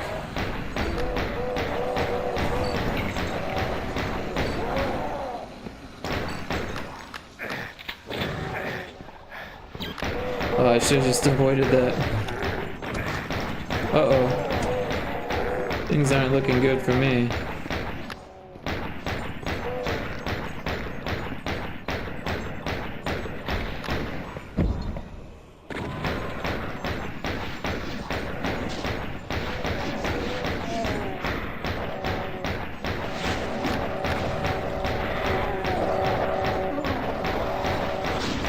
Uh-oh. That sucked. I don't know. Oh, one of you. Oh man, that nearly killed me. And that did kill me. I'm really bad at dodging those. Killed by a huge mancubus. Amazing.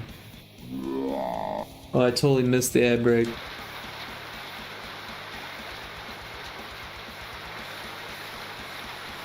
Well, I need a break, so we'll take a little break.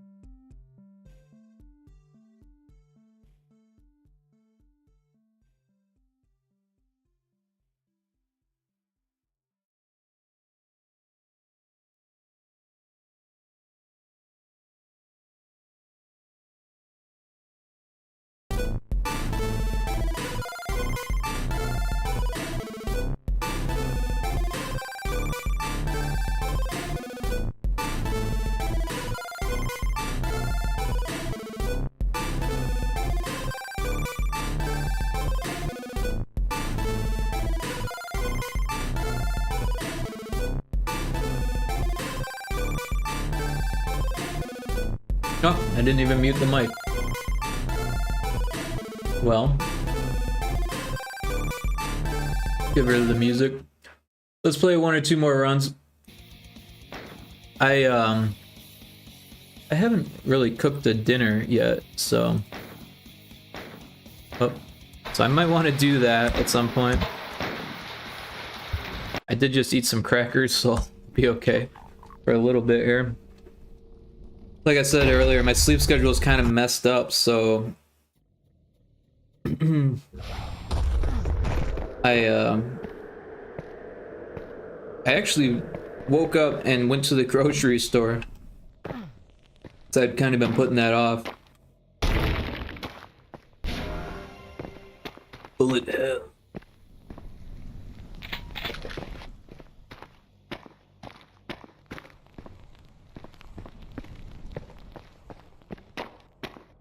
But now I got a whole bunch of good food. So. And honestly, after I got home from the grocery store, instead of like having like a full meal, I just had some cottage cheese and like some crackers. I think that was all. But I got like yogurt, and I got like frozen pizzas, and I got frozen burritos that were on buy one get one half off sale. So we'll see how those are. The last ones I got weren't great, but they weren't half off for one of them, so.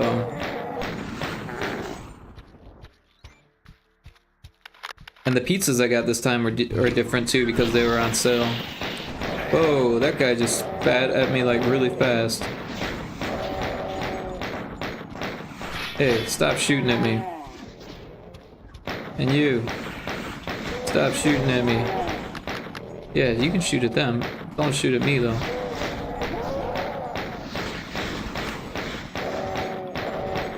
This isn't working so well for me. I need some real guns.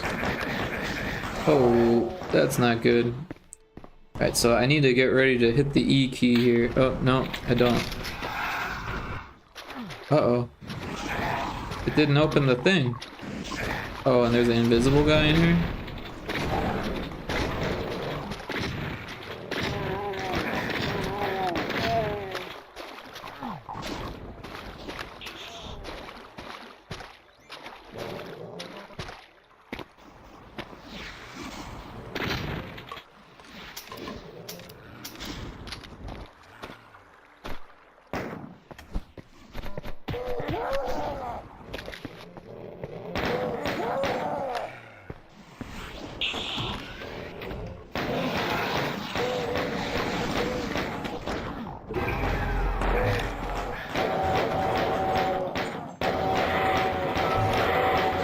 Get out of my way! And you, get out of my way! Oh. This is not gonna end well. Hey, I don't know how I survived that. He's like, didn't want to get close to me. He's like, man, you stink. Back up. Back up, this guy stinks.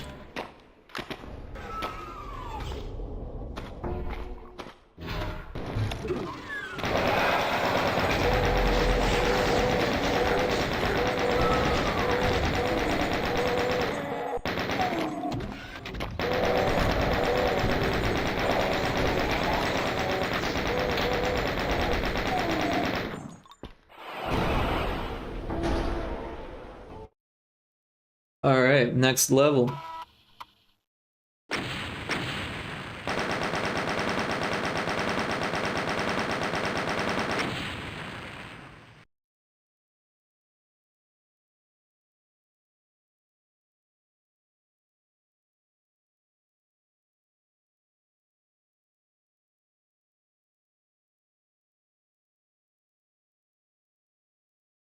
Alright.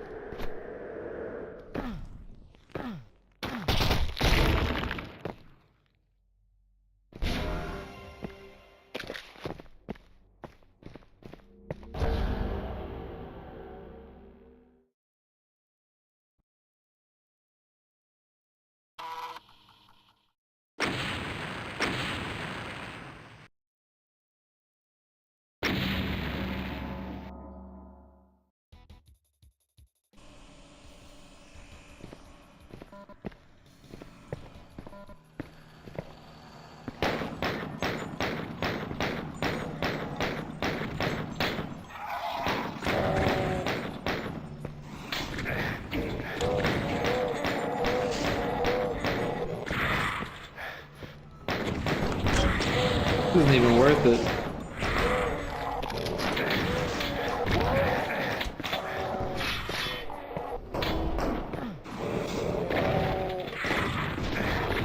Uh-oh. I'm getting my butt kicked. Now there's grenades. Get me out of here. Oh no! Let me out. No! No! I don't need you. Oh shit. That's gonna kill me, isn't it? No, it didn't. That was close.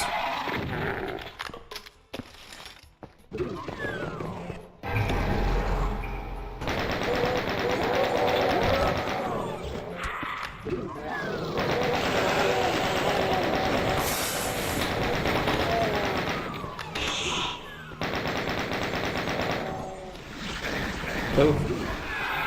Get me out of here.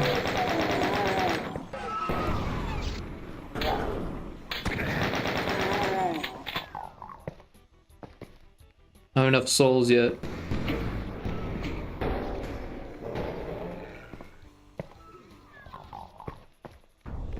Oh, something's happening.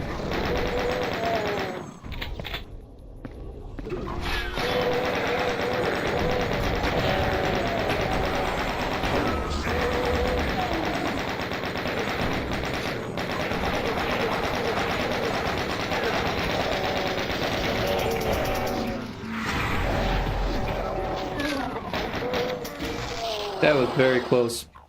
Very close.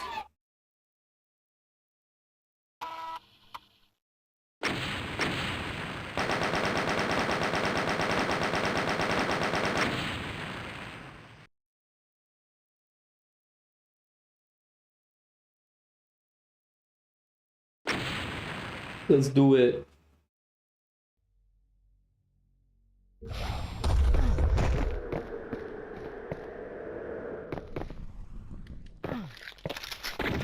Oh, wasting ammo.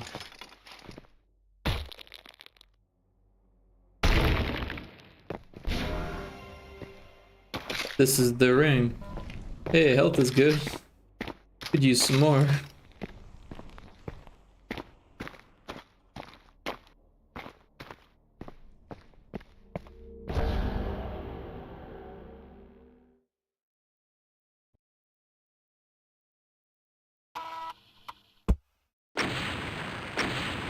Did I mute mix it up? I must have done that when I thought I was muting my thing.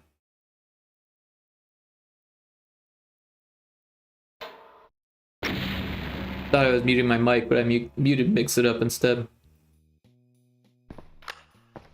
No big loss. Ooh, health, nice.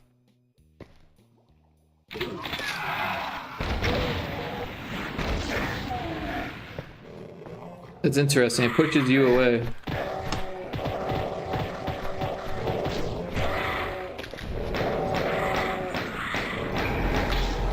I am not doing so hot here.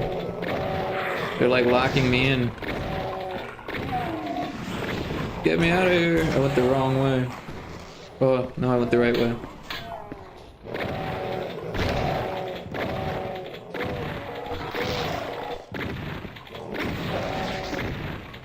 There's a Pokemon chat.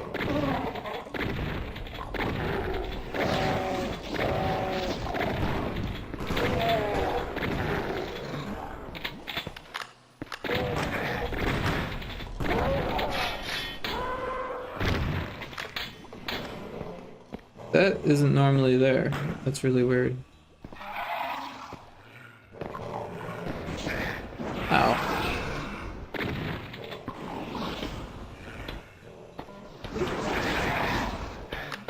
Hey, let me out of there.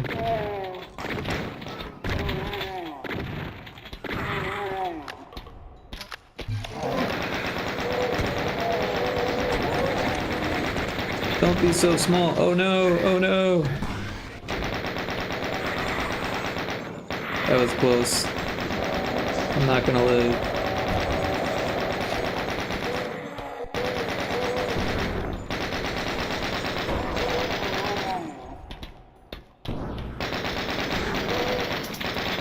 Health. That imp got me.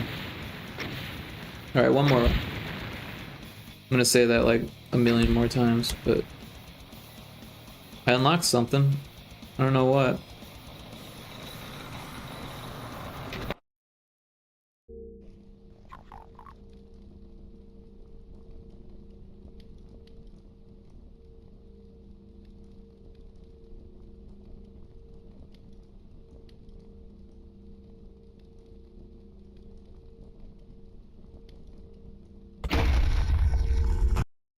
Attempt 5. Oh, you're back? I'm back. Yeah, one stream I played like frickin' 25 runs, 30 runs or something. Excuse me. Whoa, I am out of water. I'm gonna get more water. Just give me 1 second. Hey.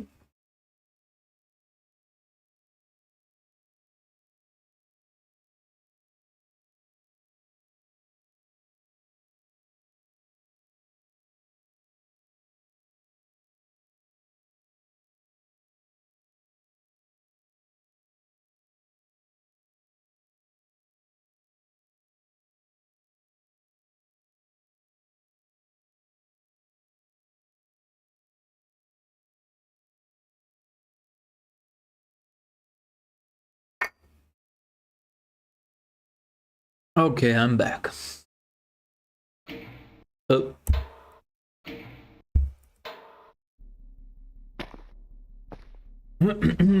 Oh, things are falling on me.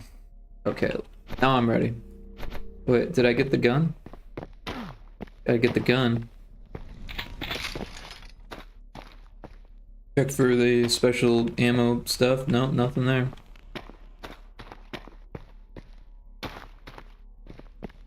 Alright.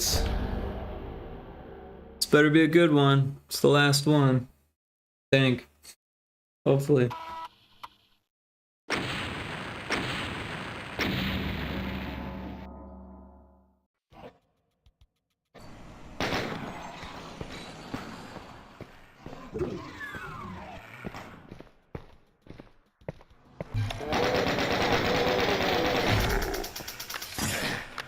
Oh, Spike's got me. That's not nice.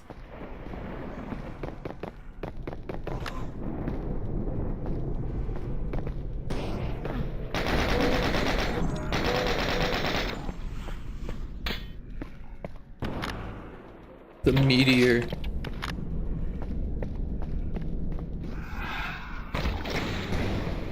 Oh. Oh. Out of bullets. That guy dropped cells though, that was interesting. Uh-oh. Pain gunner.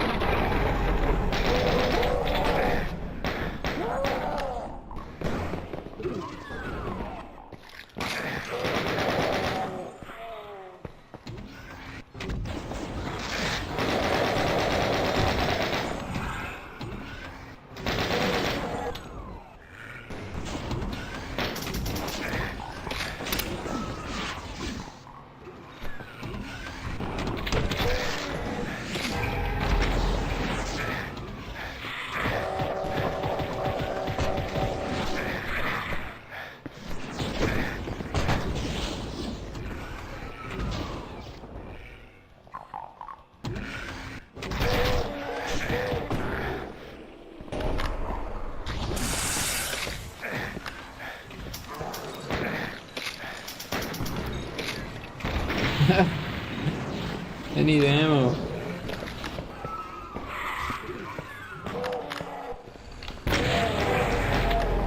I didn't even know about this. How did I even get here? The enemies opened it. Where does it lead to? Oh, probably this here, huh?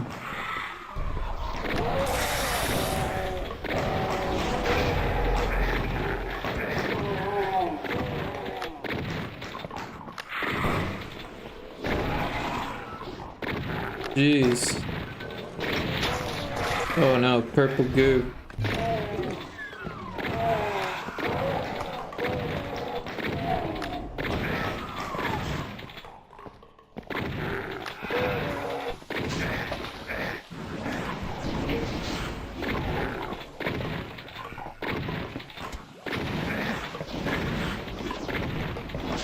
Stop dodging my shotgun.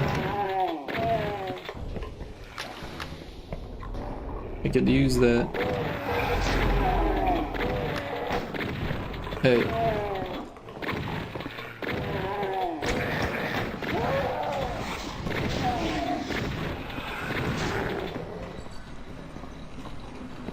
This is that room with nothing but ammo and oh no, it's got that key, that's right. Or is this a different room? This is a different room.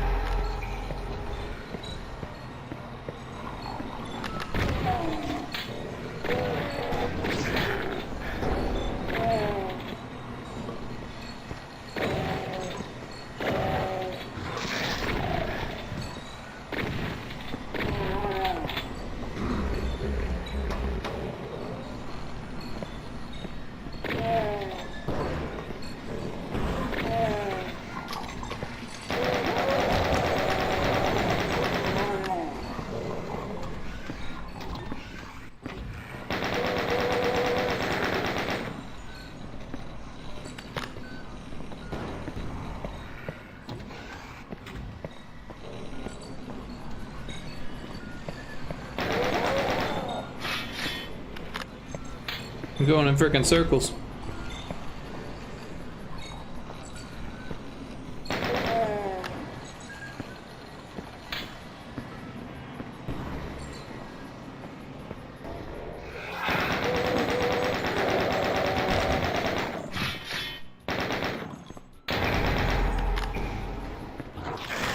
Oh shit, what was that?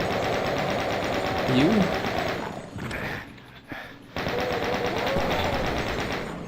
This is getting tough. I need to get out of here.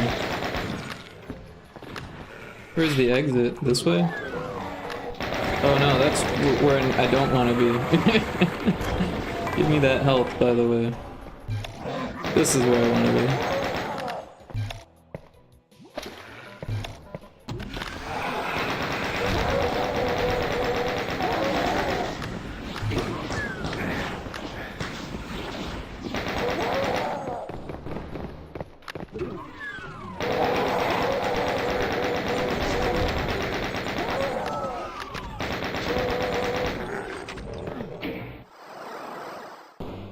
I got it.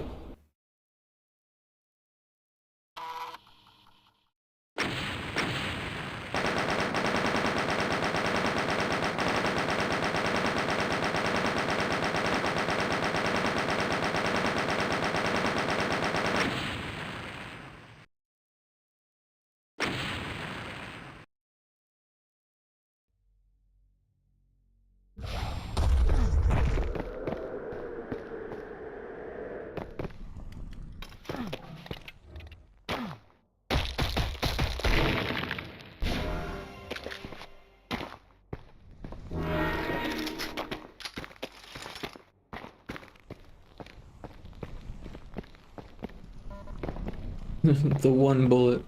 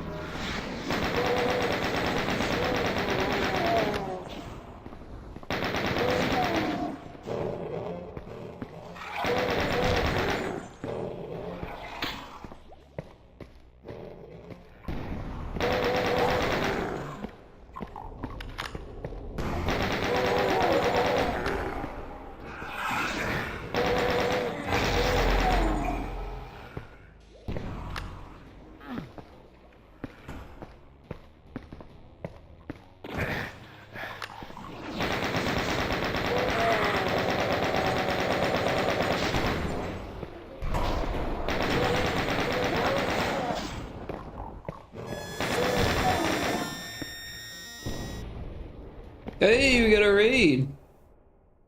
Indie Maniac, thank you for the raid. Welcome in, everybody. I'm just playing some Doom Infinite. Indie raid. All right, thank you so much. Yeah, I was lurking in your stream there. I was watching you. What was it? The Eldritch dating sim. That was a good one. Cthulhu. She wasn't too bad looking for being an Eldritch horror, you know? I mean, could be worse. Ah, I'm gonna die. Get this health. But I hope the game was fun for you. It looked like you were having a good time. I still haven't played like any dating sims. I don't think I've played any. I need to get out of here. Let me out of here. I haven't played any dating. Oh, I didn't see the last girl. Was she not so cute? The first one wasn't too bad. I mean, you know, for a tentacle being. I mean, if you can look past the face, I am so gonna die. Hey. I'm not gonna die. Never say never. Tall. Hey. Yeah, I'm kind of a short guy. I don't think tall women appreciate short guys, so it's like a fashion thing, I think, right? Don't want to look taller than your date. Of course, for a guy, it's like not a big deal at all.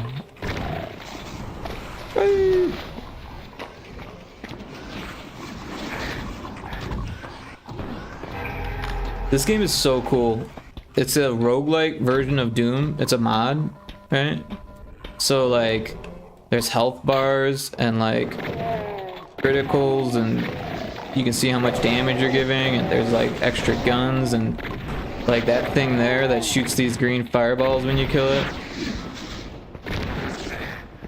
And yeah, no, I'm having a blast with this game. Oh, there's an ad. I didn't realize there was an ad. Sorry about that. I don't think I can get rid of it.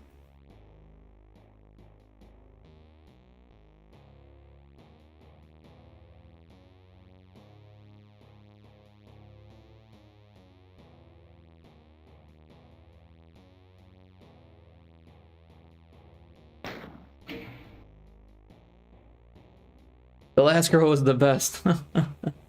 Right on. Right on. Yeah, I mean, you know. Oh, so I get it. You're into her because she was tall. I see how it is. I won't judge. I mean, I was okay with the tentacle girl, so. What is that? Oh. It's about the power, Rick. Is it?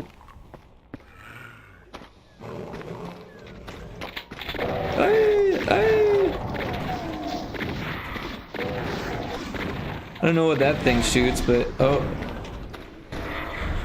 it almost got me. I already went this way. What am I doing going back here? I've been here. I'm going the wrong way. I need to get someone to open up this door because I don't have the red key card. Oh, I don't want to get squished. Oh snap. Fell into the pit. Get out of here. Get out of here. Open that door for me, guy. Come on, Mr. Imp. Open the door.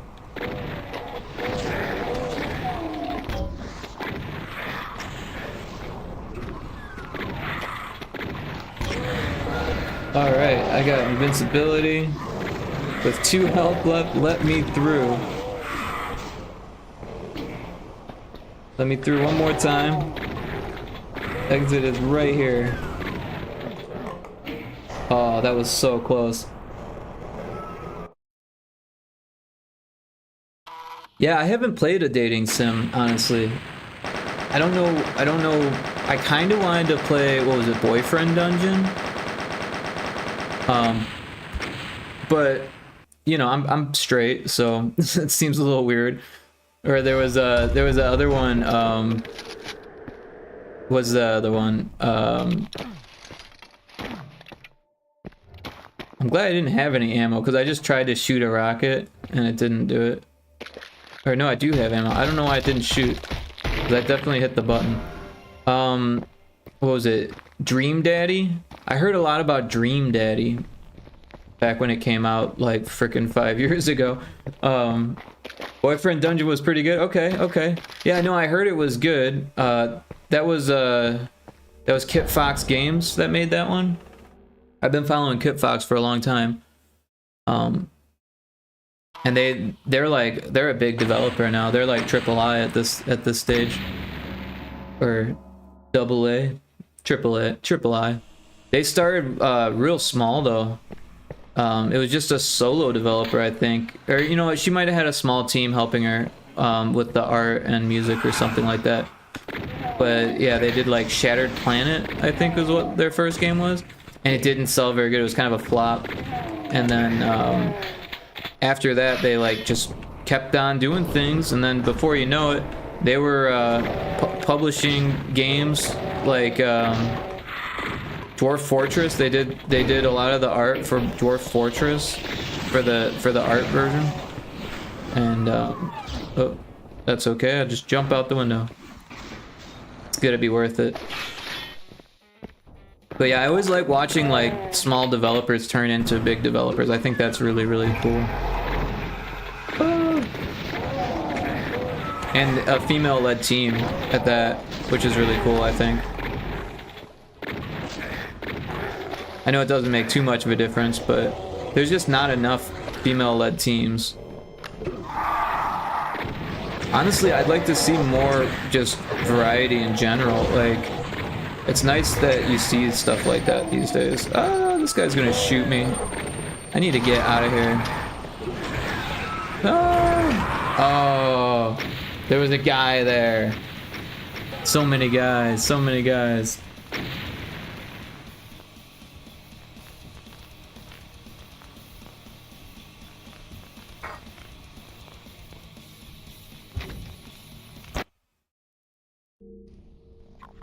But yeah, I'll have to check your VOD to check out these Eldritch women. I've always been a fan of like, well, I guess not always. Ever since I read that Simon's Necronomicon that I mentioned in your chat, I've been kind of into that stuff. Yeah, like I had this friend in high school that he had the only books that he had were the Simon's Necronomicon, the Satanic Bible, and like this the Book of Thelema. Or no, it wasn't the Book of Thelema. It was something about Thelema magic, and that was like Aleister Crowley's like religion kind of thing. It wasn't like, I don't even know if it was his or what, but that's what he practiced, was Thelema, which was actually kind of like Kabbalah, which is what Madonna practiced. I don't know if she still does, but she did. There's bad guys in here. What is that, rainbow key? A rainbow key? I've never seen that before.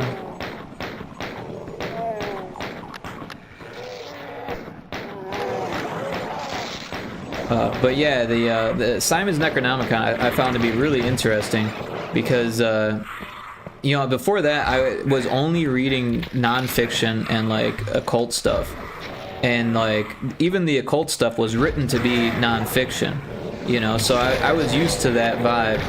And then this Simon's Necronomicon is the same way, but it's so fiction, it's so off the wall that like it has to be fiction, you know. It's like yeah, there's no doubt that it's fiction. But also it was written by like a ghostwriter, or like not a ghostwriter. What do they call that? A guy with a pen name, right? So this Simon guy wrote it, but he was not Simon. Someone else wrote it, and then it was probably well, there's like a few different guesses on who wrote it, right? I'll read chat real quick. We got the full squid girl, the girl that kind of looked more humanoid with squid legs, and tall cat lady. Oh, so the tall cat lady was your favorite then?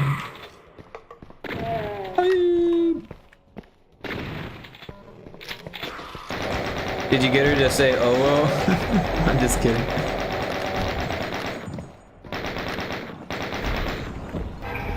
Hey, stop that.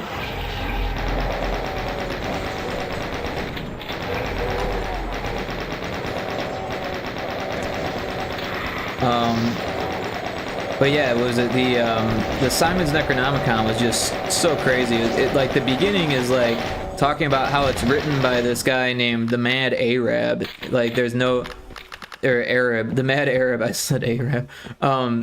The Mad Arab, and he's like the author of the book, but Simon published the book, and not this time, no. But yeah, it's a book, it's a spell tome is what it is. And you can find it at Amazon or it was at Barnes and Noble. It's like all over the place. And it's a paperback, it's a real cheap paperback, and it's a spell tome. Tells you how to banish the earth in like the beginner spell. It's like the first beginner spell is like banish the earth, and you enter the spirit realm or some shit like that. There's like better names for it than what I'm describing. And uh-oh, out of bullets. Hey. And it was interesting. Oh, get out of there.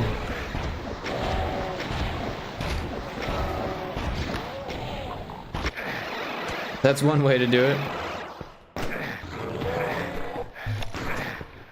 I need that health though.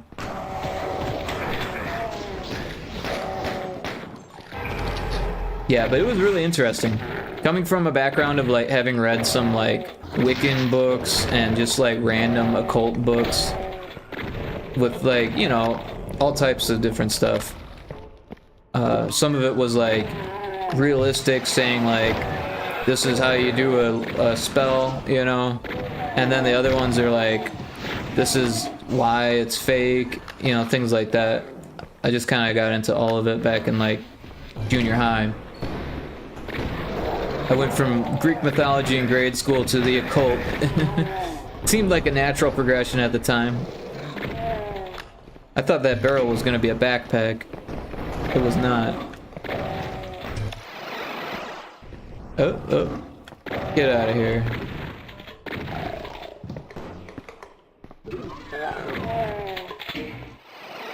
Bart. Nice. You can gamble now, Indy. Let me see if I can put the mouse back on the screen here. Yeah, you can use this slots, multiple.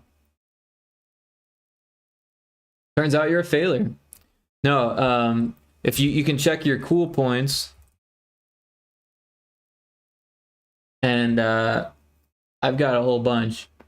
But yeah, if you got cool points, which you should, because I gave them retroactively based on viewing minutes or whatever.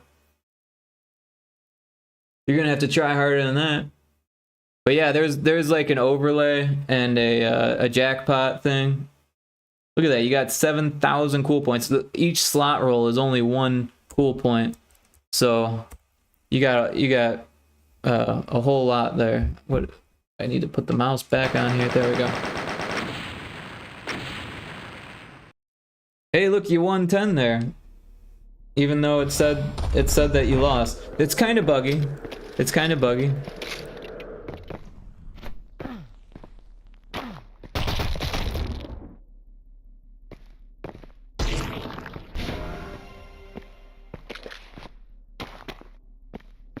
Rockets.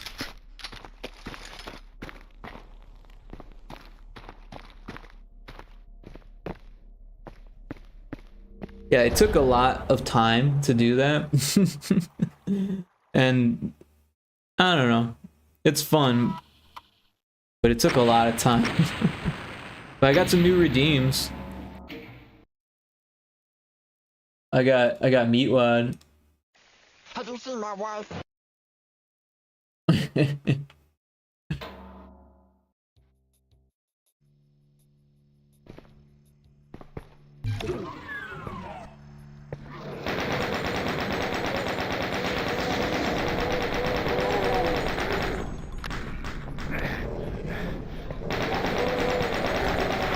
That pit is not usually there.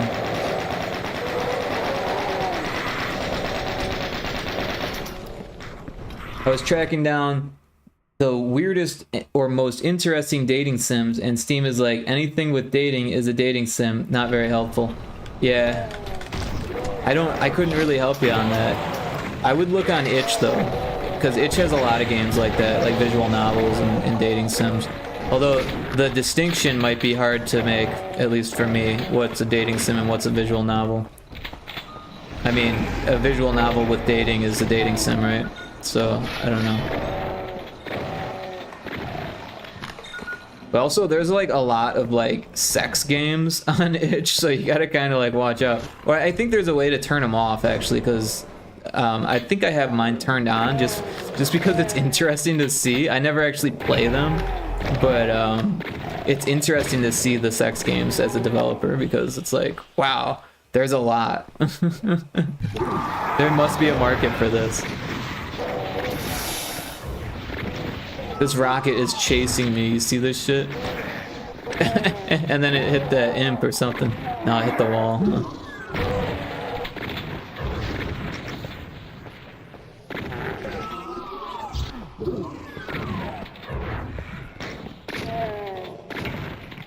Alright.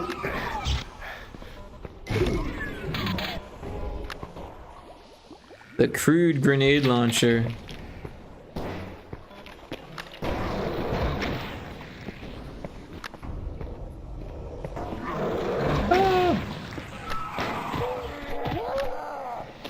Yeah, I think it's partially because of like dyslexia that I don't really like reading games. Games where I have to read. Although, to be honest, I used to play Reader Rabbit when I was a kid, so there's that. It didn't help though. I just liked the rabbit, I think. And the fact that it was an educational computer game. Be like, this isn't a game, this is schoolwork. I got a handful that are wild. Right on, right on. Yeah, I'm definitely more interested in watching other people play that stuff than I am playing it myself, because like I said, the reading is just a pain in the butt for me.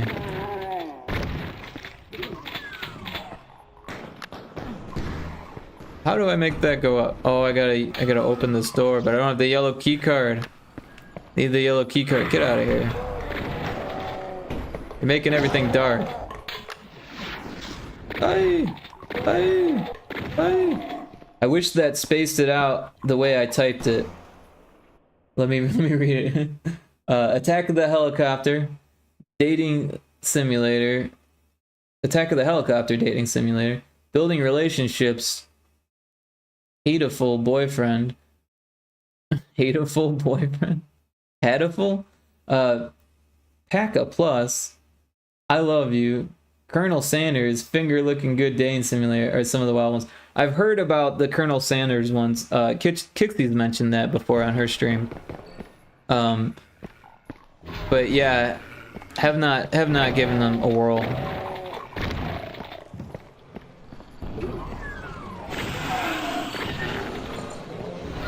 Boom, gonna kill you.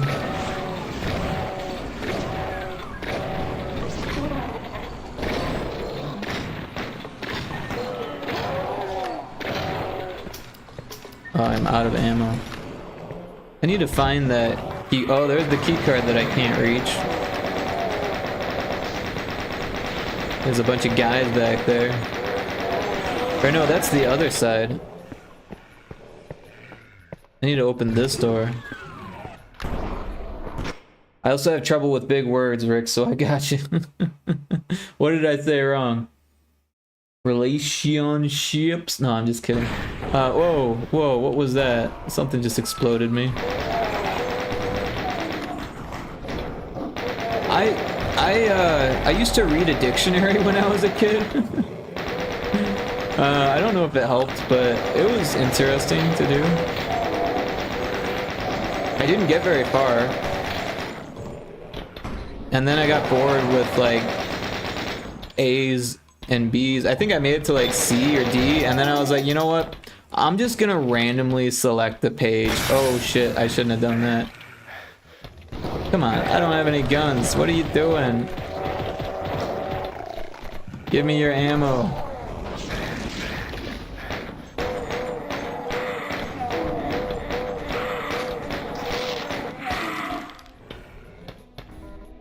I'll take your health. Alright, alright. This way? The arrow really helps a lot in this. Uh-oh. Until it doesn't. Oh, I got a shotgun now.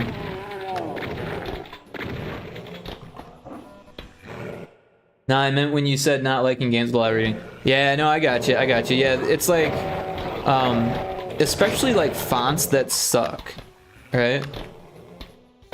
Like there's a dyslexia font. Actually, we were talking about in chat earlier today, and it would be awesome if all games could do that, but honestly it's kind of ugly, so I realize why they don't. But having the option would be smart, especially in like a visual novel or dating sim, you know. Oh, there's a guy there, huh?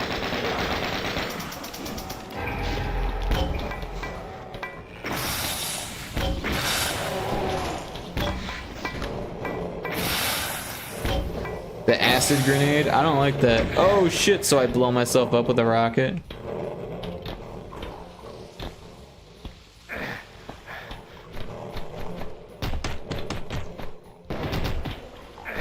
Oh, it's not a bad guy, it's just one of those things.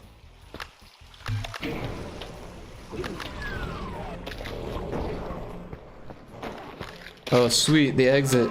Thank God.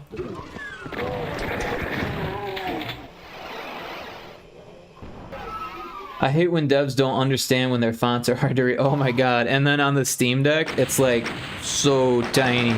Like, don't get me wrong, a lot of devs like realize that the Steam Deck needs the fonts larger, so they'll make like, you know, updates so that way they can be like playable on the Steam Deck or whatever. But yeah, like subtitles, when they put subtitles on and they're like minuscule, they're like, we don't want you to actually see the subtitle, but we want you to know that it's there. Like, what's the point of that?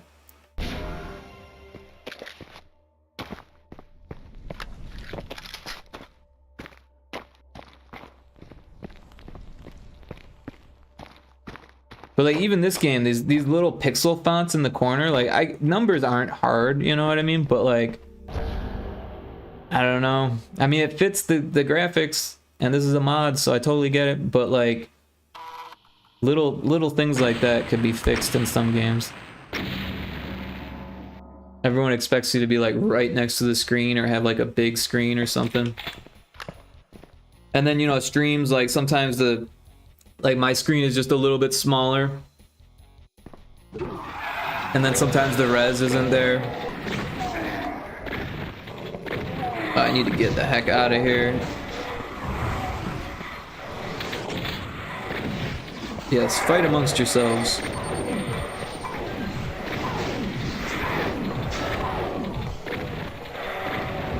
Hey, don't spit those guys at me. Ah! Wow, that went quick.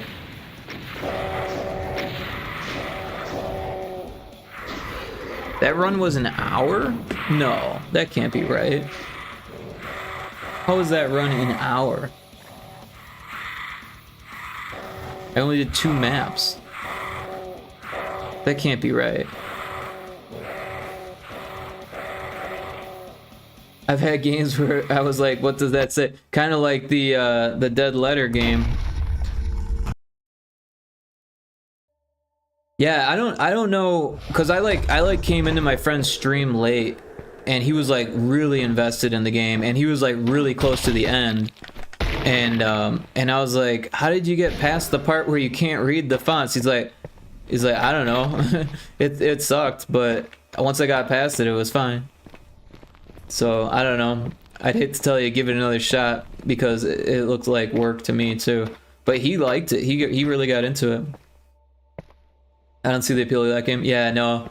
I think after like a while it gets better, but like not a whole lot better. There was another game that he was playing that was along the same lines but much better.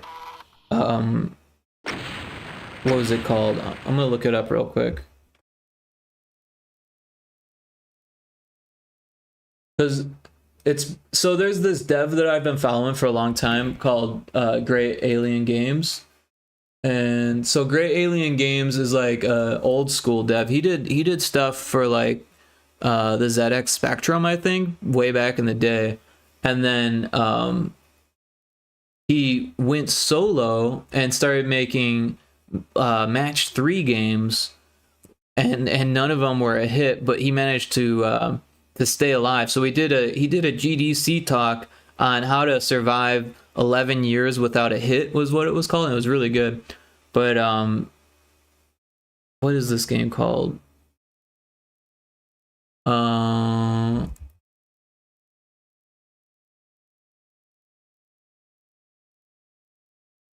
Yeah, Home Safety Hotline.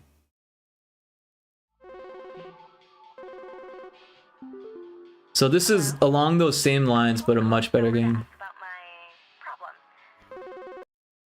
I'm gonna make it big. Hello, yes, I believe there may be some kind of problem with our home ventilation. I don't know what's going on. Oh, you played it a while ago. It was much better. Yeah, I was watching the Electric Mindset play it. That's who I was talking about, who enjoyed the Dead Letter game.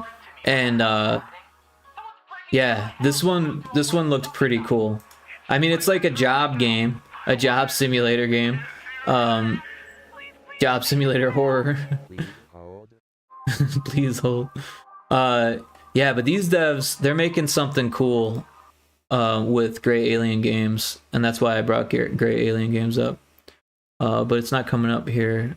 It's called Forbidden Solitaire. Hello? I was told to call this number to ask about my problem. From the creators of Ancient Enemy and Home Safety Hotline gathered in protest of a controversial new video game. comes a state of Real quiet, isn't it? Let me turn it up. Strange death was reported. a raw experience. No reason for it to be this violent. It's f***ing solitaire.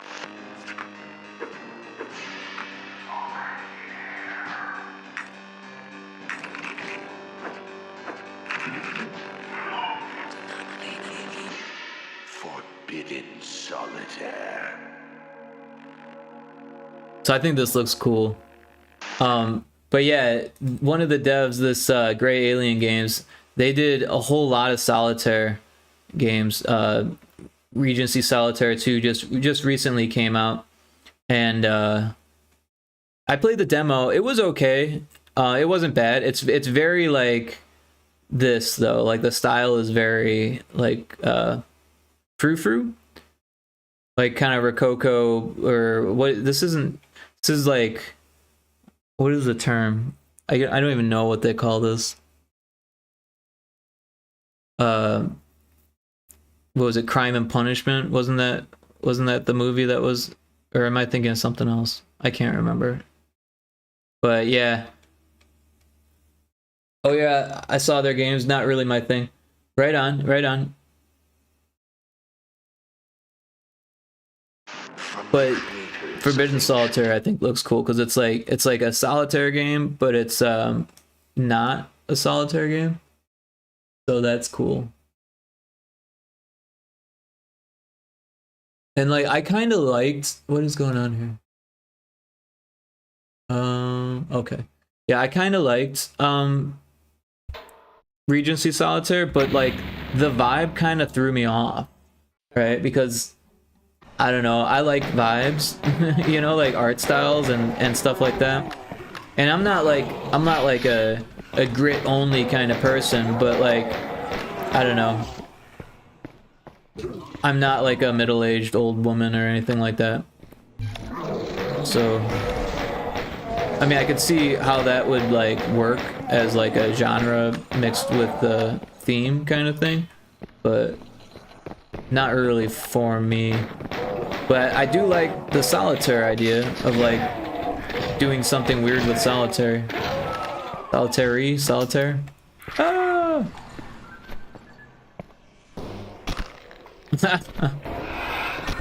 I used to call it solitary when I was a kid, I think. Solitary confinement. Solitary. Ah!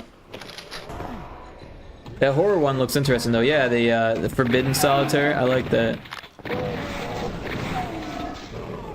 I like how it looks. It's not out yet, so.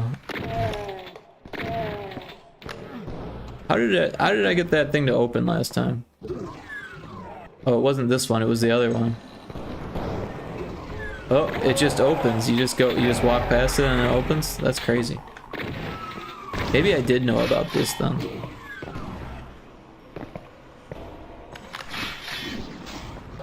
But also, what did that open? Because I thought I opened this thing here before. Did I already go this way? I did.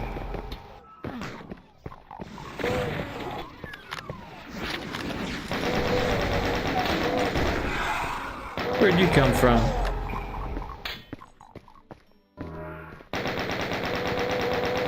You know what's cool about Forbidden Solitaire is that they've already got over 7,000 wish lists, and it just got put on Steam. So like, I think the mix of the devs, like the one having like a few horror games under their belt, and then the other having a few solitaire games under their belt, like really like drove people to the wishlist button, which is cool to see, because honestly that dev deserves more credit than he gets, because the match 3 games, no one really plays those, right? And then, I mean, don't get me wrong, I love match 3 games, but the ones that he made were kind of like very mobile looking, and I think they even were on mobile, or still are on mobile. Oh.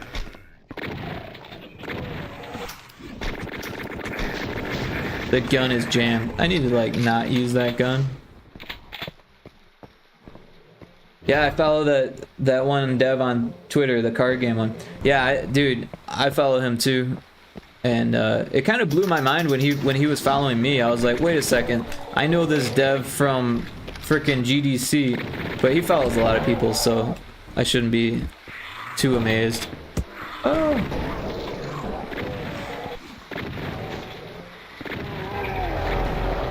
I kind of want to have him on my podcast, but he's like kind of a big dev, so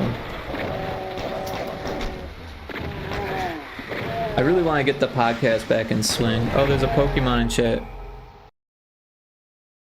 Gotta catch them all. I think that's how the phrase goes. Oh, and there's an ad in progress.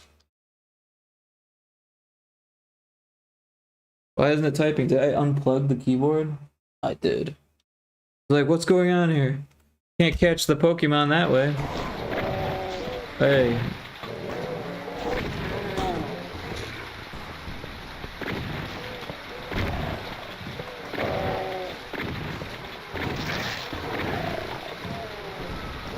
I need to get out of here. Oh, that is a relic.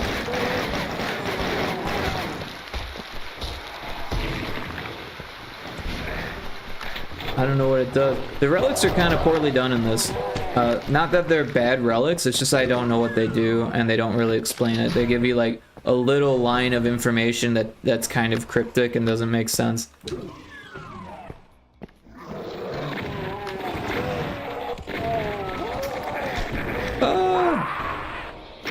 Yeah, that's that.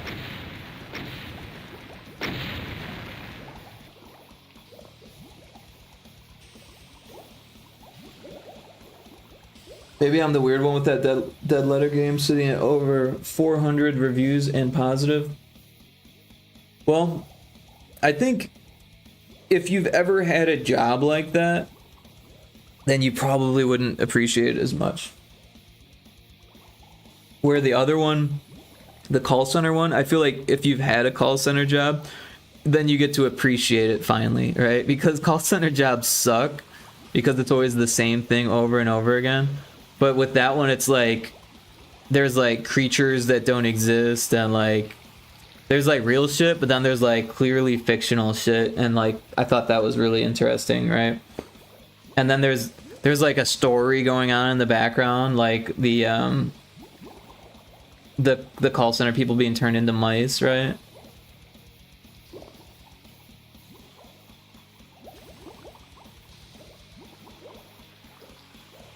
Alright, I kind of want to play Peglin, to be honest. Like, playing all this roguelite stuff.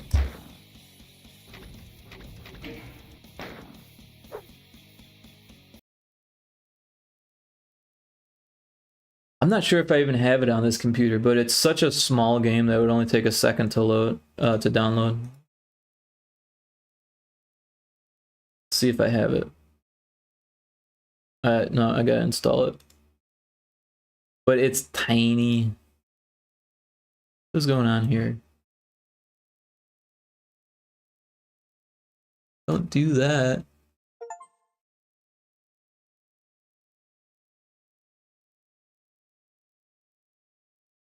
Who is my daddy and what does he do? Yep.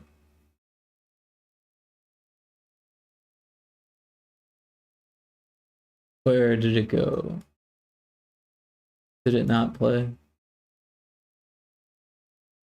This game is so good, and I've been like chipping away at it. Like I was playing earlier today, and I got like really close to the end, and then these guys just wailed on me.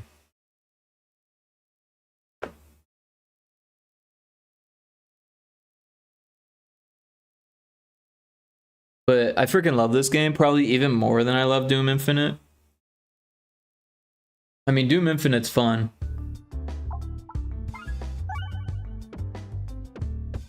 I like the Spinventer. I'm like always the Spinventer, and I'm at Crucible 6, which is like a difficulty mode. All right, so we want this one. Because if we get this one and the short fuse, we can get extra relics. And relics are pretty much always good in this. Although today I also skipped a relic on purpose for the first time. And that blew my mind.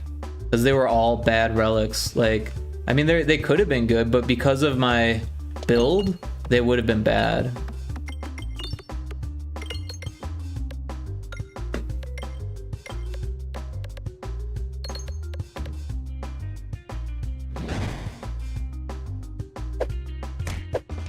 Remember to change your category. Thank you, I appreciate that. I always forget that shit.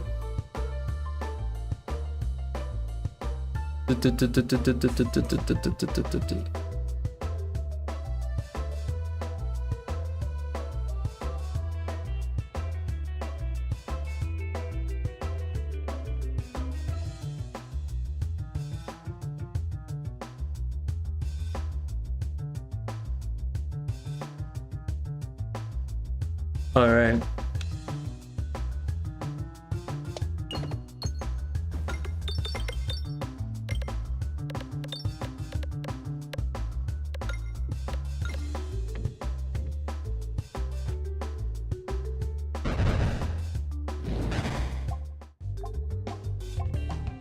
So we want the damage sect orb, because that's like a special Spinventer orb, and it's pretty awesome once you build it up. It's not great at first. Yeah, okay, that'll work.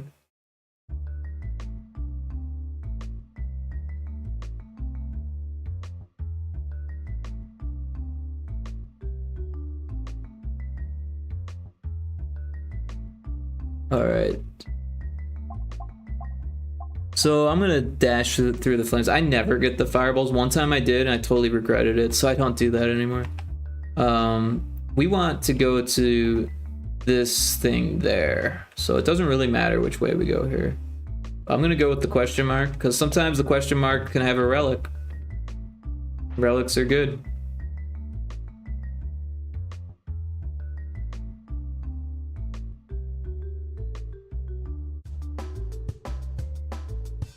I think my favorite recent roguelite is probably Balatro. Yeah, I need to get that, but I just haven't yet. Part of it is because I know that I'll get freaking addicted to it, and I'm like already not getting enough done, so.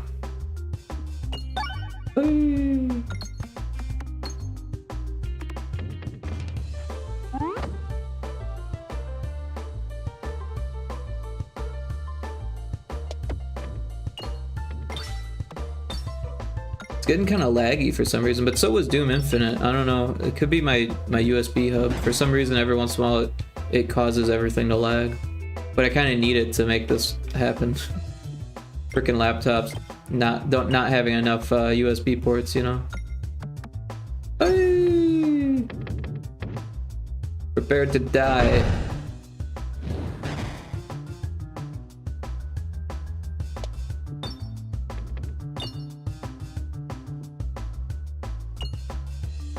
Boom.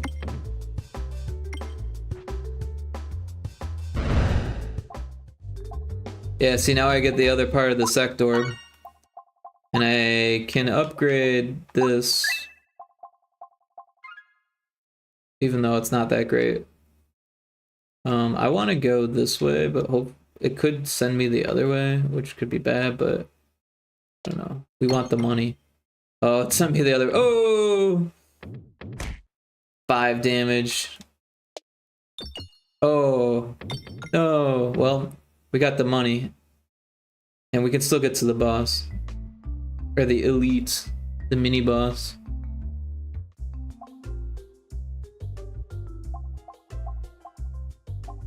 Yeah, if you follow Gray Alien Games, you could tell that they were upset with Balattro's success, being that they're a solitaire game, and Balatro is like very close to a solitaire game, and it came out around the same time, and kind of blew Regency Solitaire's 2 sales out of the water. But also, this podcaster that I'm friends with was visibly upset with Balatro, or however you pronounce it, as well, because they reached out to him to do a mobile port and then ghosted him when he said yes. And then the mobile port didn't come out for like a long time. Oh. But yeah, he spoke about that numerous times. He was pretty upset. Yeah, you know, that kind of stuff happens in game dev all the time. If someone says they want you to do something and they don't like make you sign a contract or anything, you just assume that they found someone else. Like, I mean, you follow it up for sure, but when they don't respond after a follow-up, it's like, okay, yeah, they found someone else. That happens. But this particular dev, he's like a podcaster more than he is a dev these days, and I think he still does some side work.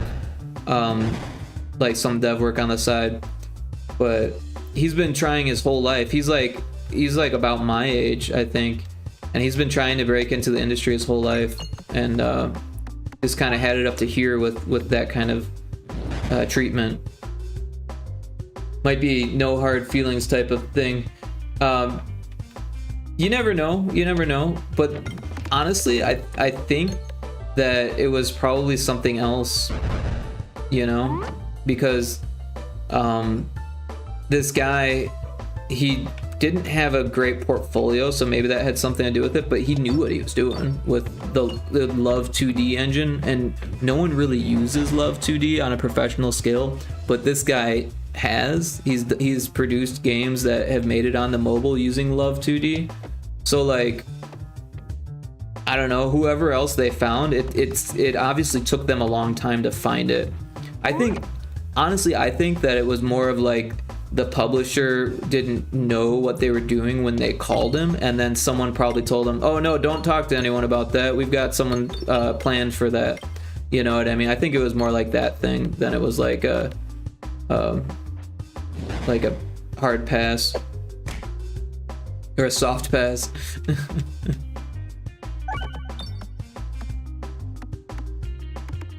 Yeah, it's kind of rare that there's ever like no hard feelings. I mean, I could see people wanting there to be no hard feelings, but there's always hard feelings when it comes to not getting work, right? I mean, unless you like literally have something else lined up, it's like kind of want that job. And also, like, they missed out because a lot of people were looking for the mobile port of that game and found clones, because a whole bunch of clones came out right away on mobile, because there was a a need for it, you know? So they could have taken all of that downloads or revenue or whatever it was. Publishers not knowing what they're doing. This is new to me. Yeah, publishers don't know what they're doing. Like, because sometimes they have like a hierarchy, right? And they usually have the lowest person on the hierarchy talking to, like, doing outreach and stuff like that. And they make mistakes. And I think that might have been part of the case. I mean, you never know. But, yeah, publishers are weird, man. Because you can't really say that publishers are one way or the other, because it's just like developers. There's a whole lot of variety when it comes to publishers. Attacks get an increasing damage multiplier based on the number of pegs removed. Whenever you defeat a non-minion enemy, gain 1 max health. A non-minion, so that's like... I think minions are ones that are like produced. I'm gonna go with that. That actually sounds pretty good. Unless I'm wrong about what it is. And we need to go this way. We gotta try to get as many elites as possible here.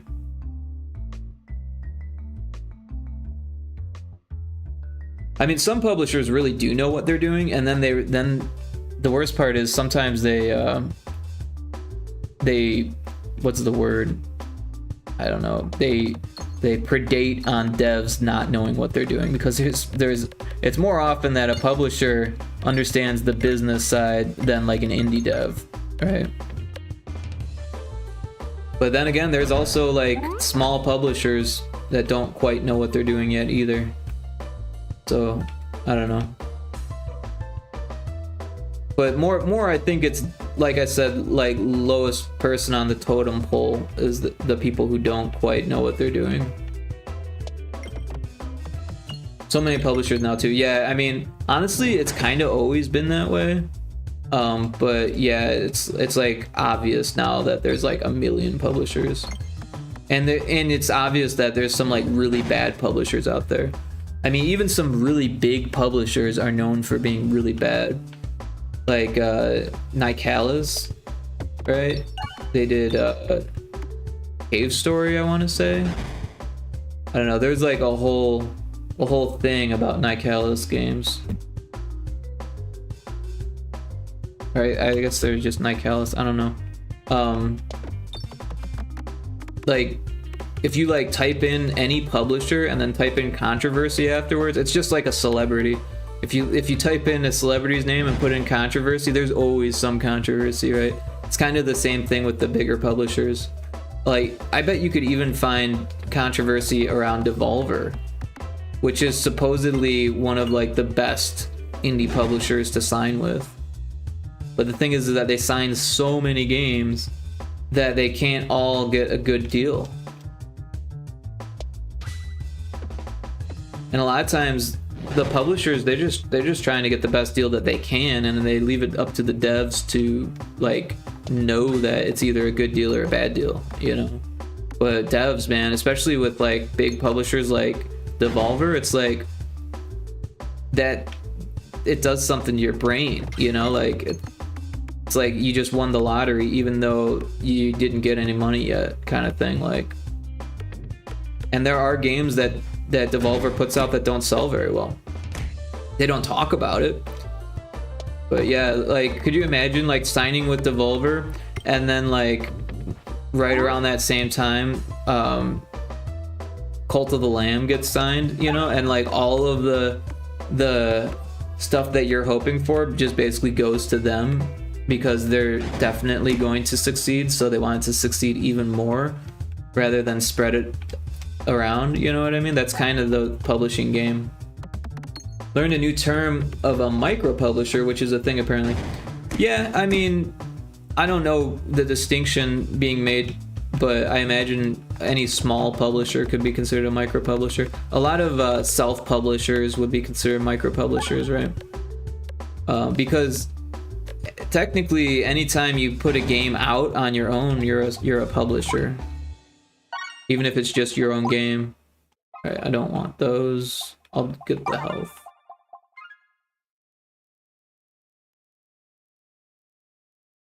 I want the money.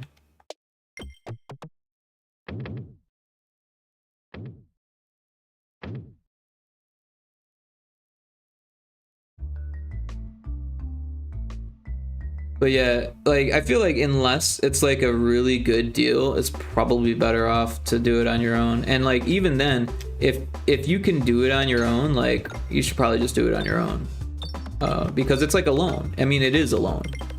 It's a loan with like really bad rates is what it is. Because I mean, some of these deals, it would be like you don't make any money back until they recoup everything they put into it. Which in some of these deals, they don't even tell you how much they're going to put into it. So they will literally, and this has happened before, they will literally pay for their GDC and booths and stuff on people's credit that they're going to charge back to them before they get any revenue from their own game. Like, so let's say I get a deal with some publisher and they say, oh, we're going to take care of your marketing for you. And I'm like, oh, that's great, because I can't afford to go to GDC myself. And they're like, that's cool, because we're going to GDC. And then they don't market my game at all while they're there. They market all of their other games, and I don't see any sales or any wish lists or anything from that. And then they charge me not only for the tickets to GDC, but the plane tickets, the booth, everything, until I make back my sales, and until they recoup their losses. Right, which isn't going to happen sometimes. So it's crazy. I've heard Donkey's publisher is pretty good. Yeah, I mean, so far so good, right? But that's also part of the thing, is that you can never tell what's going to happen next, right? And they're still a new publisher. I mean, granted, they kind of blew everyone's mind because a lot of people were like, oh, this guy's gonna suck at publishing. Publishing's so hard, and this guy thinks it's gonna be easy because he's a YouTuber, he doesn't know anything. But he actually, you know, buckled down and learned a few things. I think probably because of that blowback that he got. He was like, oh, you know, pressure's on kind of thing. And he made some really solid choices. But a lot of that has to do with him having the money to do that. So many publishers put themselves under the gun. They have employees that need, you know, healthcare and benefits and stuff, and then they have to make good decisions, otherwise they fail.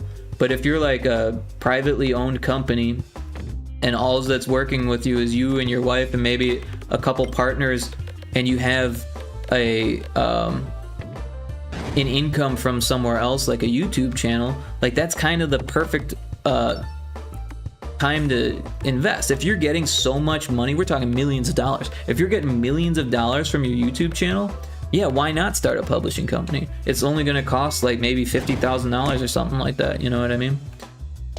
For something small and just getting started like that. Obviously, you could spend, you know, anything you want, but you could start a publishing company with $50,000, right?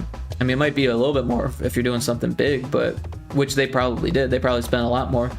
But you could, you know, even, I mean, you could spend $50,000 and say, you know what, let's stop. This isn't gonna work, and still make out okay because you're making millions of dollars a year off of YouTube. You know what I mean? So, I think that's kind of a good spot. Honestly, I think YouTube publishers are a good thing. There's quite a few of them.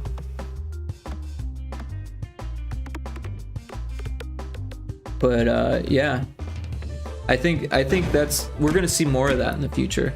The thing is that it's hard to predict what games are gonna do good, and you know, all that. It's hard to predict that even Animal Well did good, right?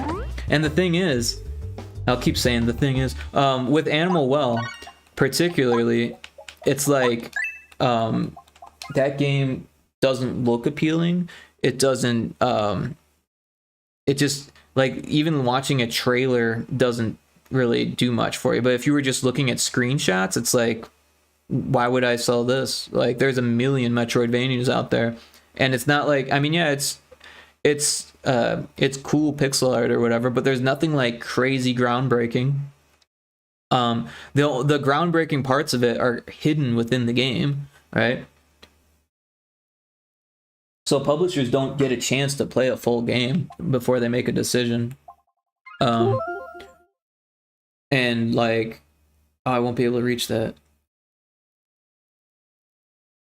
We'll go for the money.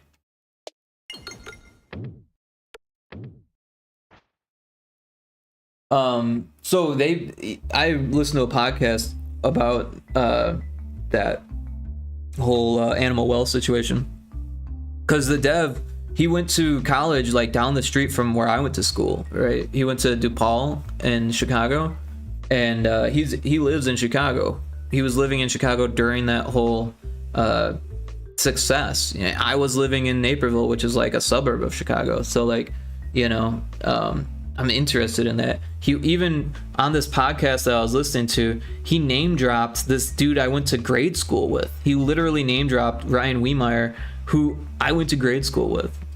And yeah, talk about a weird dating sim type game. He made this game called Max Gentleman Sexy Business. That might be something you might want to check out. It's definitely a strange dating sim, like niche game. But yeah, that dev, he made Ryan Wiemeyer, he made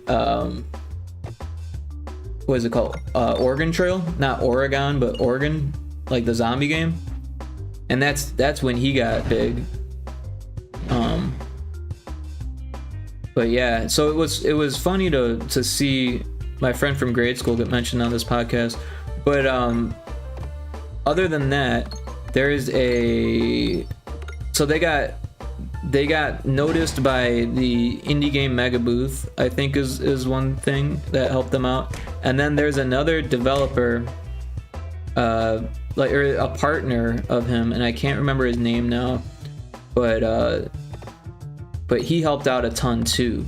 So that guy, and I can't remember the developer's name either, the guy who made Animal Well got help from like 3 different big people, and then indie game mega booth saw it too. So that's like 4 prestigious like partnerships or help. They struck gold with their first published game. Yeah, pretty much. That's pretty much what happened. But they didn't just strike gold. They like looked at a bunch of games and they decided which one was going to strike gold, and then they made sure that it struck gold. So I mean, there's a little bit more to it than just like randomly striking gold. Like, they did their homework.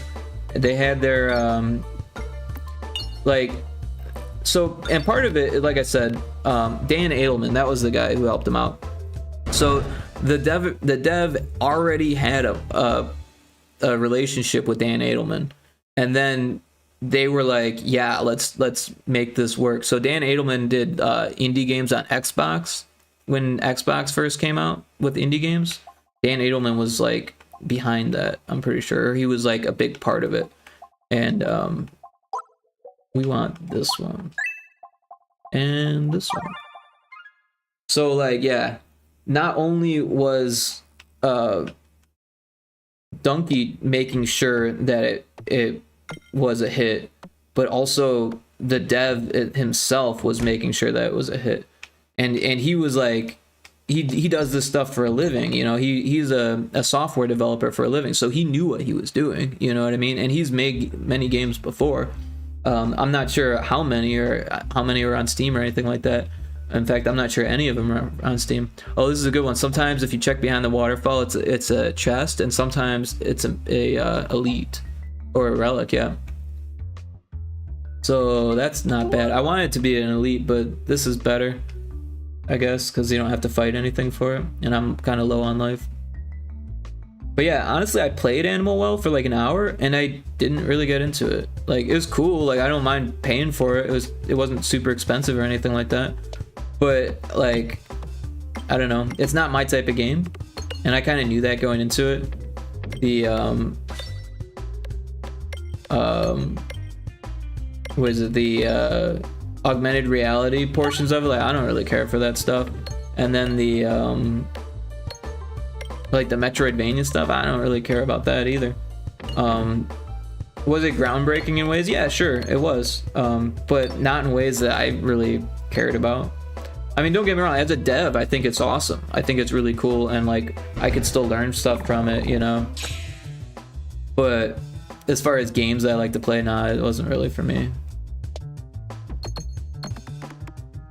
But honestly, as a dev, like, because I'm more of a dev than I am a player, right? So I tend to, like, think about how, like, what I can learn from it, even if I don't like the game. Sometimes I play games I don't like, just to see what I can learn from it. Boom.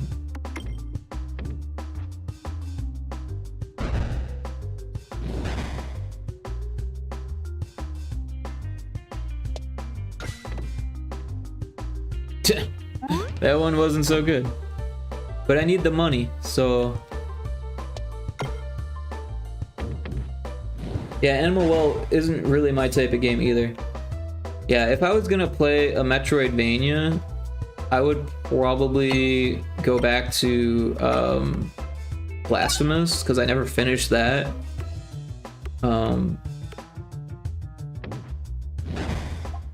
Not big into Metroidvanias. Me neither. You know, I liked Super Metroid and another Metroid Remake 2. Really don't want to upgrade those. I don't really like any of these. Yeah, let's save our monies. Worked hard for the money. Blow stuff up. There was one that I played that I liked. It was called Gato Roboto, but even that one I didn't play it very far. I want to say Devolver published that one. This is a weird level. I don't know that I've played this one before. That's cool that there's still levels that I haven't played yet. It's a swarm of bats. I see what it is.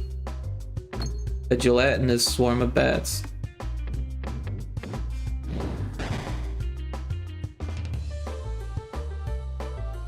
Give me money. Oh.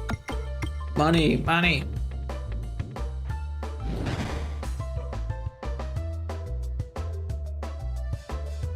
But yeah, Gato Roboto was like a cute Metroidvania, and it was 1-bit, which means that it was monochromatic pixel art. So black and white pixel art.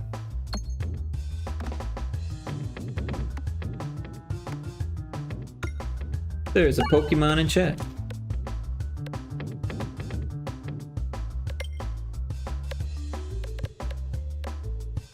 Boom.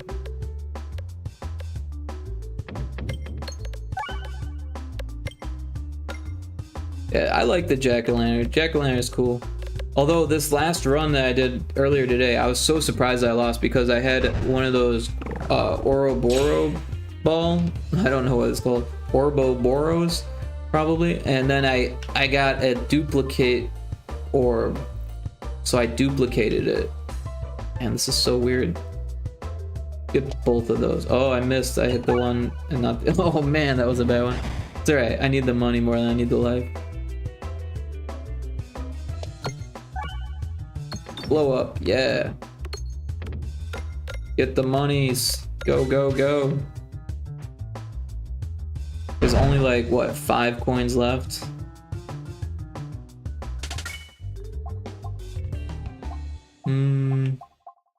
We'll go with the Swolt Orb. This one's not bad. If you upgrade it like right away, it's actually pretty good.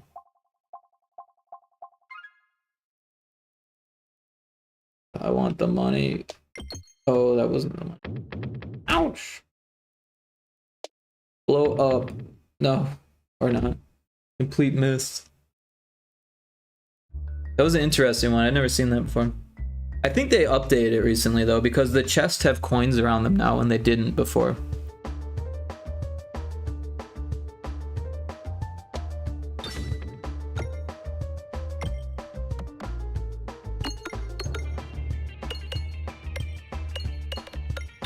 Boom.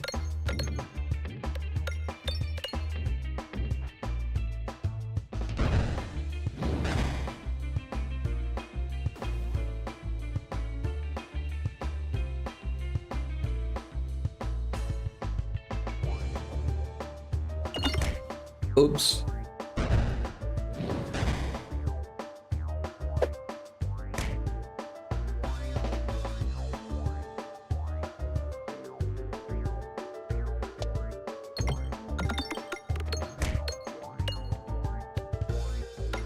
Get the bomb. Yeah. And the refresh. Alright. This guy's going down. He don't stand a chance.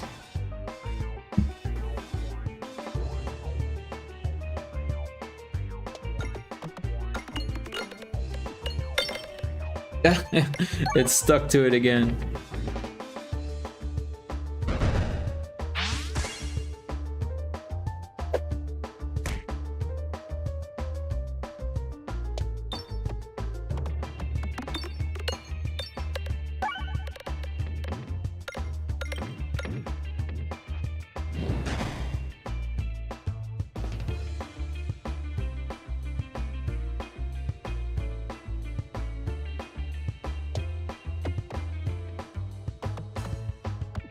Yeah, I was hoping that wouldn't happen, but it did.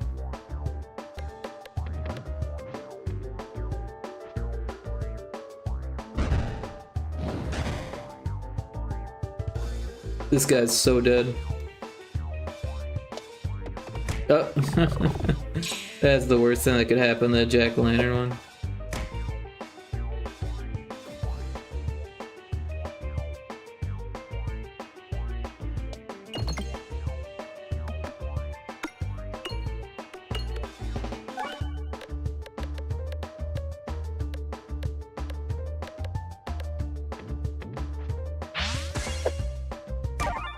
Got him.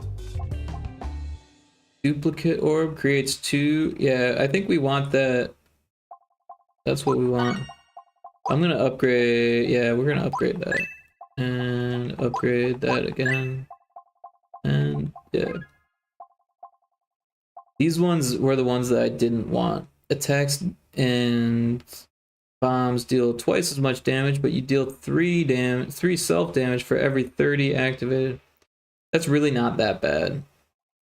All orbs get more, but you see, we already have less refreshes, so I don't like that one. One less crit. But we only have 1 crit to begin with. I'm going to go with this one. And hopefully it doesn't kill me.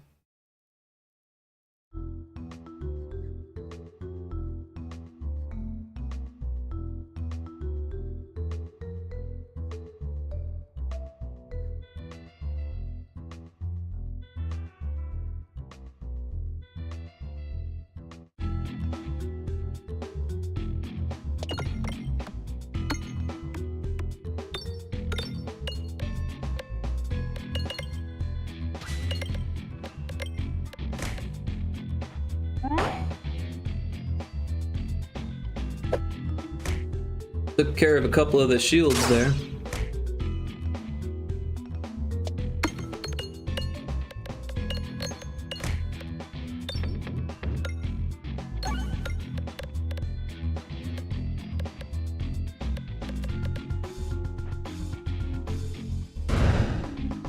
Everyone's dead.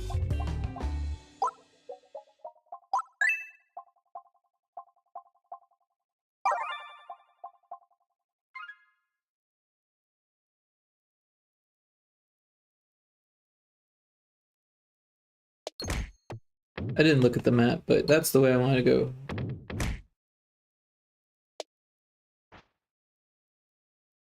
Yeah.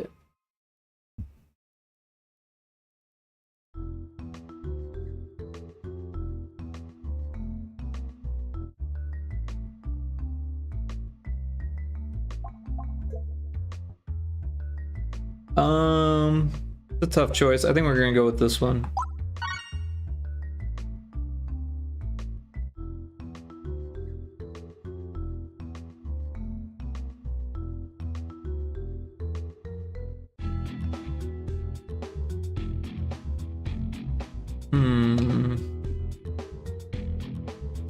Boom. Up. Go up. Up. Up. Go. Blow up that bomb. Do it. Do it. Blow it. Yes. I hit that one. And that one. Go, go, go, go. Up, up, up, go up. That wasn't a bad throw. Fucking shield. We're gonna hit that bomb.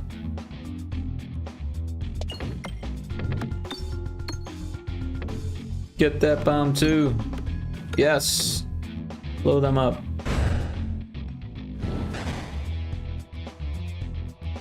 The one refresh is really hard to reach.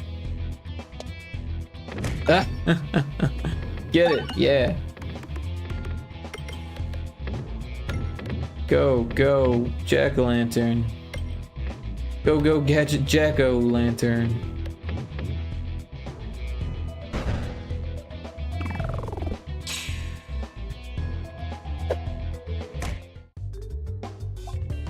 The laser orb. Laser orb's pretty cool, but it only hits those. Pierces through all others.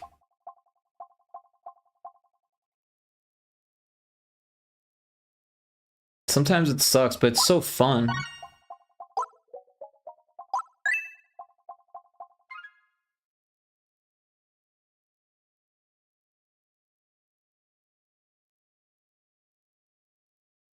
All right, do it.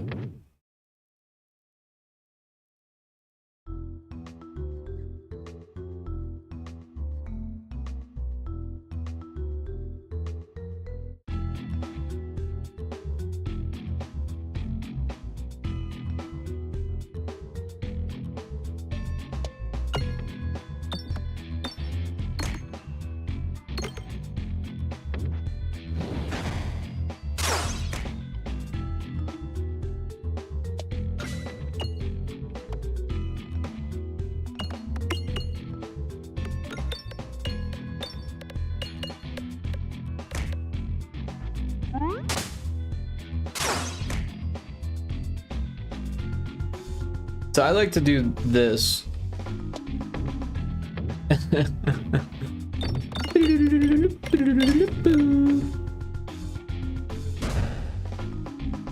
Bam. Pew pew.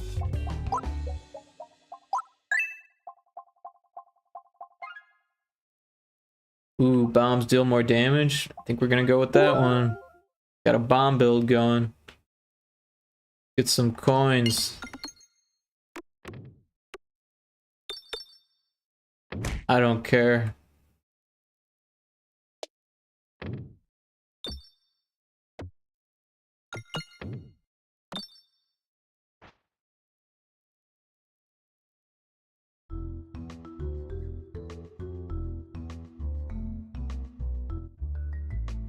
Walking down a hall when a pack of brick slime starts to smash around you. Seems to be pretty careless and you think that you can trick them into smashing themselves a bit. Yeah, we'll fight the blocks. They're not that hard. Though sometimes they kick your butt. Seen it happen. Stranger things have happened. Blow up. Blow up. Oh, oh, oh. Dead.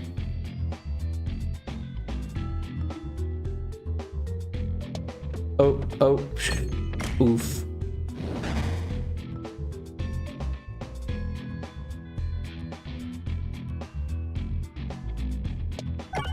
There we go. Do something cool.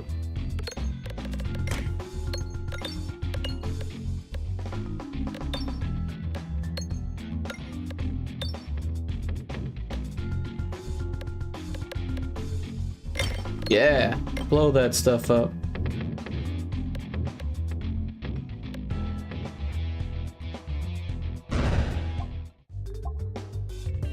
What's that? Activate orb. I think this one.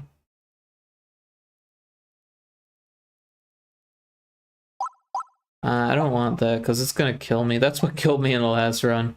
Was one of those. We will not upgrade. We will get some life. And after attacking with this orb, the next orb fire gets plus XY, where your XY are this orb's regular and crit damage. Nah, we're gonna save up.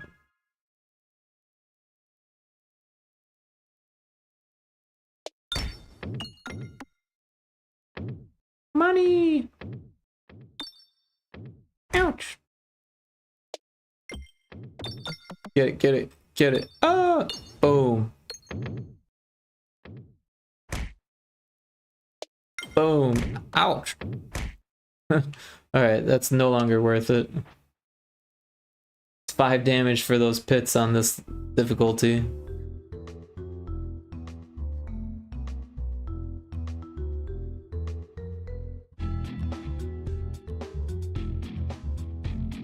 Alright. Time to shine, Lazorb.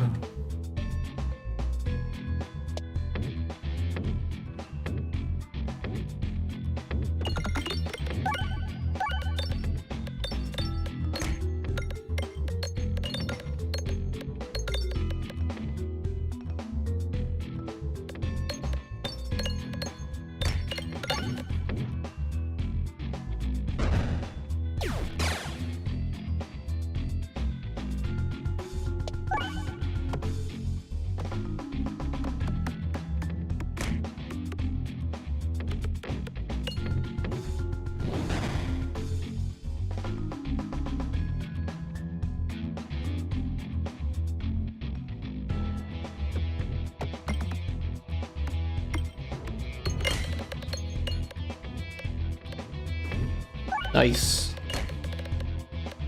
That is the perfect throw.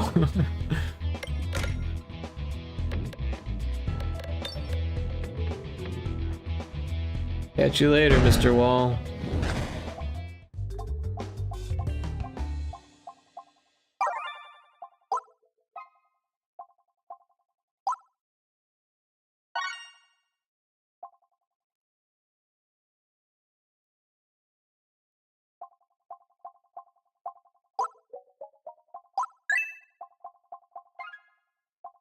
Ooh, the prime slime.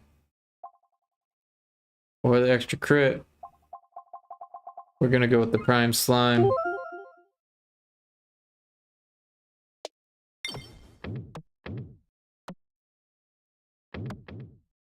Nice. Lots of coins, no damage. That's what I like to see. Alright, now I need to go left after this. I've never seen this one either. This is a new one.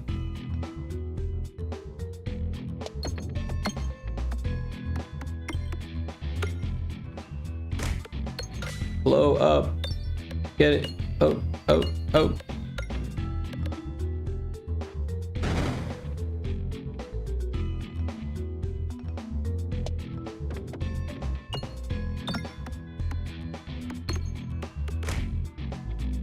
Kill everything.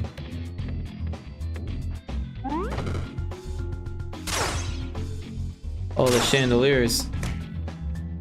Those are new enemies.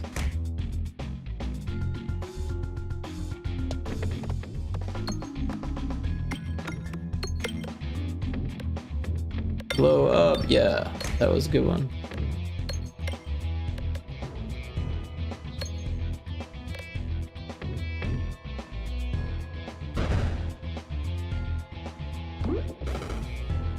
Catch you later.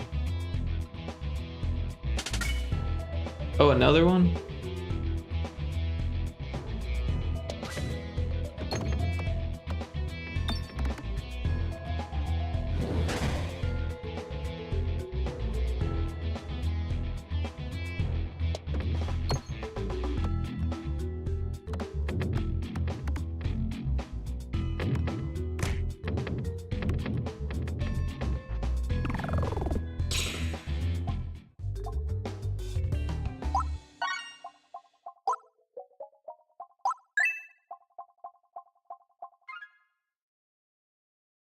Alright, and we got a clear shot at the boss.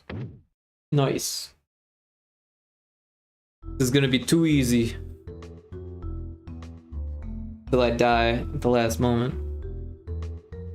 But that won't be till the next realm. We'll go this way first. See what that does for us. Boom.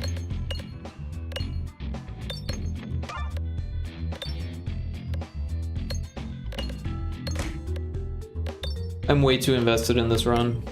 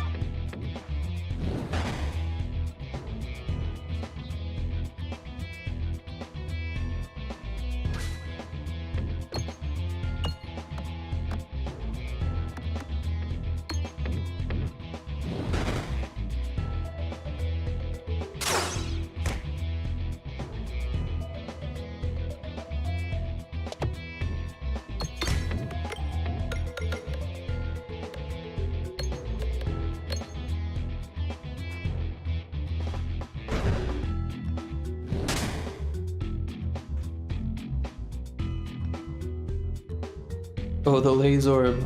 Alright.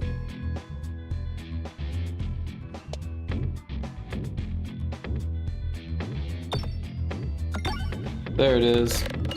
Get it. Get it. Get it. Guy is dead. He doesn't stand a chance. Boom. Go, laser orb, go. Boom. And the refresh. Look at this guy go. Look at this guy go. Oh, oh, and it's over. Boom. Very dead.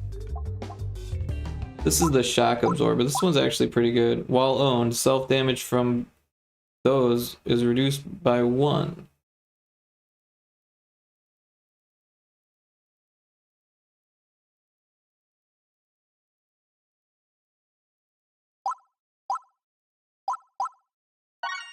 We're gonna go ahead and get that, but we need health.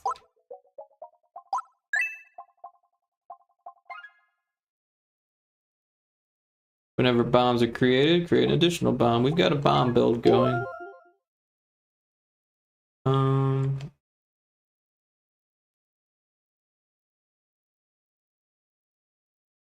Let me go with the chest route.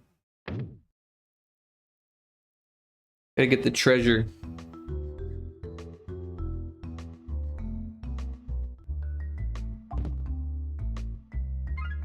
The tactical treat. Alright, so this... I want that. Oh, or that. That'll work. That's fine.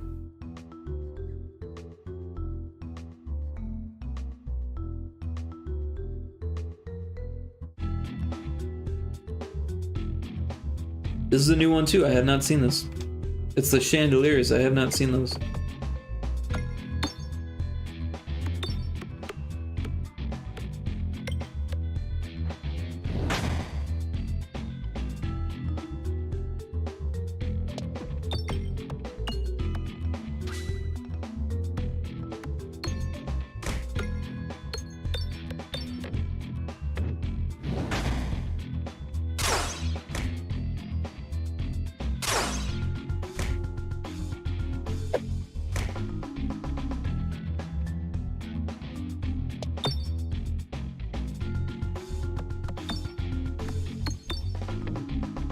Blow things up, yeah.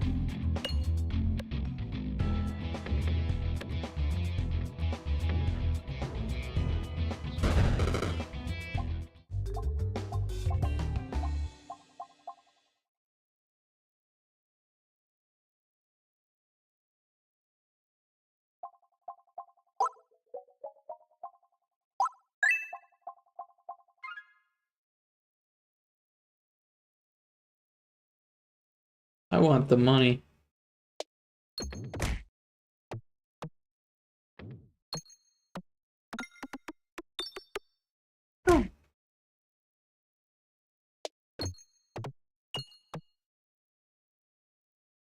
Boom. I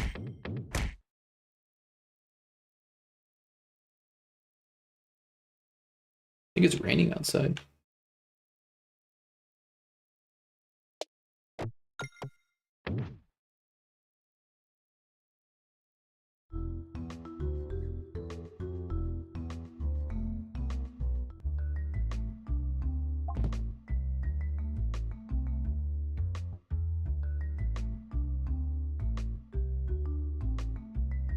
It's really raining outside. I need to check this out. Ah.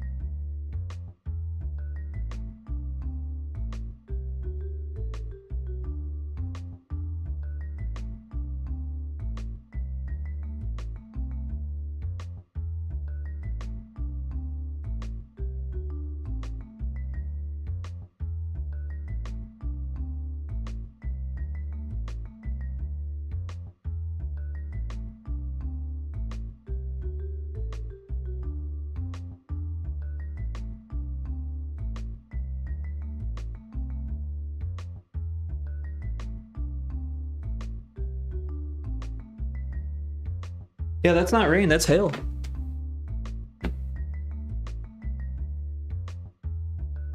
I guess we'll just have to keep our ears peeled for a siren. Being Oklahoma and all. What time is it? 3 in the morning. Oh, I got the chest. All right. Hell yeah. I could use that 2 additional refreshes.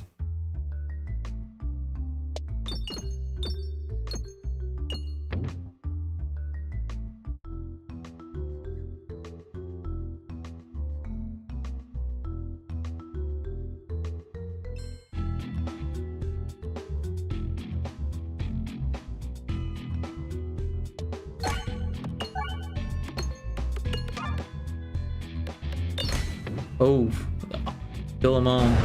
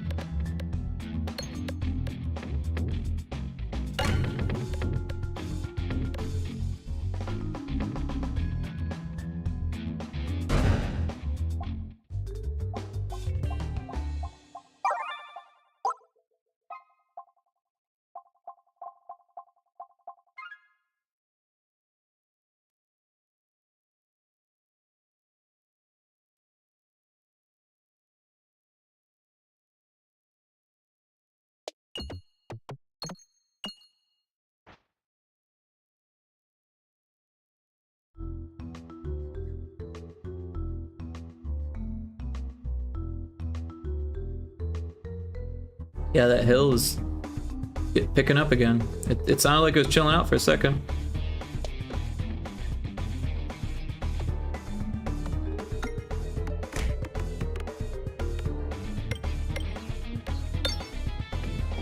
Oh, I forgot there's a trick to this one. If you get the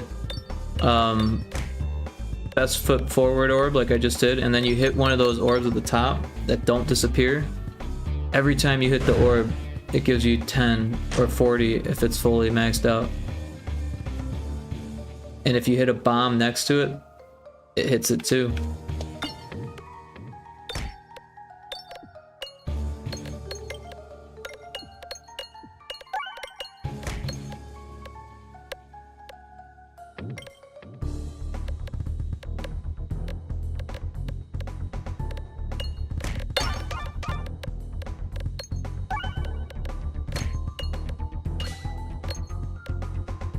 Yeah, this guy doesn't stand a chance.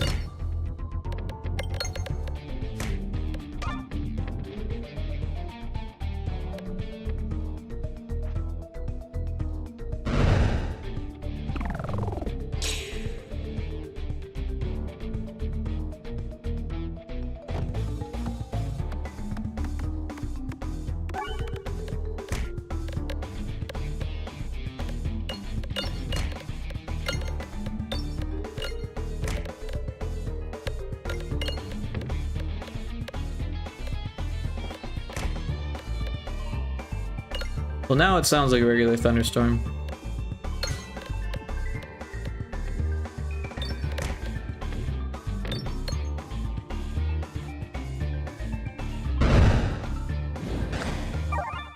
Yep, that was quick.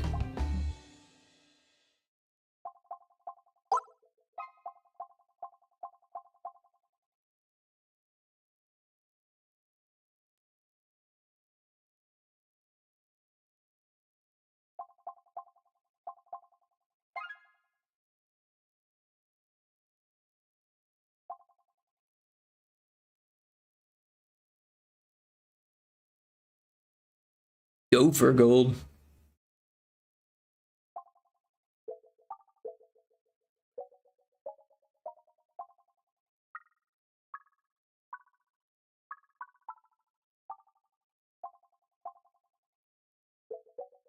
Yeah, that would put these at 0. I don't want anything that makes 0.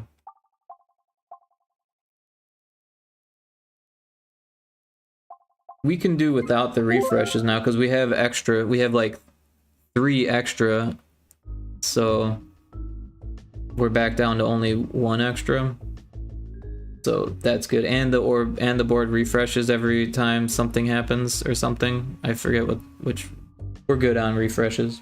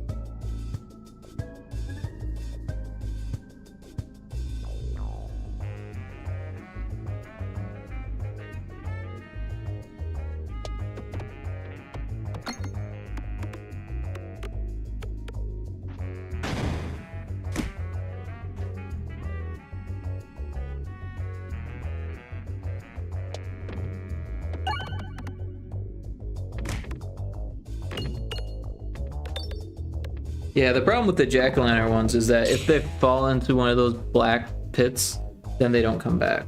And that sucks.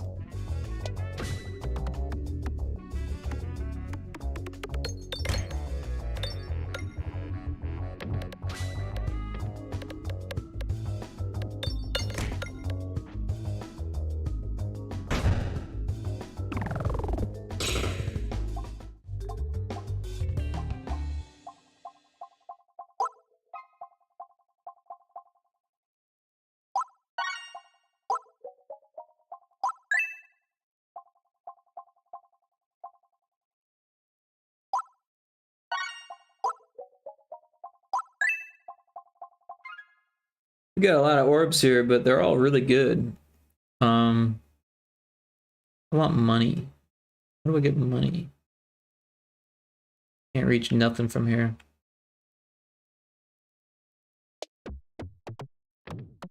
Right into the pit. So I want to take a right after this. And then a left. Or I guess it doesn't really matter. As long as it's not the shop. I don't like shops. I like never use shops. I'll get lots of money, upgrade my stuff, and then, oh, I want to take a right. I can't take a left.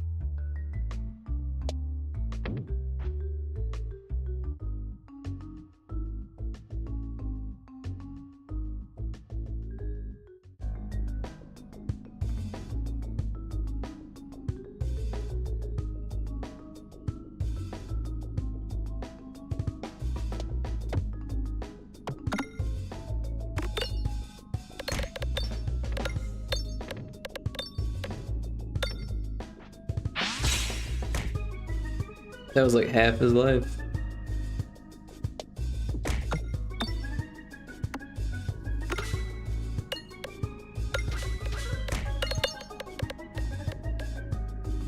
And there's more than its entire life.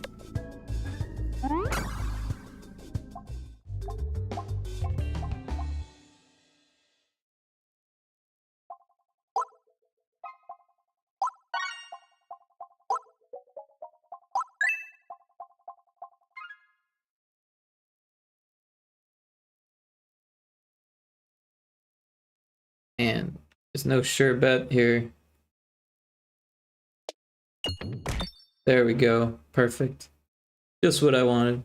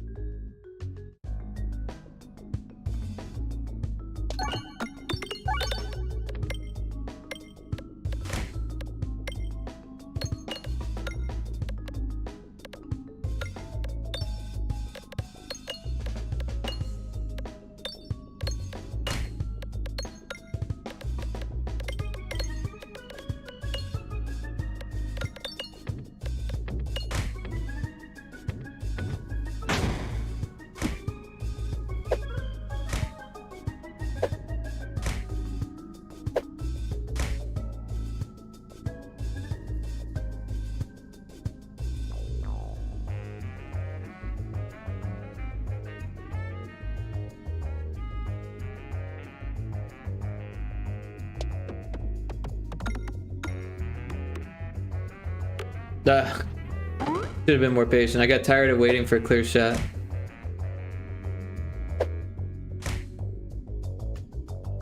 There we go.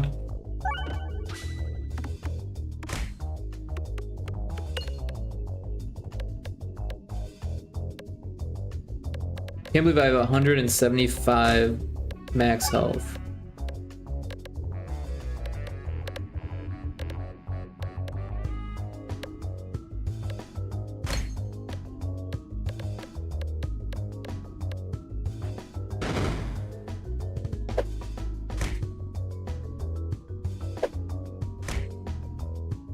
These guys got a lot of health though.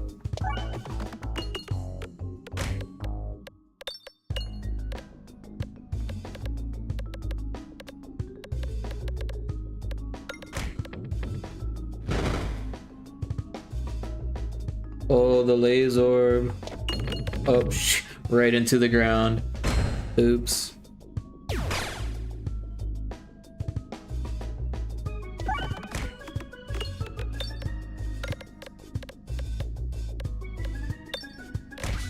Get him. Go, go, go, go. Just one bomb, and then you got it. Holy shit, where's it going now? Keep going, keep going, keep going. Yes, get the coins. Kill them all. Ooh, Poltorb Geist.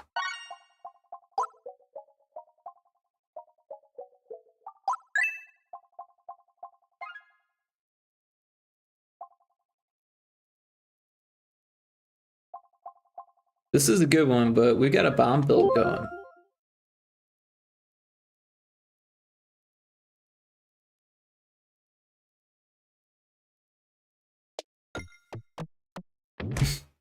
I'm gonna die. Or just go the wrong way. Cool. It could be elite.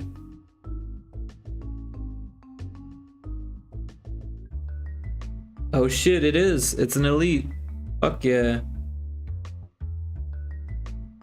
Let's fight the forest boss. Actually, it's a boss. It's not even an elite. It's a boss. But this will be easy.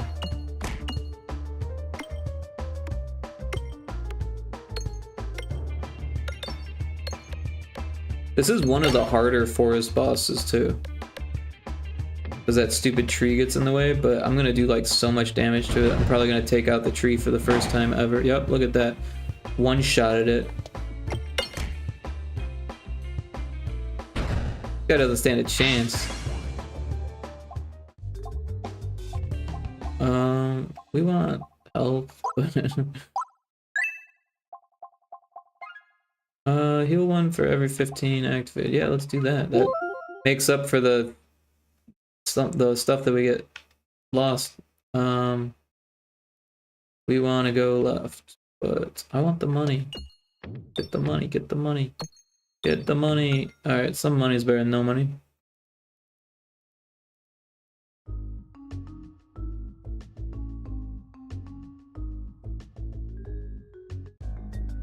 Oh, this guy.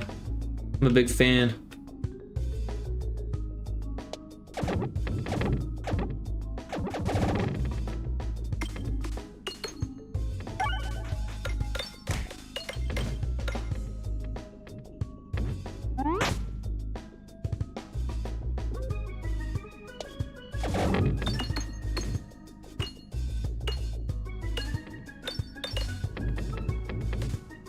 Yeah, go in there. Oh, oh, oh, oh. Blow up the bomb. Yeah. And that one.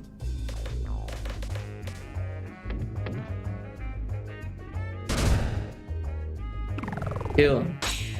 3 damage.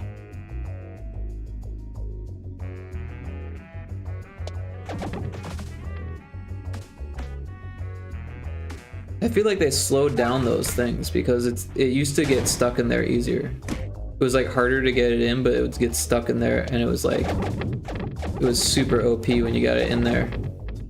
But now it seems to fall out quicker. Don't laser me.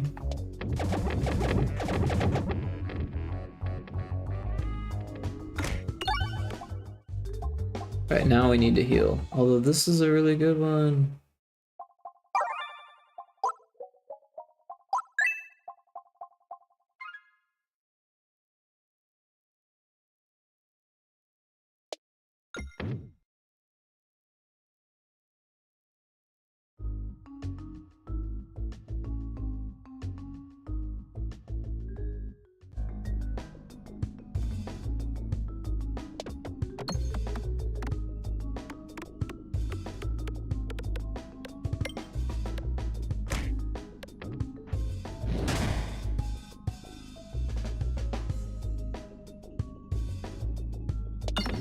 Oh shit, there's a laser.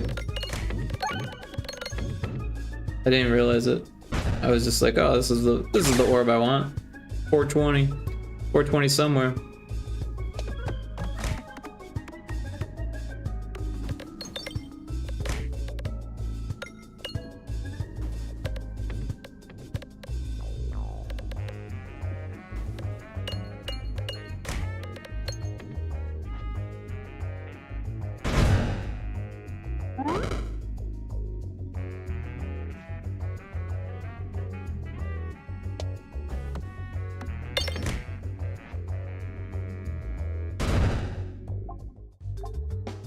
I think I've already filled my orb. Oh, there's one more.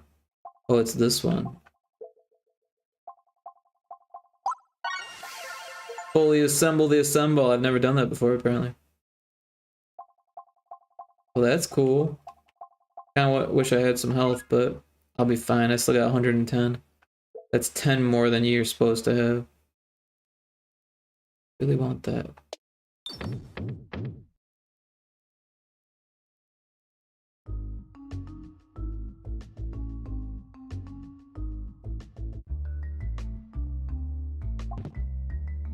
Even more. Although I'm probably not gonna use it.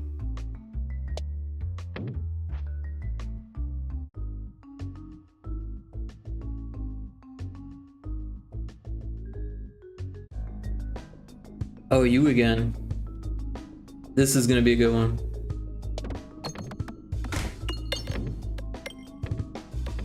Go, go, go. Up. Bounce. Up. Bounce. Go. Go. Explode the bomb. Yes. That was gonna be better, but that was pretty good. Not bad. We got one. Oh, and we got them all. Oops. Hey, health.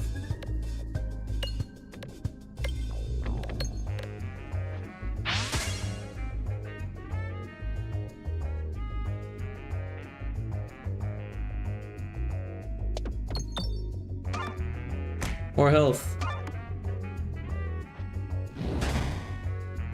Uh-oh, he's getting close.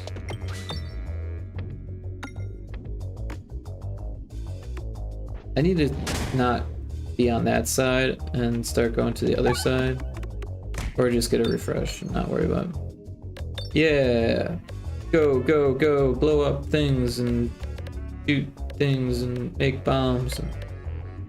Yeah. Keep going, keep going, keep going. Oh, I was so close to that bomb. Hey, we got him. I've already got that.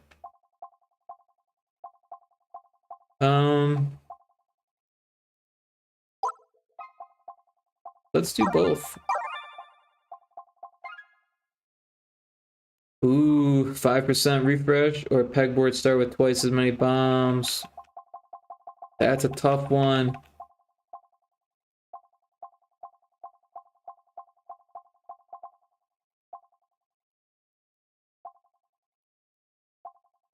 We're gonna go with 5% refresh because what if there's no bombs on the board? Then it doesn't refresh.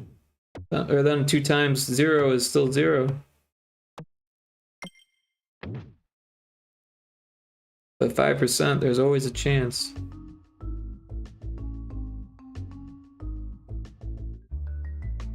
Uh-oh. The evil haggling.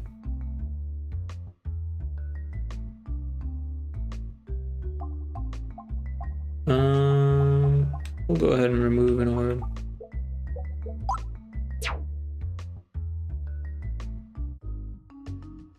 Vampire haggling. A globe of radius standing directly in your path. If you listen carefully, you can hear it humming with an earthly energy, and you sense that you can make use of its power. Let's get rid of the pebbles. We don't want that shit. A pinspire in chat.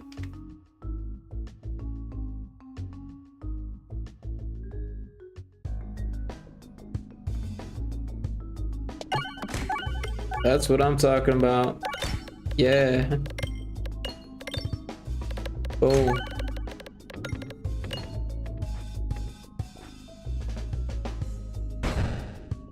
I think this is the one that killed me last run. Here there was one just like it.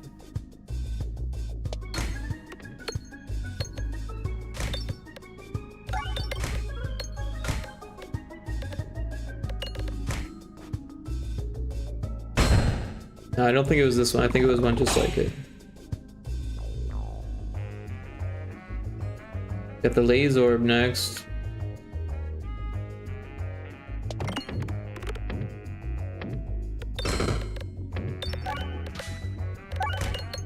Look how many bombs there are. There's so many bombs.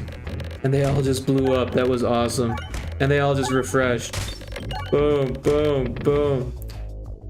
This is the best bomb build ever. What is this? After attacking with this orb, the next orb fired will attack all enemies. That's not that cool. What's this one?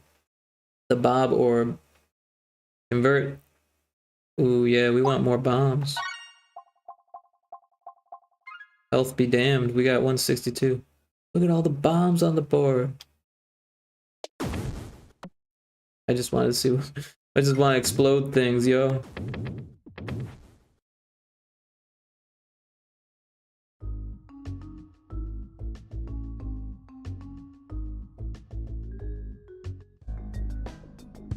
All right. Here we go. Keep rolling. Oh, and now roll the other way. Oh, the bounce destroyed it. It was gonna hit the other bomb. Get it. Oh. Alright, these guys don't stand a chance.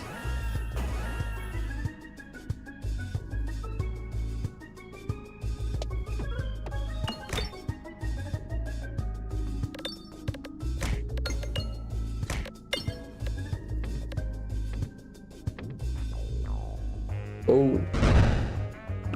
Dead.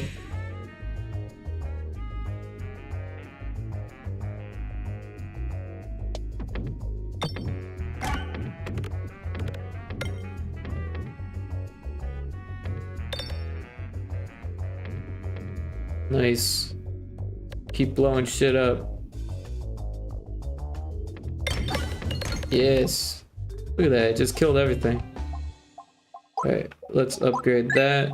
We will increase our max, and we'll continue. This is the bomb one too. This is gonna be fun. A bomb boss on a bomb build. Minesweeper.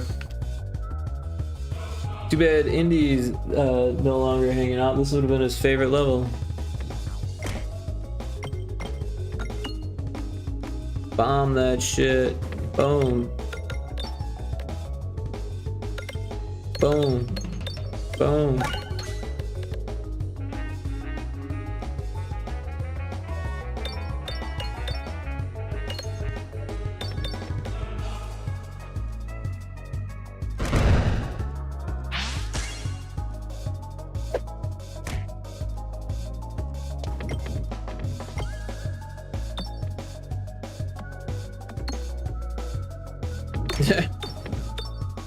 Get out of there.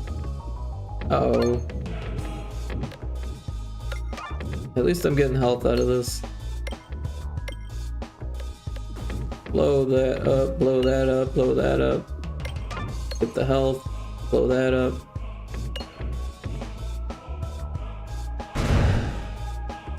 Dude's like dead.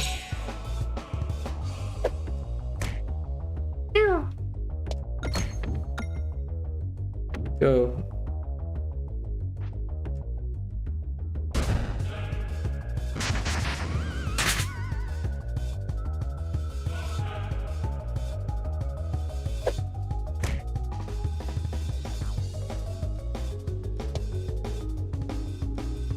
Where's the refresh when you need it?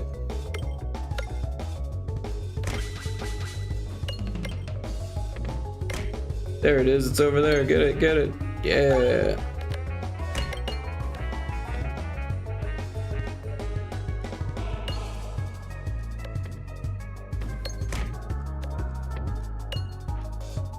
This guy's dead. So there it is. Crucible 6 beats. Crucible 7 unlocked.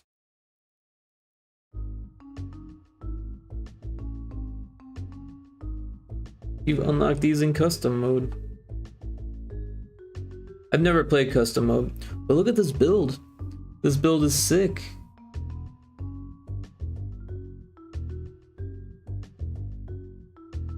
I had 149 at the end of the game. Slime applied bounce 193. Damage dealt 88,000. Pegs hit 5,000. Gold obtained 1,300. Excuse me. Final HP. Yeah, that's crazy. 1.12 is the build.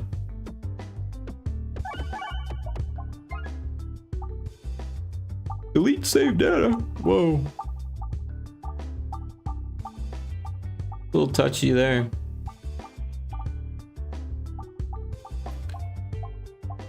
Did it switch again? Because that's definitely not English.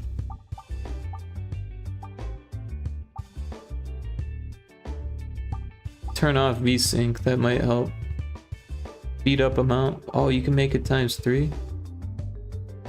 Occasional bugs with physics collisions.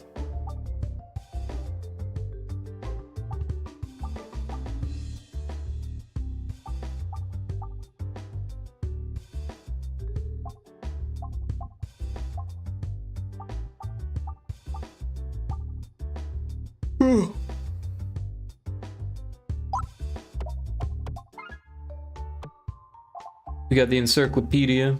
Wins 13 out of 65.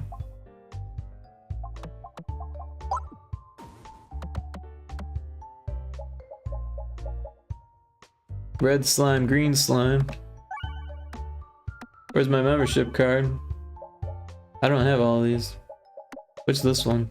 Multiballer. Using the Matrios Orbshka, have 16 multiballs on screen at once. That was a fun one. I remember that. Extravagant. Oh, that one's hard to get.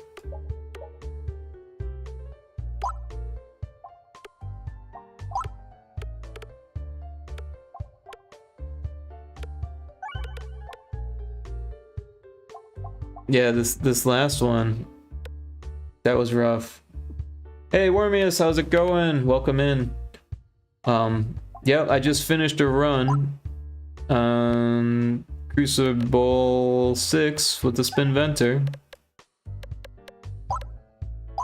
And it was intense. If we take a look at the run summary.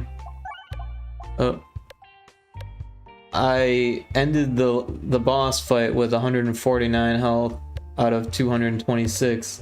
Thanks, did you win? I totally smoked everything in that one. This run right here, it was really good.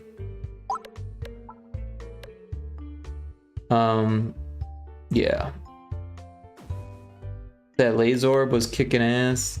I had the full sector or whatever, the upgradable sector or whatever it's called. Yeah. Doing really good with that build.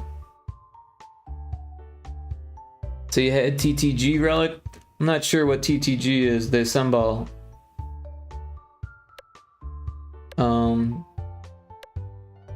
Yeah, I had the symbol, but I don't know what TTG is. Oh, that was wrong. This is it. But yeah, I had a good start. I had a really good start, and like it just kept getting better. It was like time to grind. I don't know what that means. I mean, I know what grinding is, but grinding Monstera is a streamer relic. Interesting. I'm so confused. But yeah, I was doing good. I kicked a lot of butt on that one. But yeah, honestly, it's like 3:25 a.m. here, so I'm probably gonna pack it up. I appreciate you dropping in. Sorry that was like end of the stream, but yeah, I normally do game dev stuff, and I was kind of winding down for the evening, and I did some Doom Infinite earlier, and then I did this. But yeah, I'm getting sleepy, and some relics in this game and many other roguelites are references to content creators. Oh, okay. Grinding Monstera is a streamer relic. I see what you're saying. So Grinding Monstera is named after a streamer then? Interesting. Time to Grind is a streamer. I got you. So which relic was that? Oh, did I just hit the right thing? Yeah, okay. Can I wait? What is going on here? Go up to this one. And then can I click on them? No. Can I hover? No. Just have to know what they are. The rainbow leaf. The rainbow leaf was dope. Yeah. What was it like? Yeah, every non-minion gives you 1 HP, max HP. Yeah, that helped me out from the start. And then this gunpowder one, I managed to get a second relic out of a chest, which is like really hard to do. I've only done it 3 times out of the 63 runs that I've played. And then I was a little worried about this one, but I had so much health, I was like, yeah, it doesn't really matter. And then I got one of them, I think, the corn. The corn like almost negated that one entirely, like as far as the negative effects of it, so that worked out. And then I didn't think I was going to use this one, but I ended up using it like 3 times. And then this one, I had the option, because I had like a bomb build going, essentially, right? Because I had this one that blew up everything around it, and then I had this one which I can't remember what it does, something with bombs, yeah, and then this one, the other option was like start with twice as many bombs. This one was like a 5% refresh as a bomb, right? And I was like, well, what if there's no bombs? You know, of course, it was like the end of the run, so it didn't really matter.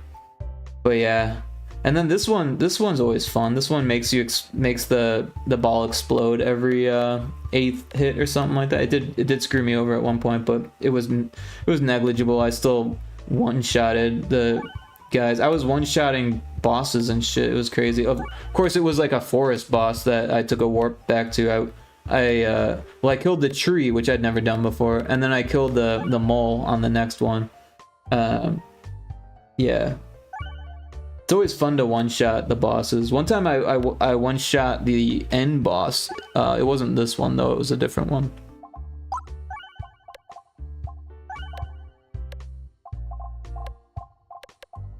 But yeah, there was a hailstorm during the fight. That was kind of weird. Like literally outside it was hailing. Hey, Chris Ball's still here. Assuming people will understand time to grind from TTG is a little nonsensical since TTG is already used for something else. What's TTG else used for? What is it used for elsewhere? Because I've never heard this acronym before in my life. Also, I'm not like big on streamers. I don't know them. Tabletop games. Ah, yeah, okay, that makes sense. That does make sense. Like one time I was at the doctor and this girl was like doing my, you know, blood pressure or whatever, you know, the basic stuff, and she's like, "Are you a streamer?" I was like, no. And she's like, "Well, you look just like a streamer." I was like, "I'm not who you think I am." And she's like, "Do you know Penguin Zero?" I don't know what his name is. She said, "But my boyfriend watches him and you look just like him." I was like, "I'm not him." And then she's like, "Well, what do you do for a living?" I was like, I work for a YouTuber, because I did at the time. And she's like, you could see that her wheels were turning and that she didn't quite believe that I wasn't moist critical, which is kind of funny to me because the dude's like 10 years younger than me. But yeah, I thought that was hilarious. Yeah, it kind of cracked me up. And then someone else told me the same damn thing. Someone else was like, "You look like this person." I was like, "Shut up." So 2 people have told me that I look like that dude. I didn't even know who he was until I looked it up afterwards, because I was like, Penguin Zero? Who the hell is Penguin Zero? And I looked it up. I was like, wait a second. Because one of my friends who was actually, he rated me earlier, Indie Maniac, I can shout him out. He has like a redeem that's like a jump scare, a moist critical jump scare. I'm sure you've probably seen it before if you like streams. I've seen it in multiple streams. Yeah, shout out at the Indie Maniac. So Indie Maniac is a really awesome streamer. He does mostly indie horror games. He does some other types of games. Like he was doing a lot of like getting over it games and stuff like that. But yeah, he's definitely more into like the whole like content creator like knowledge base. I'm on the peripherals of that. But yeah.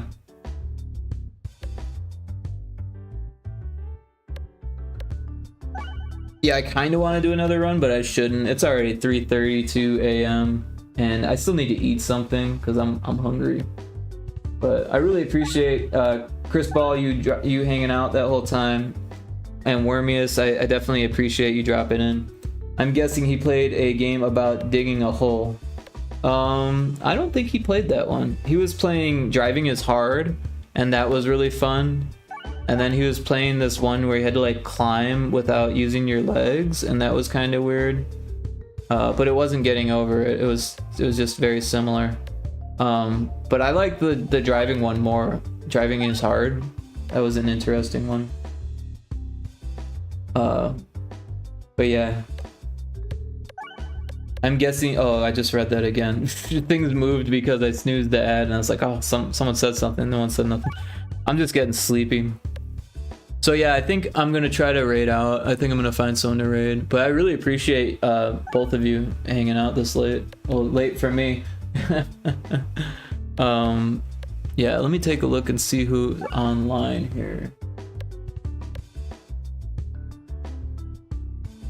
So a dev that I haven't spoken to in a while is on making art. This person does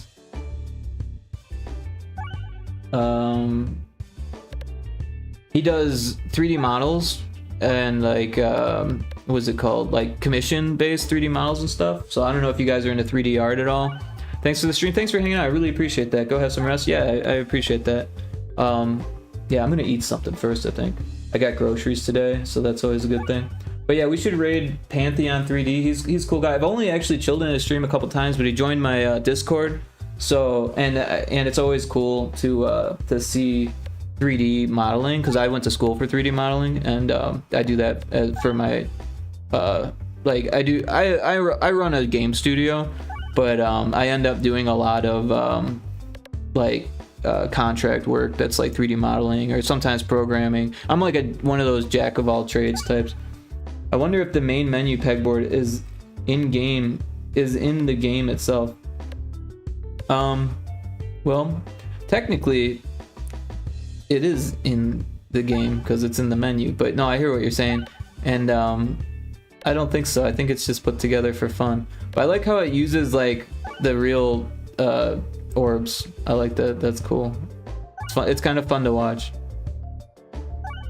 But also, sometimes it freaks me out because I hear the sound, and I'm like, oh wait, am I playing? Oh no, I'm not playing. But yeah, I'm gonna raid out to this guy. So if you guys want to say hey to him, that'd be cool.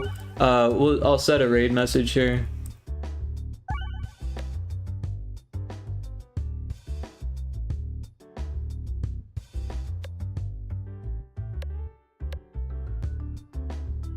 Wave Games is my studio, so that's why. And then raid message. So if you're subbed, the top one has the emotes, and then the bottom one is for unsubbed emotes.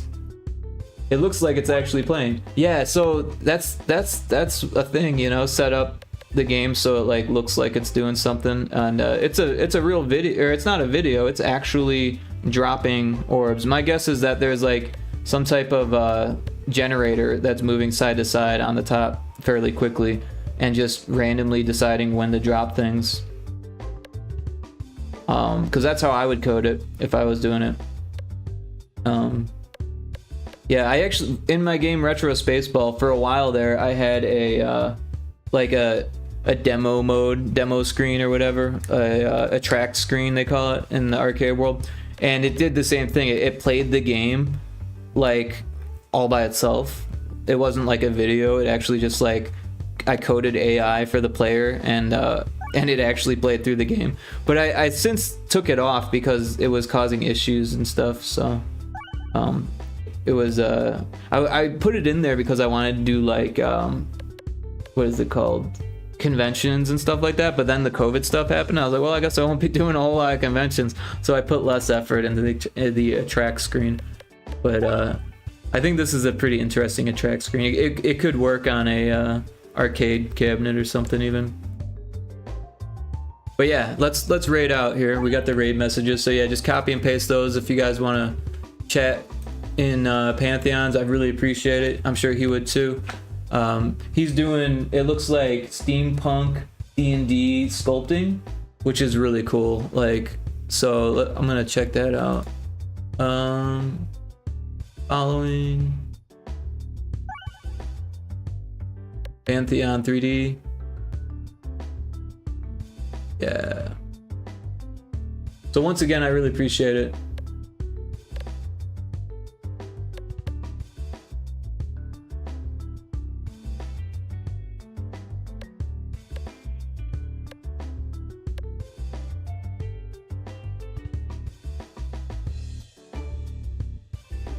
All right, I'm gonna copy that message myself. I always tend to forget to do that.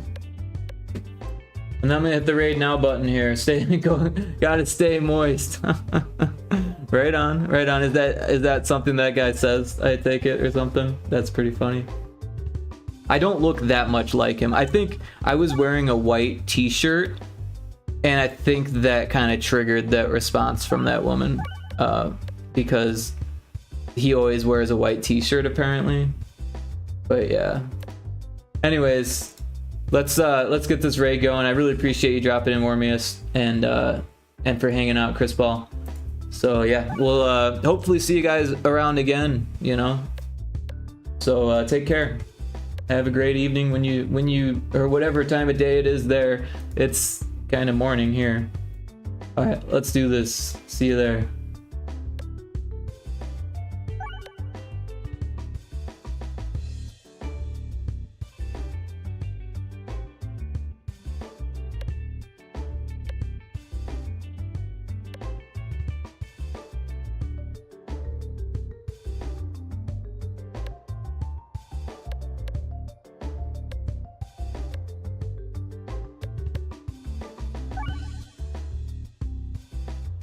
Did it not work? I'm so bad at this.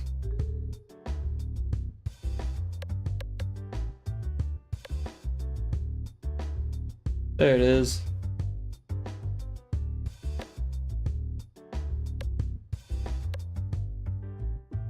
For some reason my alert things isn't working. Welcome in. If you're a fellow artista, feel free, stick links in chat, share your artwork, sell yourself. Always awesome.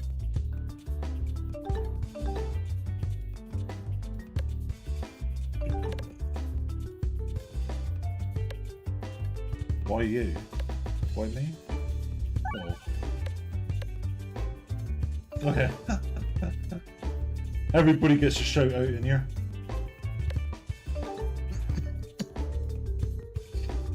I'll give you a follow any